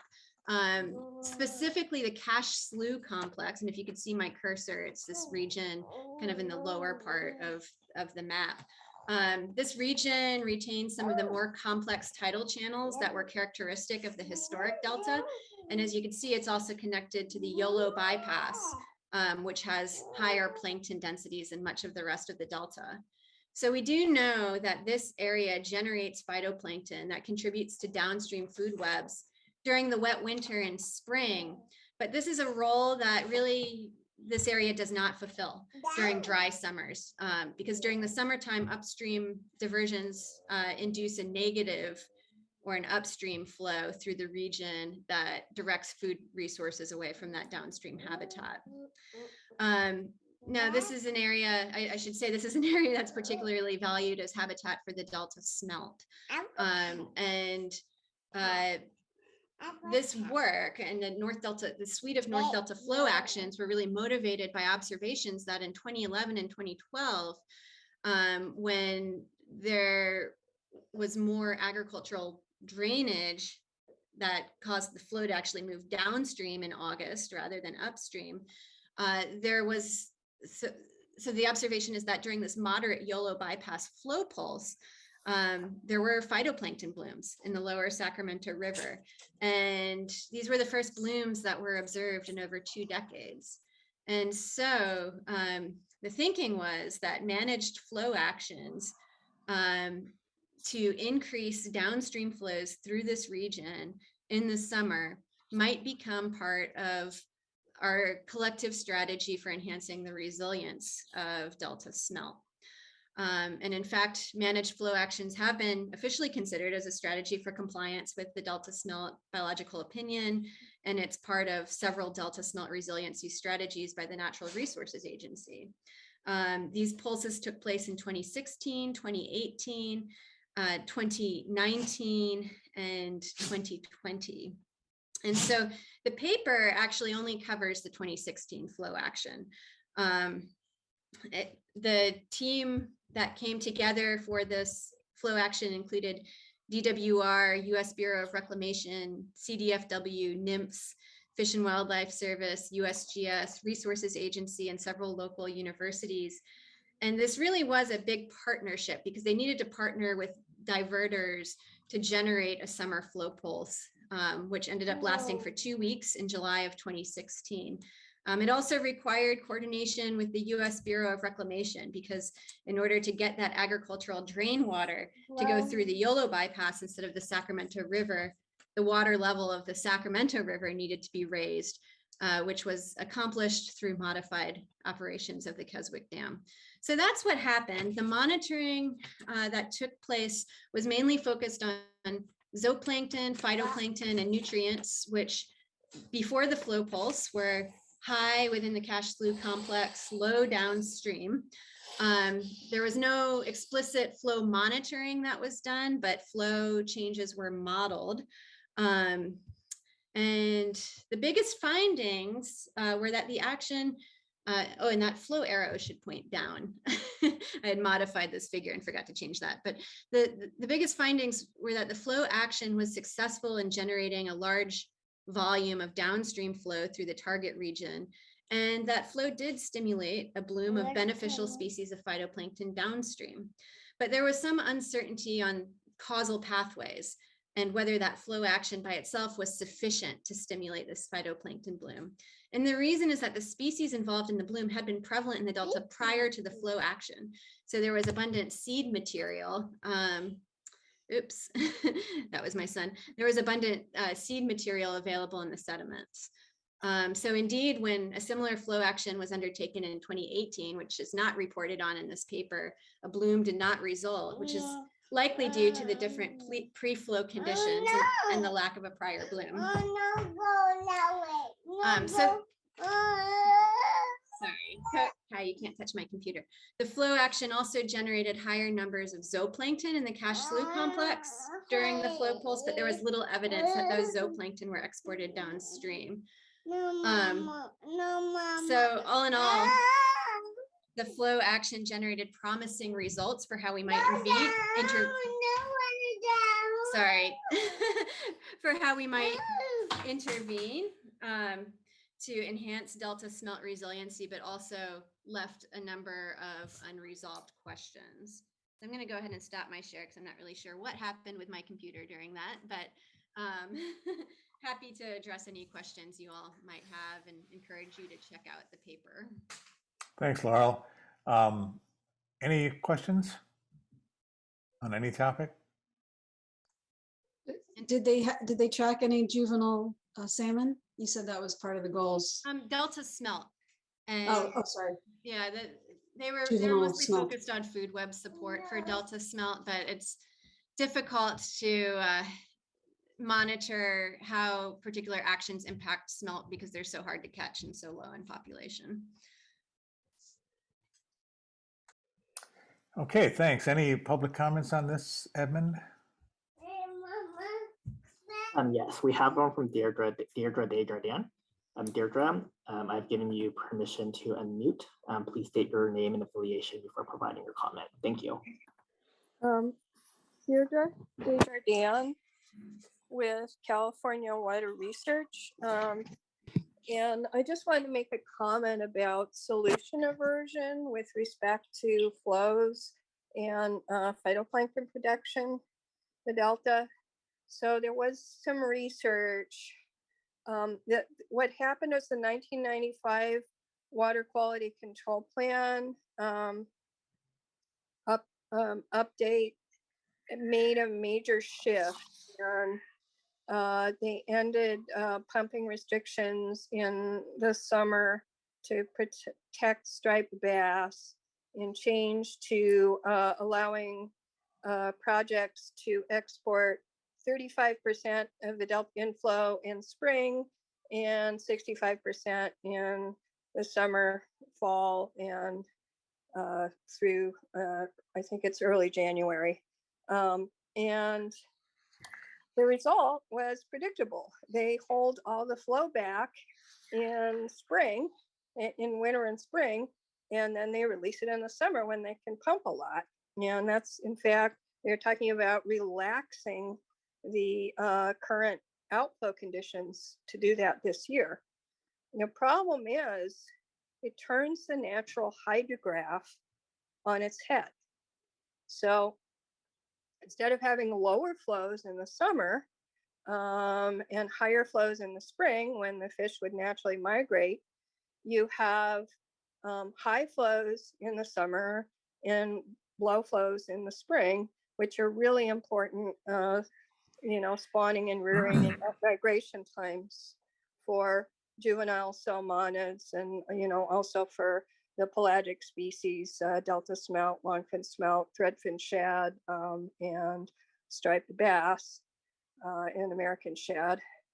So it is tied in. There is a collapse of primary production in the estuary, and it's down 97%. The other major issue is the invasion of the non-native clam, Corbicula amurensis, and Potemcormula amurensis, apologies. And the clam moves up estuary in times like these when the salinity gradient, there's high salinity. They move up estuary and down estuary with salinity. And the clams also just strip the food column. So one of the things to do is to not manage delta so there's huge salinity incursions in critically dry years like this one. But the combination of the two is bad, and it does point to different water management. It's easier to do sort of these small pulse flows, and that's what's being looked at. But the science points to more major changes needing to be made, in my opinion. And there is a UC Davis study that supports this. Thanks. Laurel, did you have a comment on that or a response? Just thanks for the comment, Deirdre. Okay, I think we're ready to move on to the next item on the agenda, which is the discussion of future reviews.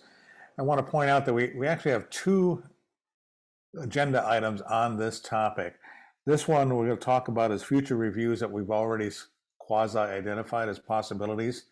And then the next item, we're going to spend some time talking about emerging issues in future reviews. So if people there were some suggestions that we need to maybe open the door again and have some more discussions of new ideas and emerging issues. And what we've decided to do is to have emerging issues and maybe emerging issues / future reviews as a regular feature in each of our meetings. So that's an opportunity for people to bring up ideas that aren't really on the agenda and encourage you all to be creative. So the first section we're going to talk about now is about our future reviews. And at our virtual public meeting retreat in November, we discussed exploring reviews on subsidence reversal, environmental flows, and food webs. Remember, by applying a prioritization criteria and outlining a prospectus for these topics. And some of those, we'll get an update on each of those three topics right now. So subsidence reversal, Tom? Okay. I've done a little bit of work on it. I've been mostly focused on the water supply reliability, and hopefully I'll be transitioning to the subsidence review.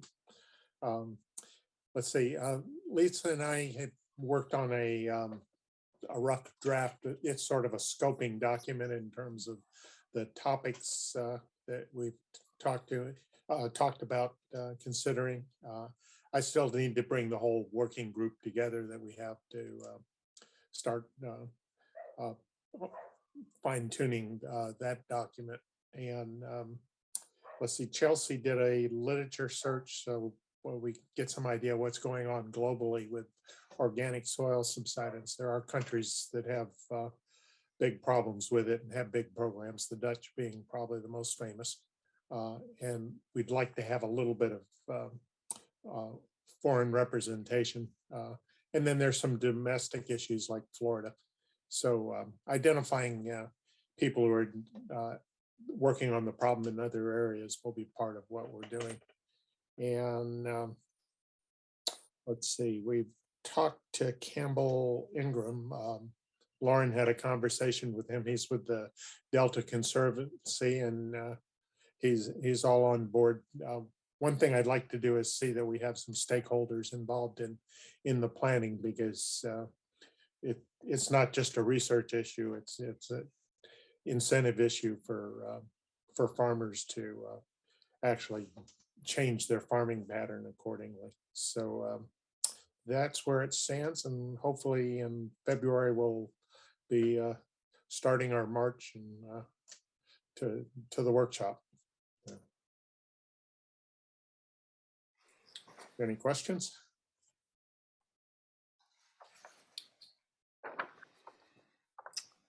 Thanks, John. The next subject is environmental flows. And Bob and I are the team on this. I firstly welcome anyone else to join us. And one of the things we have been trying to do was to coordinate with the State Water Resources Control Board for an overview of the Delta Water Quality Control Plan, and to talk about how flow standards are set by the board and how the DISB review could help with their work. That was originally designed to be held today, but that's been postponed due to scheduling issues. So in the interim, so we're still trying to reschedule that, particularly talking about flows and natural flows and things like that. We've also been looking at what's a technical team called the California Environmental Flows Framework. It's, I think, led out of Davis, but there's a number of other institutions involved, which are really looking at these ideas of functional flows. And we would like to invite at least one or more speakers from that group, and maybe some other speakers as well, possibly for about a 2-hour session in March, to talk about, ask them the question, what are environmental flows, and give us some general overview of what that whole topic is about. What is the state of the science? What is the California Environmental Flows Framework? What are the opportunities and challenges in California for employing and studying environmental flows, and how can the Delta ISB review or workshop support your work? Bob has been compiling a literature for the review, but we'll also be asking the California Flows Framework folks for 3 to 4 top articles that they could recommend the board to read ahead of time. We know there's environmental flows are sometimes called different things: natural flows, uninterrupted flows, a variety of different names for that. So we think some general presentation about what this is all about, what the latest in science is a valuable thing to do, probably in March. Bob, do you want to add anything, or? I think that's good for now, Steve. I really don't have anything of substance to add. Okay, any questions? Just an observation. When we were working on the water supply reliability, maybe you can help me, Jane. Was her name Julie Zimmerman? With the Yeah, Julie Zimmerman from the Nature Conservancy. There's a whole, basically almost all the young scholars in environmental flows in California have banded together in this California Environmental Flows Framework. And they're all, as befits a problem that's going to be so long standing, it's good to have a bunch of younger scholars doing this. But She is. Sarah Yarnell, Eric Stein, Ted Grantham, all from different institutions have been involved in getting this together. And they've got some degree of buy-in from the state on this approach. And it's exactly those 4 people that are on our list of possible invitees for our environmental flows discussion from that group. Right. Okay, the next one is on food webs, and we did actually, I was reminded, put together a prospectus on this at one stage, but Lisa and I are the food web people. We could also use other people as well. And again, starting out, we wanted to get some presentations put together. We initially, for February, had planned to have fish management discussions from the various agencies, what the regulations are with respect to fish management. We haven't been able to schedule those, so now we're thinking more about getting some fish food web types to come in and talk about food web issues in the Delta. And I won't mention the names until they get their invitation, but a few folks just to talk about particularly the upper food web issues and food, what is the food web, what are the key issues, and what are the key things that are valuable for management to know in terms of driving forces and management decisions that might affect the food web. We had some discussion also with Lauren involved in that people have quite a bit of different definitions of what food web is. Oftentimes you'll hear in the context, my view is you'll hear in the context of Delta, we want to help or increase the food web by this action or flow action or that other action. And what, in my view, what they're talking about is increase the productivity of phytoplankton and or maybe zooplankton. That's not the same. That's increasing the supply of food for those critters that eat that. It's not necessarily a food web. When I think of food web, it's like it really is a number of arrows between species and shifting abundance or whatever of one species consumption rate changes the dynamic nature of all the things that are going on, as do environmental drivers. It's actually a food web, not a trophic level. And so anyway, we'll hopefully have some people to come by in February and give us some overview discussions like we have done with the water flow folks yesterday. Lisa, what else you want to add to that? Well, I would just add that, we have done some initial poking about, and it does seem that at least some people think that there's room for improvement in the current way that food web modeling is done.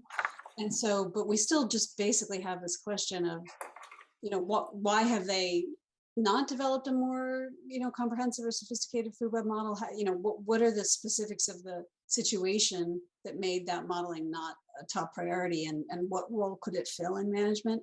I think, we know there's a lot of connections between physical properties and fish health. So we hear about that all the time here. So I also think, I see Bob has his hand up, that there's an obvious cross-cutting issue here with the environmental flow, since that is the primary management mechanism. So one of the key questions will be, is only doing flows enough? And do the models you have now help you answer that question? So. Yeah, before I get to Bob's question, one other thing that we talked about too, or sometimes you notice in other systems, is that when your goal is to change nutrient loading to a system, for example, you have a variety of different consequences. You might look at a particular species, and increasing the nutrients might aid that species, or it might harm that species. And the answer to that question depends on the interrelationships of critters within the food web. It's not always a one-to-one relationship. So, Bob? I was just going to add, the Delta is a complex system, exceedingly complex. And I just wondered if, you and Lisa had considered, bringing in others who have been modeling in other systems, to get some insights from them. And, specifically, you looked at Wisconsin and the great work that's been done there, the modeling by Steve Carpenter and his colleagues. You look at Montana with Jack Stanford and Bonnie Ellis and what they've done for Flathead Lake, and even Dave Beauchamp with USGS, who I think Steve, does a lot of work on bioenergetics. Think about somehow including them in the discussion in a general way of, thinking about approaches that could be taken in the Delta and applied to, a truly complex system. So anyway, I just throw that out and wonder if that could be part of your discussions. Yeah, thanks, Bob. We're already considering inviting one person from, who's actually one of Ed Hood's former students from his work on food webs in the Chesapeake Bay. And I know I'm working on with folks who are doing ecosystem, the food web modeling, spatially explicit food web modeling in the northern Gulf of Mexico. That's another person we could bring in to provide a more general discussion of some of the value and how these things might be applied. So yeah, absolutely, yeah. And I think, I think in terms, especially with the work in Montana and Wisconsin, their work had direct applications to management. And I still think that, there's a lot to be learned, from the challenges that they met, over the years and how they've used that for better management in both of those states. And as you're very familiar with the whole cascading top-down food web stuff is often hard to convince people that that's important, whereas anyone in the freshwater knows it is. Freshwater lakes, anyway. That's right. And it was very hard in Wisconsin to convince people initially that it was important, but fortunately they were able to demonstrate how it could be done and actually used it to change the trophic state of lakes, in Wisconsin. It's been less successful in Montana, primarily because of pushback from, in my estimation, pushback from the tribes and probably from the state too, but still has shown a lot of promise on, what can be done or how invasive species have completely changed the trophic status of the lake, of large lakes in that area. So anyway, there's a lot out there, and hopefully we could learn from others who have been through this for many, many years before us. Sounds good. Keep throwing those names at us as we work through this. Will do. Any questions on that? Okay, I think that sort of concludes that topic. Any public comment on this, Edmond? Yes, we have one from Deirdre Desjardins. Deirdre, I'm giving you permission to unmute. Please state your name and affiliation when you're ready to provide your public comment. Thank you. It's Deirdre Desjardins with California Water Research. And I just wanted to provide you some background with the Bay Delta Water Quality Control Plan. So there was a significant decline of fish populations in the 1980s. And in fact, it was also associated with a reduction of blooms in the lower estuary. And there was research done by the fish agencies and I believe also by Peter Moyle that showed that having X2 west of a certain point so that Sushin Bay was freshened in the spring was really important. And this is associated with food production. And so the US EPA promulgated regulations in '94 that were going to mandate that water be released from the that water be bypassed in the reservoirs and not stored in spring enough that they would freshen Suisun Bay in most years. And the problem was the water agencies didn't like this because it's very regulatory, and they proposed an alternative which had a trigger. And the trigger, it's called the Port Chicago trigger. And without going into technical details, the trigger was such that it could be gamed and they just hold back water in the reservoir and it's not triggered. And so essentially, although the science pointed to it, it wasn't met.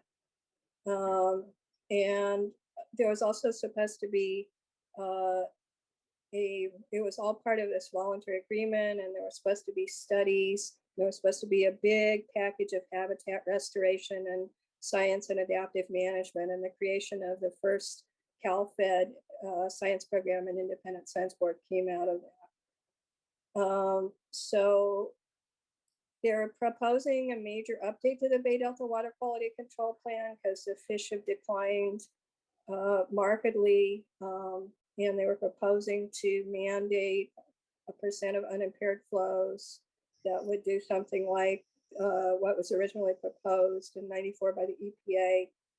And water agencies intervened, and they're now doing a voluntary agreement process.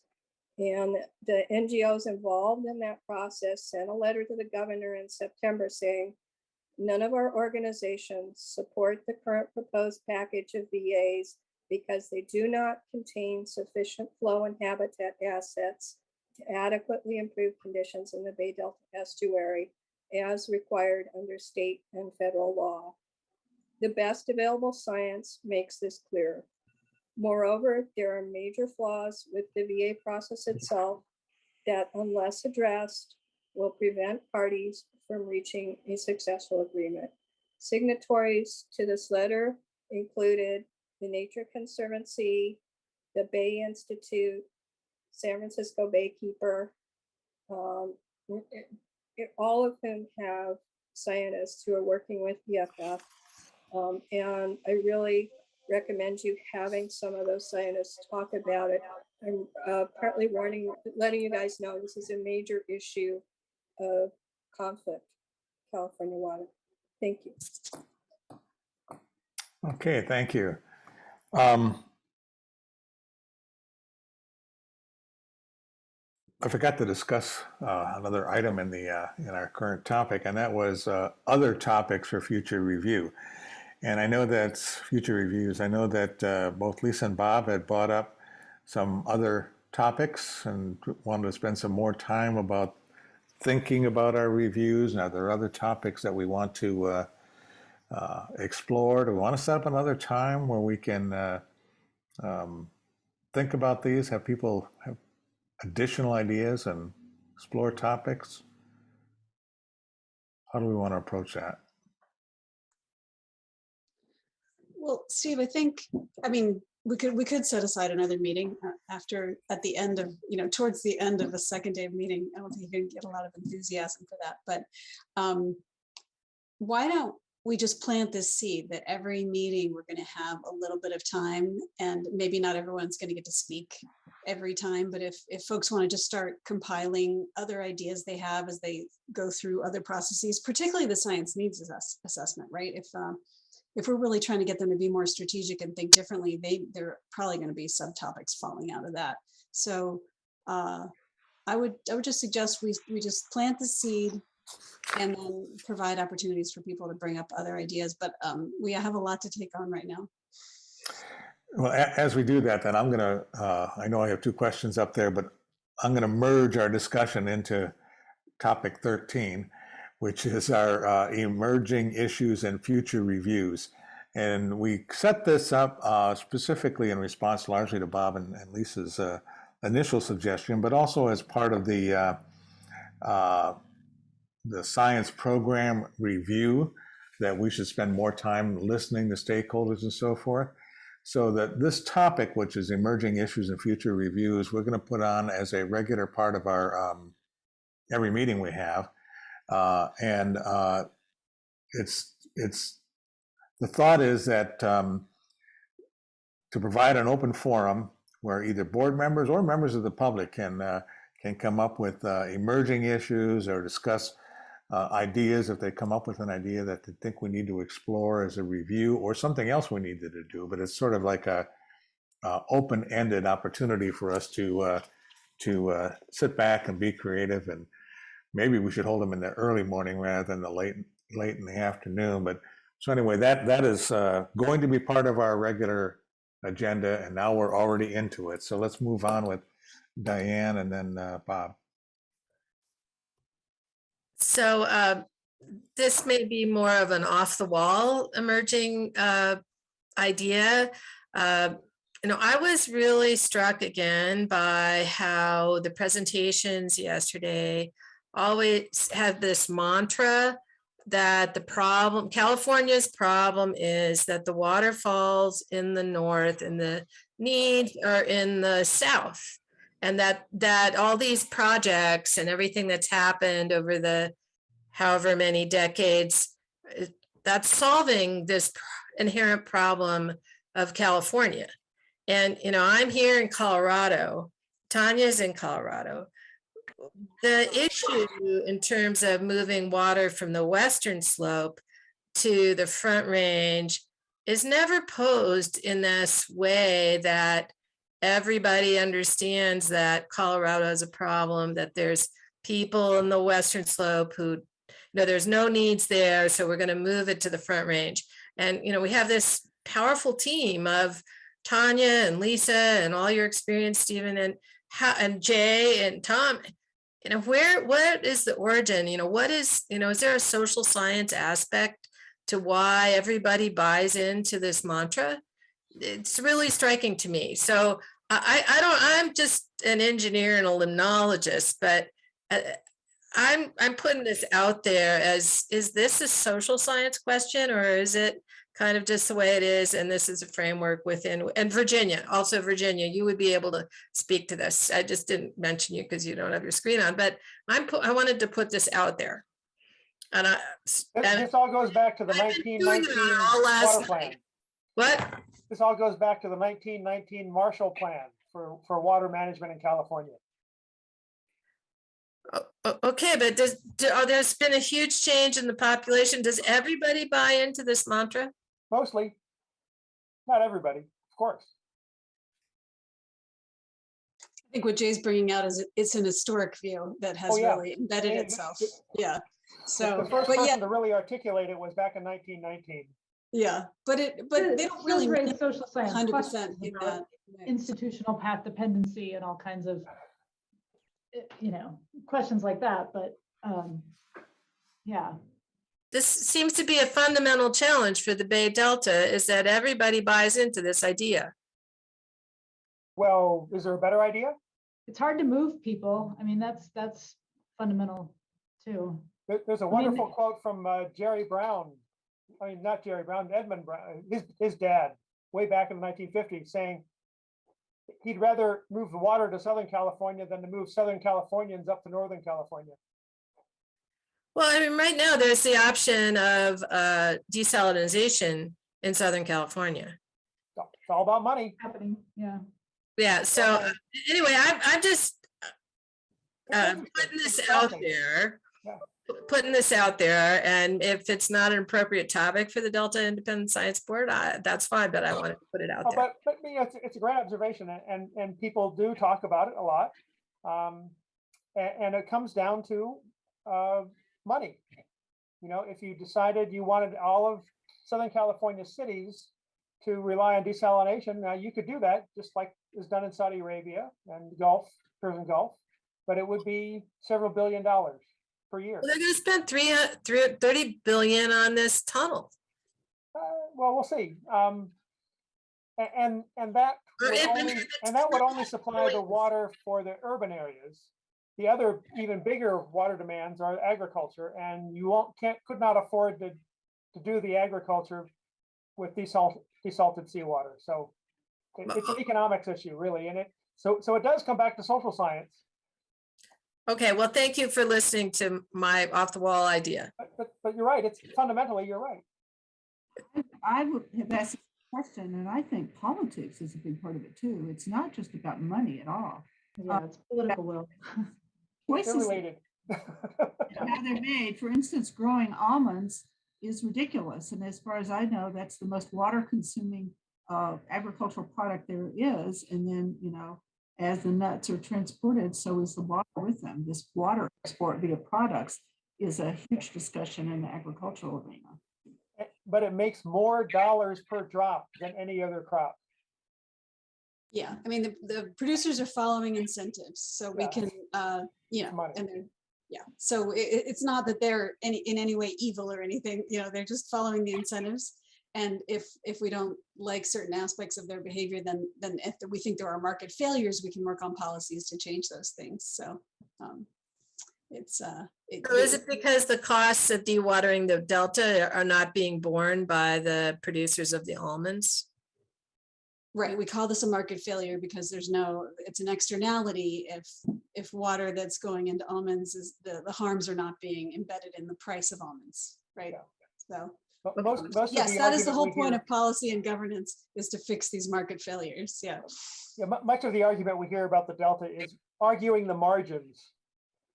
of water out of the delta and water for different goods here and there.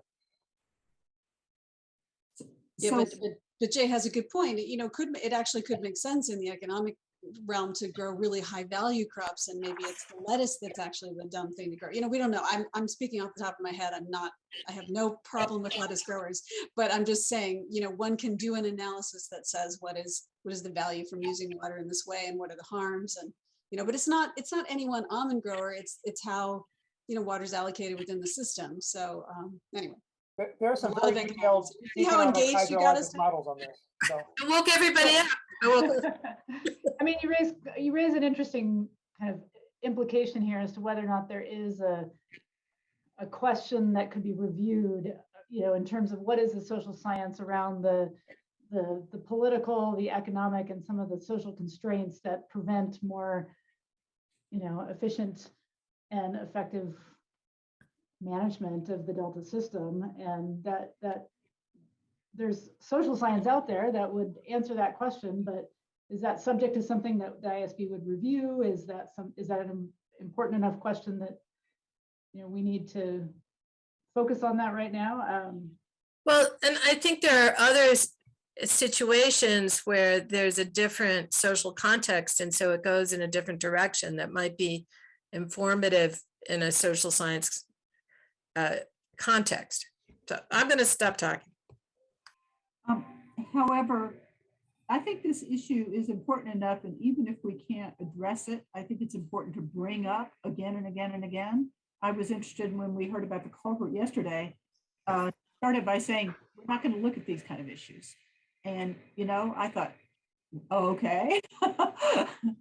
That just seems kind of strange, but, they're just looking at how they're going to spend the money. Yeah, I mean, I think there's a valid point there. When do we say uncle and when do we just keep pressing the button? But, just for context, I studied this water allocation problem when I was in graduate school, more than 20 years ago. So it's internal. It is much discussed. It is much evaluated, and there's a lot of reasons we have the system we do. That doesn't mean we should, ignore it, but it may not be the most effective use of our time. There are hundreds, if not thousands, of papers and books on these subjects, just for California. Well, thanks for bringing that up, Diane. I think that was I say that totally seriously. That's the kind of off the wall ideas. That's what the emerging session should be It's a good about. observation on a fundamental issue, right? Yeah, yeah. Bob? Well, after that energetic exchange, I am embarrassed to even say what was on my mind. But all I was going to do, Steve, is kind of second your motion that this be a regular part of our meetings. And because I would be interested in just learning, what's on people's minds.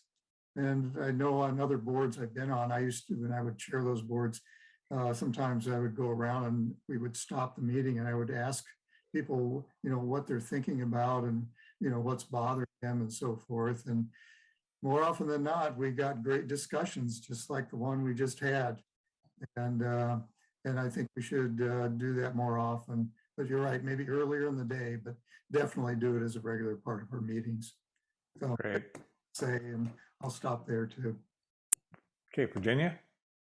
So I've been thinking all day and yesterday, how to bring up this topic, because it doesn't really relate to any one issue, but it sort of relates to everything as well. So it's not under the essay, it's not under science needs, but so I'm bringing it up here.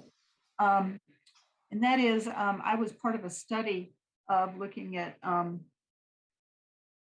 sustainability of agricultural landscapes.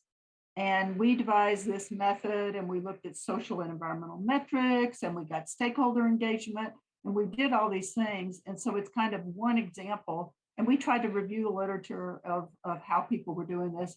And one of the examples we studied was Northwestern Mexico, which is an agricultural region just like Southern California in many ways. So I'll send this paper to Edmond to share and also with Laurel and maybe others just as one example, because I think I think, and this relates to Diane's questions too about agriculture, because we need to be looking at agriculture, and it could apply, you know, the approach could apply to other needy water systems. So anyway, I was going to share that and just to think about. It doesn't really fit into one particular topic. Thanks. Any other thoughts? Well, I'd just like to say that I think it would be nice to take on a more of a social science topic, but in a way that means I volunteer Tanya and you know, I don't know. It's funny because Tanya and I are pretty comfortable popping into these more biophysically oriented topics, but I do wonder, are there board members that are pretty comfortable popping into purely social science topics? And so, I mean, Virginia definitely. So, you know, we don't want to be, yeah. So I guess I'm a little afraid to make suggestions when I'm not sure, you know, how much general support it will have. But I think part of bringing us on the board has meant that we would take on some more of these topics. So I just want to put that out there. I actually have some ideas, but I'm not ready to try to take on anything new right now. So I'm gonna table it, but I do think we need to make sure that stays on the agenda.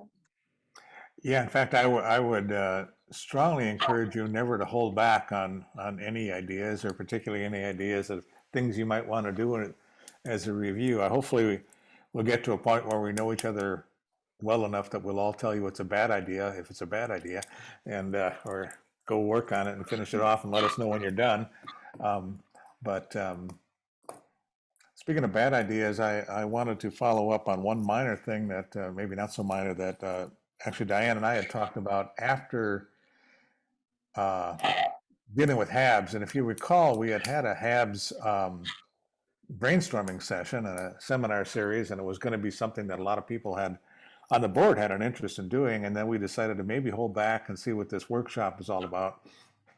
And I think Diane's understanding of the workshop is it's largely going to be looking fairly narrowly about HAB monitoring. And so we had talked about maybe the possibility of the board doing something before November and coming up with a sort of maybe a white paper or a high-level white paper that might deal with the HAB issues and where the science is or ought to be going, and maybe think about the science before you think about the monitoring. Dan, do you have any thoughts on that, or? Well, I thought it was striking that in the summary of these metrics that we were given earlier in the day, which I thought was keeping track of the performance metrics, this incidence of HABs increased twofold, if I'm remembering correctly. So I think you're right. I wasn't able to attend. There was another meeting that overlapped at 2 o'clock yesterday. So I went to the board meeting and not that workshop planning meeting, because it seemed like, as you said, it was headed to focus primarily on monitoring. But I think a white paper would clearly be timely given that observation and the scope of the workshop as it's developing. So I agree with you, Steve. And maybe more timely than considering this northern, Southern California dilemma. Yeah, I think that would be something worthwhile. Okay, Jay. This is a completely different topic. Going back to the big EIR, EIS that is going to land upon the committee sometime in the future. It has occurred to me as I was thinking that I would not be around for that review, that it might be useful to write a short think piece on what kinds of things the science board should be looking for in that kind of document. That would maybe help us start to think about what we want to decide to do without committing us. And it might also be useful for the people writing that kind of a document to get some foreshadowing of our thoughts, or some of our thoughts anyway. Now recall back I guess it was I'm not sure when it was, we wrote to those folks and asked, gave them some initial advice based on our review of the BDCP. That might have been all in terms of the process. I don't have that letter in front of me. I mean, the formatting and I don't know if there was any content guidance. We've seen probably a half dozen different versions of different drafts of this kind of a document in the past. And we never really found that any of them were particularly responsive to what we wanted to see. And so I was thinking maybe, writing something short before that document is near final form, that might be useful for us and for them, without it being a commitment. It wouldn't be saying these are the only things we're going to be looking for, so, but just a think piece, really.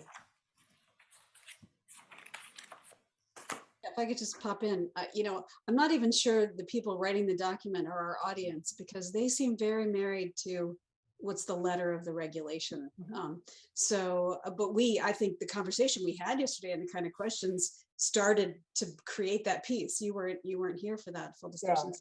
But yeah, it was really great, actually. Everyone kind of asked a question very distinctive to their expertise. And so it was really actually a great summary of the kind of questions we should ask.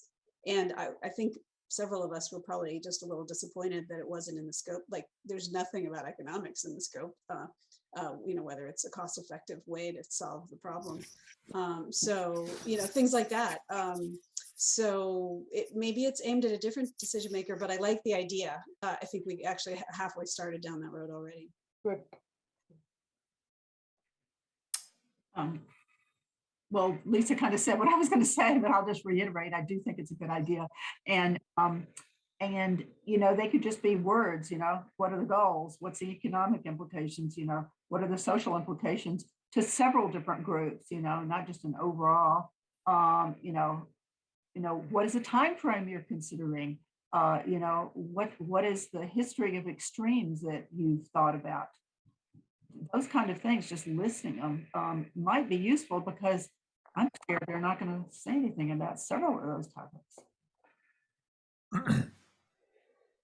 I wonder if it's worthwhile to look at just the BDCP EIR-EIS, not the 35,000 pages, but maybe the table of contents, because if I recall, I tried to put this out of my mind for a long time, but if I recall, it was the chapters were oriented around, terrestrial impacts, fish impacts. I think there might have even been an economic chapter, but those kind of were the chapters of the sort of the impacts of things that they were looking at. And that made it a little easier for us to at least subdivide the effort. But I don't know if this one has anything going to do that or not, or how they're going to do it, or if they have an outline already for these things that are typical. Suppose we can ask. Well, we're supposed to be the guardians of the best available science for this process. That's our legislatively appointed role. My guess is the CEQA regulations, or whatever they're writing this for, have reasonable guidance and frameworks that they have to work under. Not reasonable in that sense, but well defined.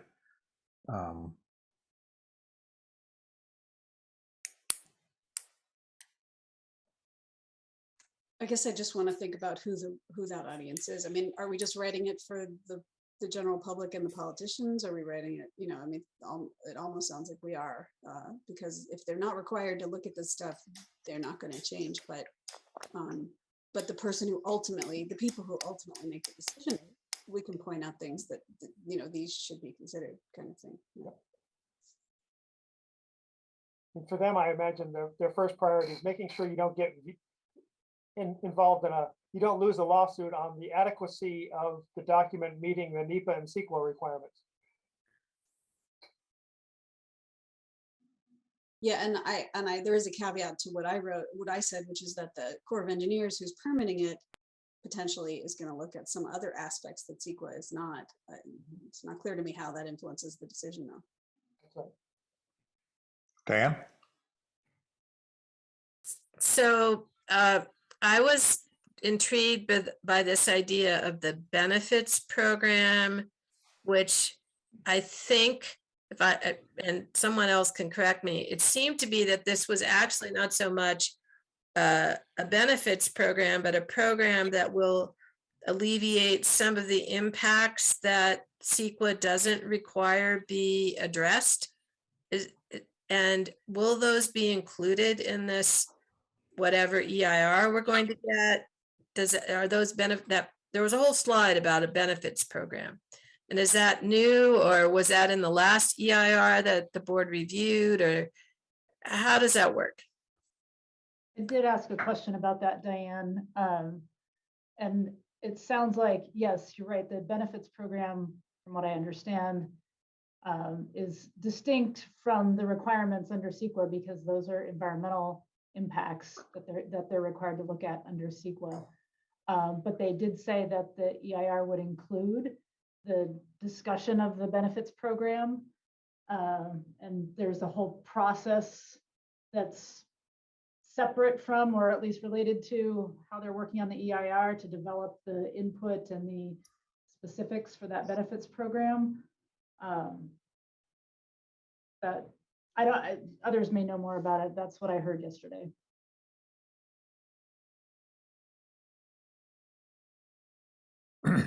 Yeah, the original BDCP that we reviewed had not only the impacts of the actual construction and all of those things, but there was also a huge component of it that had to do with ecosystem restoration, which was the compensatory works that were going to be done as part of this large scheme of a program, build the tunnels and do a bunch of ecosystem restoration as well. And so there was a lot of science related to that. And a lot of our review related to that as well, to the ecosystem restoration adequacy of the science of the programs being done.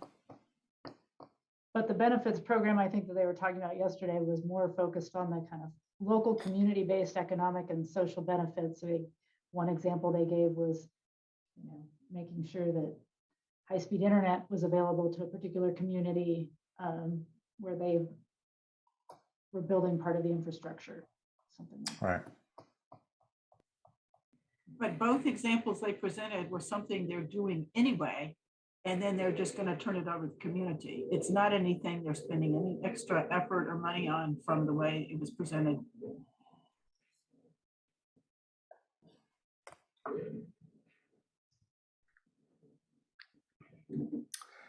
Okay, any other thoughts on our open forum here? Okay, well, now you know that this exists. You'll have time to think about it and dream about it before the next meeting and come up with some ideas. Don't be shy. Any public comment on this topic, Edmond? Yes, there's one from Deirdre. Deirdre, you've given permission to unmute. Before you state your public comment, please state your name and affiliation. Thank you. Yeah, it's Deirdre Dan with California Water Research. And I did want to inform the board about the regulatory context. So under the Delta Reform Act, the Delta Conveyance Project and all other projects in the Delta are required to be consistent with the Delta Plan.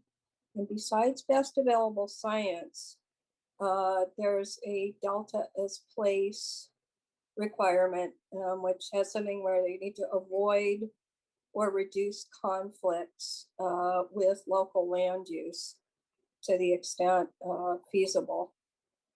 Though I'm not remembering exactly, but this was the other major reason that the project was consistency determination was withdrawn. The draft staff findings were that the project was not consistent with that plan. And in fact, the Delta Protection Commission wrote in their comments that DWR had thoroughly failed to grapple with the reality demonstrated through the evidence in the record that California Water Fix puts the long-term sustainability of small Delta communities in serious jeopardy. It also thoroughly fails to offer any meaningful mitigation for such impacts. And I was actually called in to help the Delta legacy community folks with some friendly cross-examination and the water fix hearing. And I got interested in looking at the construction impacts on these small towns, and they were just horrific and they really weren't mitigated at all. And I'm still very concerned. There's these enormous 3,000 CFS intakes. I think they're 1,000 feet long, and they're put, sandwiching the little town of Hood between these two intakes, and they just have pushed forward with that design.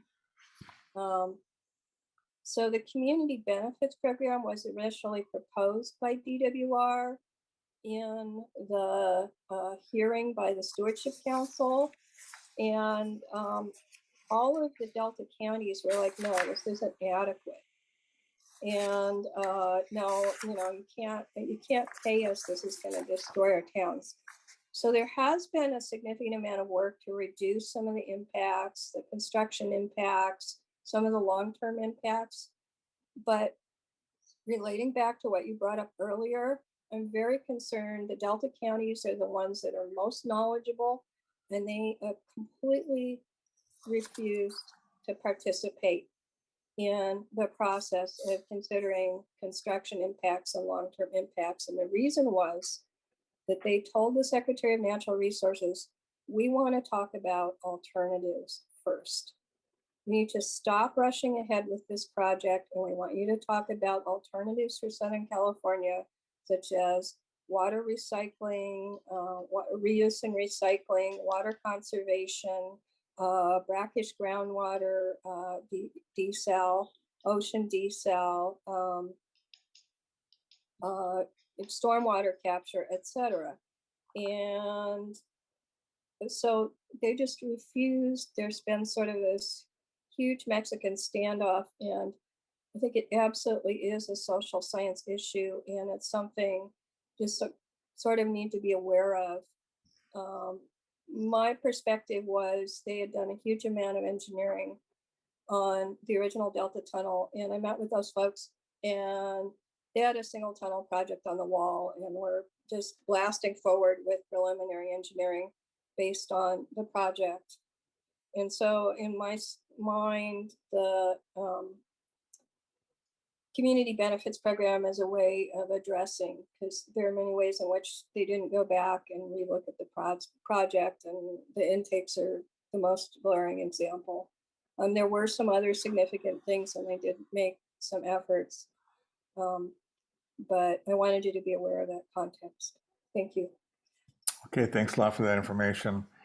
Move on to item 14, which is our preparation for upcoming meetings. Yeah, and before we do that, Steve, we actually have another public comment on the open forum. Okay. This one's from Linda Smith. Okay. Linda, you have been given permission to unmute your microphone. Before you provide your public comment, please state your name and affiliation. Thank you. Hi, good afternoon. My name is, I assume you all can hear me. Yes. Great, thank you so much. My name's Linda Smith. I work at the Metropolitan Water District of Southern California. I've enjoyed listening to your discussion yesterday and today. You've covered a lot of interesting topics. And I wanted to make a public comment because at least from my viewpoint, as you all are diving into issues and are brainstorming about possible topics where you can dive in and comment on the science, that you've been briefed on some things. Like I think your briefings yesterday morning or was that afternoon, were helpful, but in other areas, you haven't had the chance to be briefed or to dive into detailed information, especially those of you who don't reside in California and don't work here on water issues. And the water issues are extremely complex.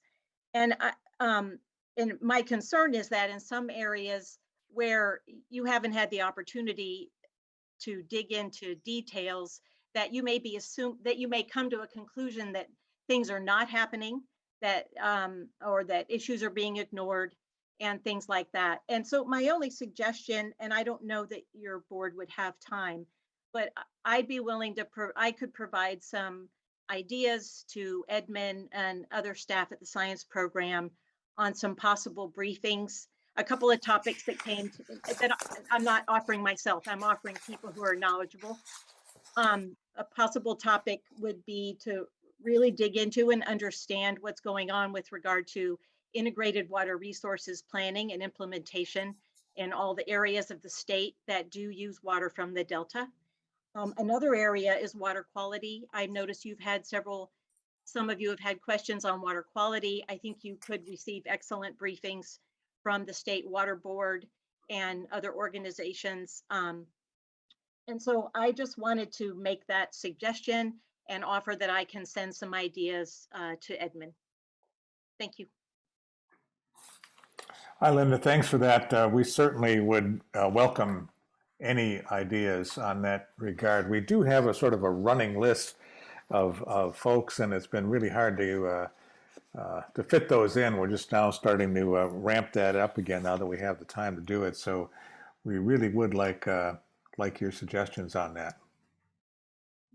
Yeah, and can I just add, we are certainly appreciative of the fact that we don't have complete information, and so when we're spitballing ideas, we know we need to dive in a lot more. And I'm really hoping that any white paper review would be co-produced with folks who can use the information and know more details. So I just really appreciate you bringing that up. Thank you. So on that note, for our next meeting, we were going to delve into the fish world in terms of in February 11th, we have an all-day meeting, and we were going to have a series of presentations about fish, and particularly with respect to fish regulations at the state and federal level. But we haven't been able to get those folks here because of scheduling difficulties for February. We've asked them again for possibly March as a possibility. In the meantime, though, we are going to continue our fish world or fish and food web world and invite a bunch of folks in that regard to talk to us, a general talk about what are some of the fisheries management issues in general in the Delta, maybe talk about some food web issues and dive into that. And that slate of maybe another half day or two or three speakers, sort of like we did with the water flow issues, will be half of the day in February. And with that, I suspect also in February, we'll probably be in a position to have a content approval of the water supply reliability. That will be sort of a major sort of a feature of that meeting as well. And then if we can get the folks to come in on environmental flows, we might, we're also trying to target that for February. In March, we're scheduled for a 3-day face-to-face meeting, 1 day related doing a field trip, 1 day sort of our regular day meetings, and then another day that might be a combination of small group meetings and a series of topically focused speakers and seminars. Environmental flows is one we've talked about, possibly subsidence, and maybe continuing with some of the other issues we're talking about. We'd also expect to get a presentation on the Delta Science Program's NCAS effort. That's the National Centers for Ecological Analysis and Synthesis. They're doing some work actually related to both the effects of flood management on estuary health and also identifying the drivers of food web dynamics. So we'll get a progress report on what they're doing, which relates to our activities. Now, the face-to-face is obviously getting more questionable day to day. And as you recall, January was supposed to be a face-to-face, and that's why we have a 2-day extended meeting. As time approaches, I know there'll be we'll have to reconsider that face-to-face meeting, and I think it'll be based not only on the conditions as they exist, but also on the CDC guidance and the California state guidance, and all of your own individual comfort level and opinion about whether we want to or need to do this in February. And that's February 9th through 11th. I know the March 9th through 11th. The March IEP workshop has gone virtual. So more and more things are moving into the virtual phase. Lisa, did you have a comment? Well, I might have misread an email, but I thought there was already talk of moving the in-person meeting to April. So I just was wondering if March was still the most updated plan. I haven't been involved in any decision on that, so, Okay. so hopefully they'll notify me. So clearly that's a topic that we as the leadership group will talk about probably the next time we discuss our. Yeah, we don't have to hash it out right now, but Yeah. I think it's safe to assume it's uncertain. Yeah. Diane? I was going to point out that another uncertainty is the status of the airlines, the way flights are being canceled all the time. So, we could make a decision, and then those of us who are traveling like you, Lisa, from the East Coast may feel that the chances of getting there and getting back are not very high. So I just wanted to bring out that there is one more consideration. We don't worry too much about you getting back, just as long as you get here in time. So, All right, I'm moving in with you, Steve, then. I'm driving up there. So airlines are a whole nother issue. I could be happy to debate the airline issue. If you look at the daily normal pre-COVID numbers of cancellations a day, it's way up there as well. And the added numbers, of course, are significant, but not doubling. Anyway, so we'll make that decision. We'll get all of your opinion before we do that. We certainly don't want to have a meeting where people A, are unsafe, or B, feel uncomfortable about being safe. So, and we can always do a hybrid. So, but hopefully we'll make that next time the leadership team has a meeting. Yeah, and also I know we'll have more opportunity to discuss this, but just because I know we have certain ears listening right now, I think the suggestion to have a water quality briefing is very timely, given all the questions we had about water quality. So I just want to elevate that. Sounds good. Anything else on future meetings? So I might add, I've been involved in several workshops at NC, the National Center for Ecological Synthesis and Analysis, that have been productive, and some of them really pertinent to the work. So you mentioned 2 topics you might have them just give an overview of the kind of things they have explored over the time they've been in existence. Yeah, this isn't by NC EAS per se. It's about that the South Delta Science Program is partnering with them to lead a collaborative working group. And the 2 topics I mentioned were working groups sort of under that umbrella, so to speak. So. Okay, I misunderstood, sorry. Anything else on that? Any public comments on this, Edmond? I'm sorry, yes, there is one from Deirdre Desjardins.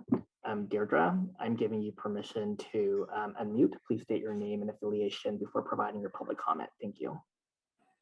Yeah, Deirdre Desjardins, California Water Research. And I thought a lot, when I was advocating for the Independent Science Board, about the different tribes in California water. And there really is kind of tribal bias within each tribe about what they consider. So there's the DWR and the Bureau, And then there's the regulatory agencies and the fish agencies. And those are each different tribes. And then there's the urban water agencies and the agricultural water agencies, and those are each different tribes. And then there's the environmental, fishing, and Delta groups. The environmental and fishing groups tend to be fairly similar, their outlook. The Delta folks tend to be a little more, a little different in that their focus is very much on local Delta interests. So I would just encourage you, I know the DWR and the Bureau really wanted there to have, you know, some work more closely with the board, but you really need to balance the perspectives. I mean, I've just stepped back a little, you know, work very closely with Delta environmental and fishing groups, but just, you know, as a scientist, I see these groups having very different perspectives, and they're all really important in adaptive management. So, for example, you know, having something from the water agencies about integrated regional water management is important, but the NGOs I know have a different perspective, as do the Delta counties. And similarly, water quality is a huge issue, and I really consider, you know, having not only water board, but maybe some Delta stakeholders, for example. And I know as far as the water quality control plan standards that are protective of fish, I worked with people. There was incredible sacrifice by people in this water board's water fix hearing to provide testimony about flows needed, criteria needed to protect flows for fish. And it's really been hard to watch. You know, fish really are going extinct, and extinction is forever. So they have a really important perspective that should be represented. And I don't think the water board would entirely represent it for them. Thank you. Yeah, thanks for that comment. Let me clarify that, you know, we realized we wanted to hear from a lot of different folks. We wanted to get broad perspectives and a broad range of perspectives, and we wanted to have some baseline information to work from. We've just started that process. Our intent was to, first of all, to look at the regulatory framework. That was the reason for the water people that we talked to yesterday, and our initial idea for the February was to set the regulatory management framework. What are the regulations, what's required, and what's being done about it? That was step one. Clearly there's that's only step one. So that's sort of the reason why these folks were selected, not necessarily that they were our preferred guests or anything like that. It was just this is the regulatory framework we needed to get straightened out. And as you'll see, as we move into February and March, we're already beginning to expand, expand our list. We're even inviting academics in February. So, okay, move on to the next to the last item, and we have a schedule for 5 minutes, and that's for Edmond to follow up, give us a review of items for follow up, but take the whole hour if you need to, Edmond. Oh, I can take the whole hour. I'll be happy to. I'll try to keep to my allotted time slot. So here's a recap of some follow-up items. So this is for both days. So on day one, Tanya disclosed that she's helping with the analysis of the Delta Science Enterprise Survey that was administered by UC Davis, where the PI is Mark LaBelle. We'll be updating our disclosure page with that new disclosure. So today, in terms of some of the follow-up items, you guys talked about revisiting the operating guidelines in the future in light of discussion on authorship, the new legislation, and also public comments that you guys heard from today. In terms of the Delta Stewardship Council report, there's interest to get some follow-up on the performance measures from Tom to see if they can get specific information in terms of who's accessing the information for the subsidence reversal performance measure. And then there's also interest in perhaps having a discussion and bringing the Delta Adapts team from the council back to an ISB meeting to see what they're working on and see how the Delta ISB can help. Then the major item for today is that you guys did approval of the content of the science action agenda review with agreed upon edits. It was a 7-8 vote with Bob abstaining from a vote. Did I capture that correctly?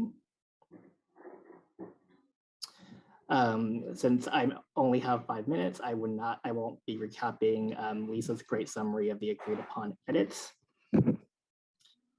In addition, for today, for the future review topics, we have, actually before future review topics, the science needs assessment. We have Virginia, Bob, Steve, and Jay is going to be revisiting the science needs assessment and how to move forward with that. But before that happens, I know Jay said the target is to wrap up the water supply reliability review first. And currently the water supply reliability review, the goal is to have a revised draft for your February meeting and to discuss whether the revised draft adequately addresses public comments and whether you guys are ready to make a content approval. So please allot some time before the February 11th meeting to review that report if it's ready. In terms of future reviews for subsidence reversal, I have that Tom is continuing to work out the prospectus. And if I heard correctly, Tom, you said you may have a substantial update in February. Is that correct? Yeah, I would hope so. Okay.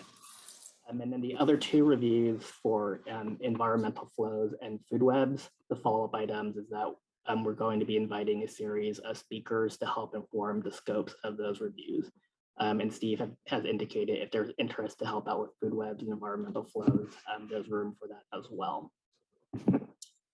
Any questions so far? All right, and then the next item that I want to recap is today you guys had your first open forum, which will provide the opportunity for both the ISB and the public to discuss emerging issues. A lot of ideas were discussed today, but I just want to make sure the ISB, based off those ideas, don't want to move forward with any ideas or would like to continue a discussion on a certain topic for the future that we can table. Edmond, I think the stuff that Diane and I talked about the white paper in quotes on HABs, we might want to pursue that a little bit more in a discussion and see whether that's something we might want to do and what that might take. Do we call it a mini review or a white paper or something else? And if so, if there's anyone who would like to join that discussion, please let us know. I think, Bob, did you say you wanted to, or? Sorry. Yes, that's right. Okay, and the only thing I'll mention about the white paper on HABs is I just want to mention that there's also the State of Bay Delta Science that's also going to have a chapter focus on HABs too. So I think that's some additional coordination for you guys to brainstorm on as well, just as a reminder on that. What's the time frame for that? I don't know the exact time frame. If other science program staff have it off the top of their head, you can speak up. Otherwise, I'll follow up with you after the call. Yeah, the time frame and then the scope and maybe who the author is, and we can, if anything, follow up with that. I think Lauren may have some information on that. Lauren? You're muted. Lauren, we can't hear you.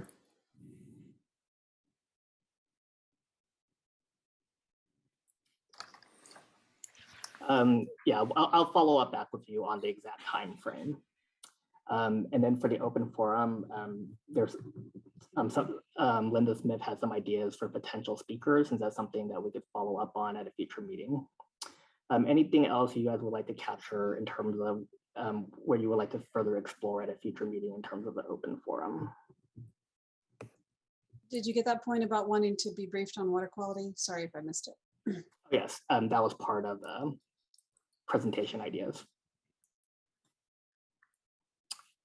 All right, so if there's nothing else, this will wrap up my follow-up item recap, and I did not take an hour.